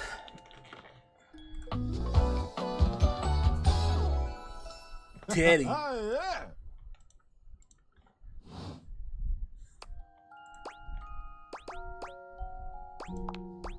You are very welcome. You are so kind to express your gratitude like that. I feel like that's a bit of a lost art. Gotta go already, Rex. Have a good day. To be honest, it's just so nice that you can really feel your gratitude. It feels good. It's one of my favorite things. Right behind fresh hot chocolate, warm in a mug in my hands. Oh, and munching on a big bowl of popcorn. Ooh, and going for a beautiful, long, slow meander out in the fresh air and taking deep breaths and listening to the trees. There's a lot to love around us. What are some of your favorite things? Ha! There you go. I must have made hot chocolate 100 different ways in my life, and every time, it's just the... I think at this point I might be mostly made of hot chocolate. Not that I'm complaining. It makes sense that I would be warm and delicious. Tell me, what brought you around to see me? Is it weird that we're talking in a closet? Not for me, anyway. Closets are some of my favorite rooms in a house. Get a good cozy blanket, a candle, and close that door, and you've got a perfect little cocoon. A little nest of peace and safety. You're welcome to share mine, or we can sit on the bed and talk. I'm comfortable in either place. I leave it up to you. Where should I go? I'm staying here. I don't need you out. I think bringing you to the bed with me would be nice. How about the dresser? Oh, you can stay in here. That's fine. No problemo. I've got a terrific story lined up for you tonight. Are you ready? Being that it's getting to nighty-night time, I got a story to help you drift off to sleep. For me, whenever it's daytime, I'll give advice. But at sleepy time, it's story time. Oh, that's Wanna cool. hear my story? Oh, this one. This is the biggie, buddy. It's a good one. The Great Constructing of Beaver Proudtail. It was very early in the morning, one cold and foggy day, a very long time ago. Young Beaver Proudtail was walking quietly and efficiently through the dugout tunnels of his den, his trusty stick tucked confidently under one arm. It was at this time every morning that the young beaver made his rounds, through the whole den where his colony lived, and then up and out the riverbank, where the world he knew, the world he vigilantly protected, met the strangeness of outside. His large tail balanced him expertly as he climbed the long entrance tunnel to the surface, occasionally using his dignified stick in an undignified manner to scramble up the pathway. As he heaved himself out onto the bank of the river, Beaver's attentiveness grew even more acute. It was dangerous to be outside alone. The Great War with the colony across the river had been going on for as long as he could remember, and a fair bit of time beyond that. It seemed like there had always been the war. He couldn't remember any outright battles or even any scrappy skirmishes, but they were definitely at war. He was sure of it. For a moment, he almost asked himself what the war was even about. But he forgot to finish the question. He was very young, after all, and what did it matter? The colony was on the other side of the river, and beavers didn't even cross rivers. He smartly tucked his stick back under his arm and began his patrol. So many steps this way, a scrutinizing scan, and so many steps back. But today, something was different. On the other bank of the river, through the fog, he heard the distinctive sounds of battle. "On guard, ye scum-footed knave," the voice cried. "Defy me at your peril." The sounds of the wood clanging against He's finally wood getting to echoed see a through the battle. fog. Hey-ya! Pow! Bing, bang, boom! "Who goes there?" shouted Beaver, his heart in his little throat. As an answer, he heard a young and high-pitched yelp. "Ah! My name is Builder." "Hi?" "Hi." It was all Beaver could manage. He was talking to another creature, a stranger, and a stranger from across the river at that. How many times had the Colony Council, the Denizen, warned him about the dangers of this? It was strictly against the rule, and Beaver had always fought. "Hi!" The voice came. Beaver heaved a deep breath. Whoever this Builder was, Beaver was not going to be shown less brave than he. "I'm Beaver. Beaver Proudtail." "Well, hello, Beaver Patton. Builder Jumpfoot's my name. I'm playing Patton? at war. No, Want to join me?" Proudtail. "I most certainly do not," cried Beaver. "Playing at war? War is serious business, not for playing. My colony is in a war right now, and I'm going to be a general when I grow It's a up. nice story and all, but this is I'm long going as to fuck. Win that war." "Oh, gosh," sighed Builder. "I sure hope you do. My colony is in a war too, and I'm so tired of it. That's why I made it a game.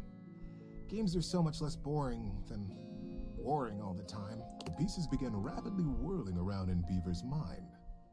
Builder's colony. He's at war too. Right across the river.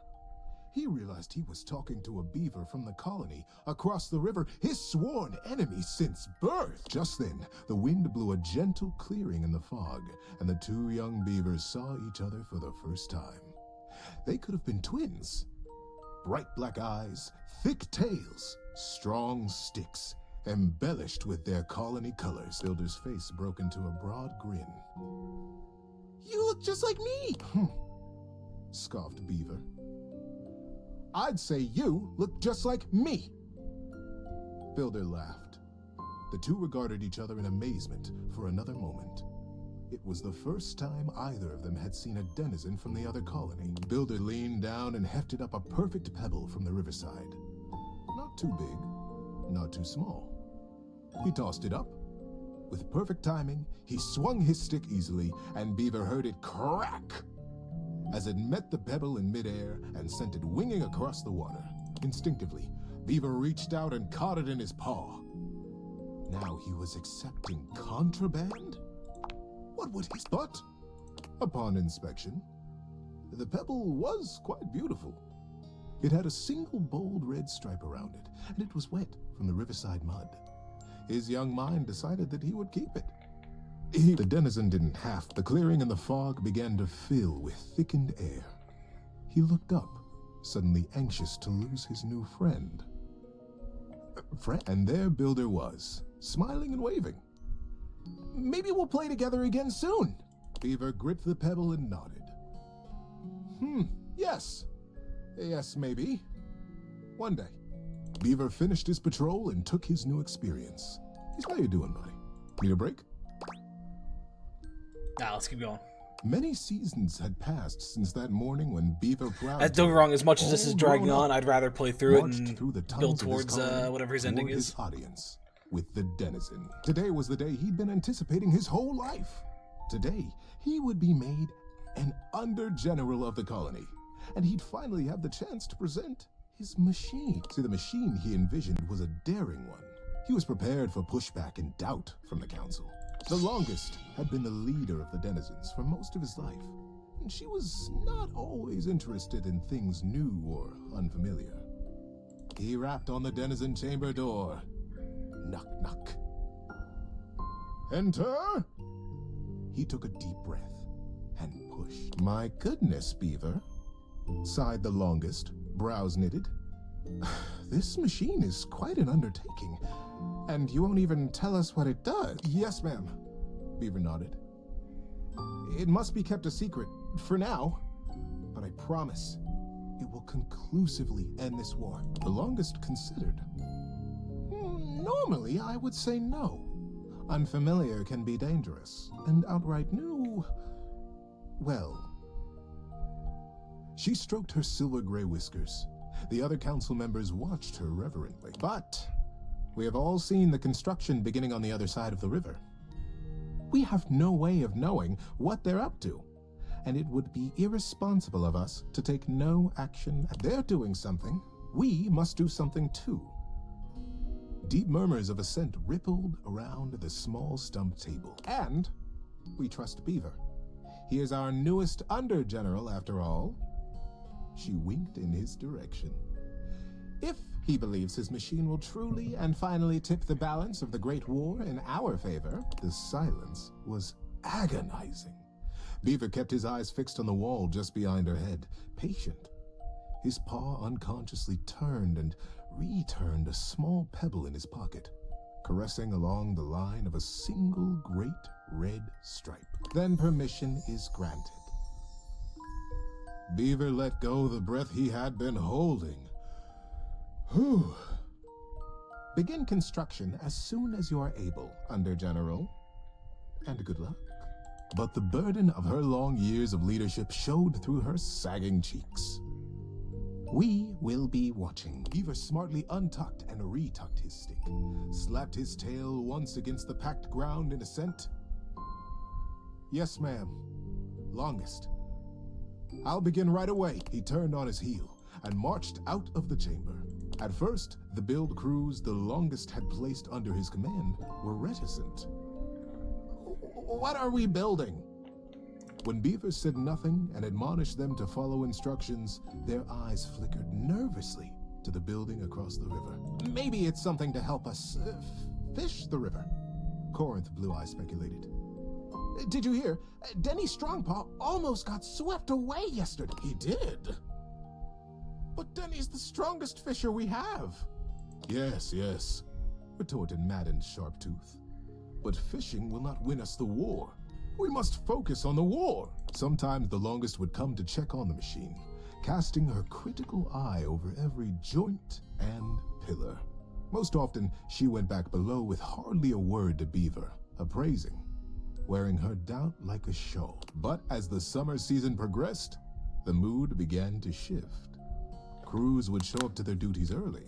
They smiled more. They stood up straighter when Beaver came by them, or looked to them for progress. The machine, whatever it was taking shape, and its scale was impressive. It looked angry. It looked like the great weapon they all hoped and prayed it was. The crews began comparing their machine to the thing on the other side of the river. They even began trading barbs and joked with the beavers working on the other side. They pushed and prodded about who would finish their project first. Ours is a ship to go to the sky, and from there, we'll drop stars on you, and we'll win the war. Ha!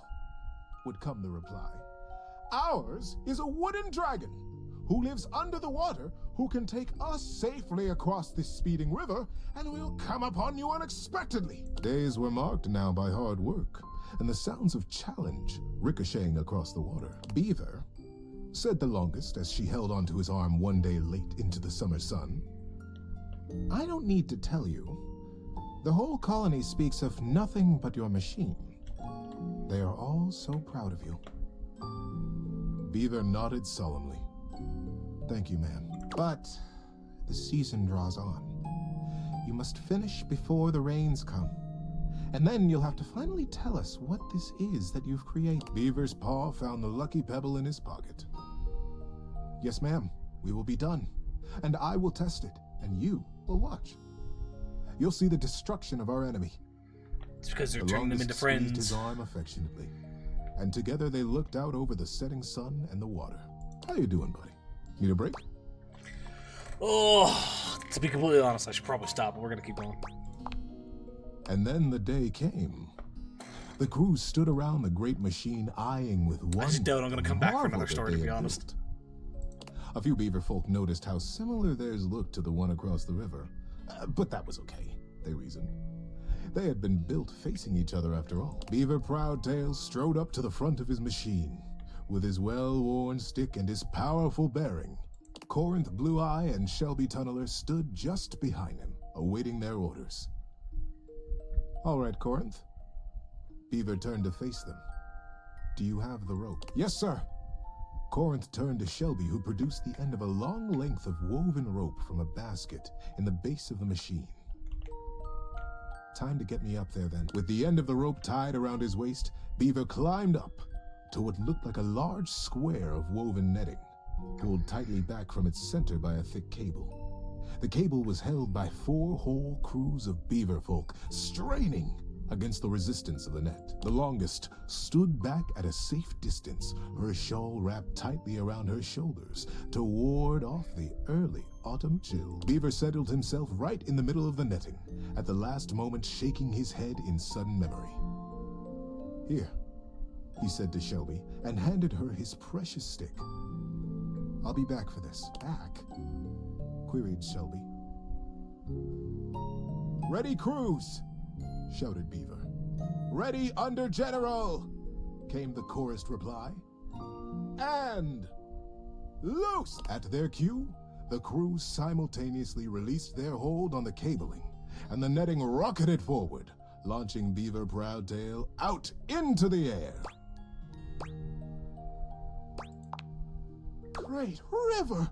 They cried in consternation and shock. What? Where is he gone? Is he all right? Oh, what have we done?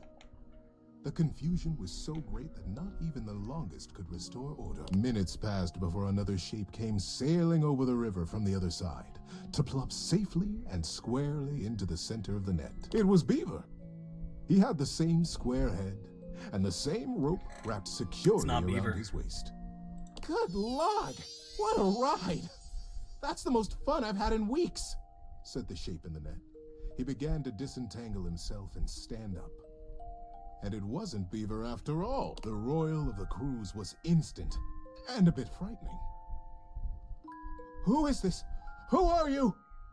they cried, and the longest shouted at the top of her lungs, "Detain the stranger!" The crews pulled him down from the net, and the stranger never stopped smiling, greeting them warmly, even patting some of the beaver folk on the back. He looked just like Beaver. But Beaver never smiled like that. Beaver hardly smiled at all, come to think of it. "I can understand your confusion," said the stranger genially. "Beaver and I looked so much alike, even when we were kids. My name is Builder. Builder Jumpfoot." When no reply or greeting was forthcoming, Builder went on. "I'm from the colony across the river." Oh, the silence was absolute. Across the river? How was that possible? He's supposed to be a kid's book? Was he a weapon?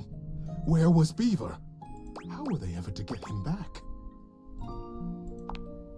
Builder just smiled, absolutely at his ease, seemingly pleased as punch to be among all these new friends. And into this silence sailed the figure of Beaver, a new rope tied around his waist. There were now 3 lines of thick rope across the river. Beaver landed expertly in the center of the net, untied his waist rope, and climbed down. "You are Builder?" Beaver reached out his paw to the stranger. "And you could only be Beaver," the stranger exclaimed, gripping that paw warmly with his own. "I am Builder indeed, and it has been the dream of my life to finally meet you like this, in the daylight, on the same soil." "Mine as well, my friend." Beaver, for the first time in his life, allowed himself a great, eye-crinkling smile. "I almost can't believe it worked." "Now, wait just a minute," trilled the longest, making her slow path down to the machine. "What on Riverbank is happening here? We are at war, Beaver. And Builder, too. You both should know better. Beaver, you promised us that your machine would win the war, and here you have brought the enemy. You promised to destroy right to the mouth of our colony tunnel." Beaver turned to the longest with an open face. "Yes, ma'am, I did. I believe you'll agree, though, that I have won the war. We have all won the war, because the war is over." The longest stared. "The machines that we have built will allow us to become not 2 colonies at war, but a single colony, united. The machines are designed to dam this river, ma'am," offered Builder.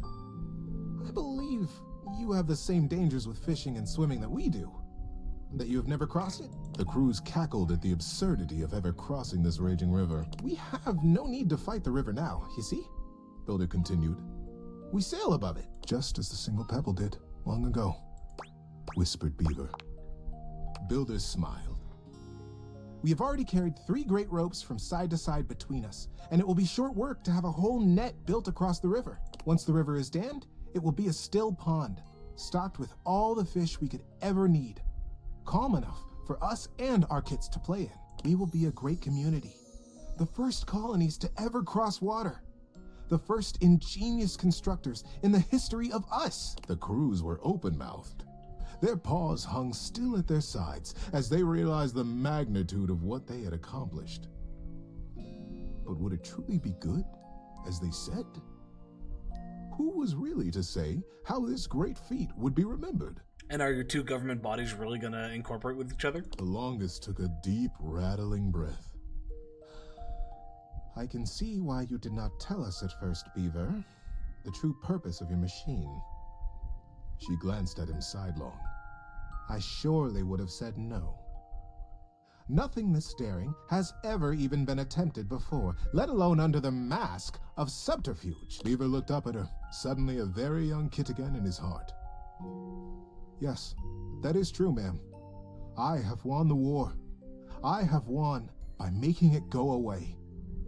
We have all won it by making friends out of old enemies. Ma'am,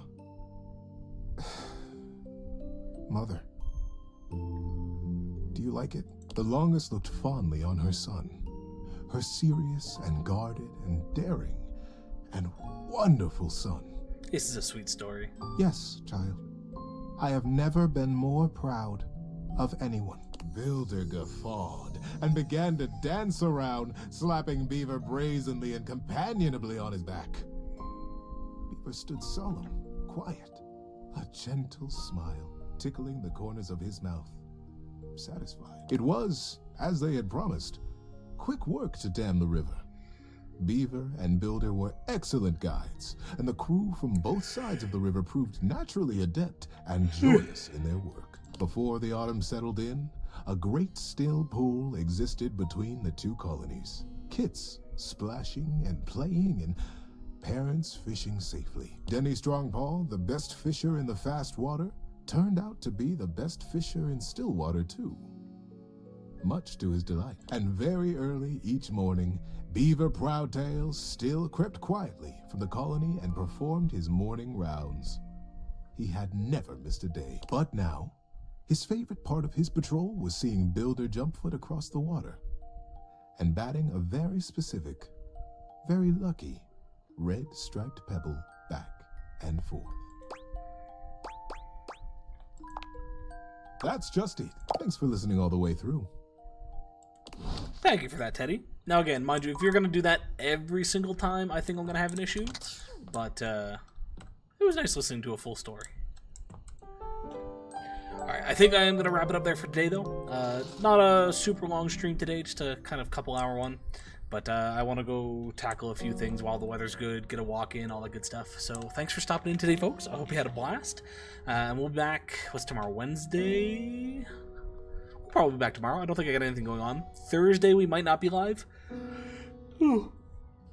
Sorry, I might take Thursday as a chance to kind of sleep in, and then we got some wedding suit stuff going on in the afternoon, so I might just take the day off and kind of hang out and do whatever.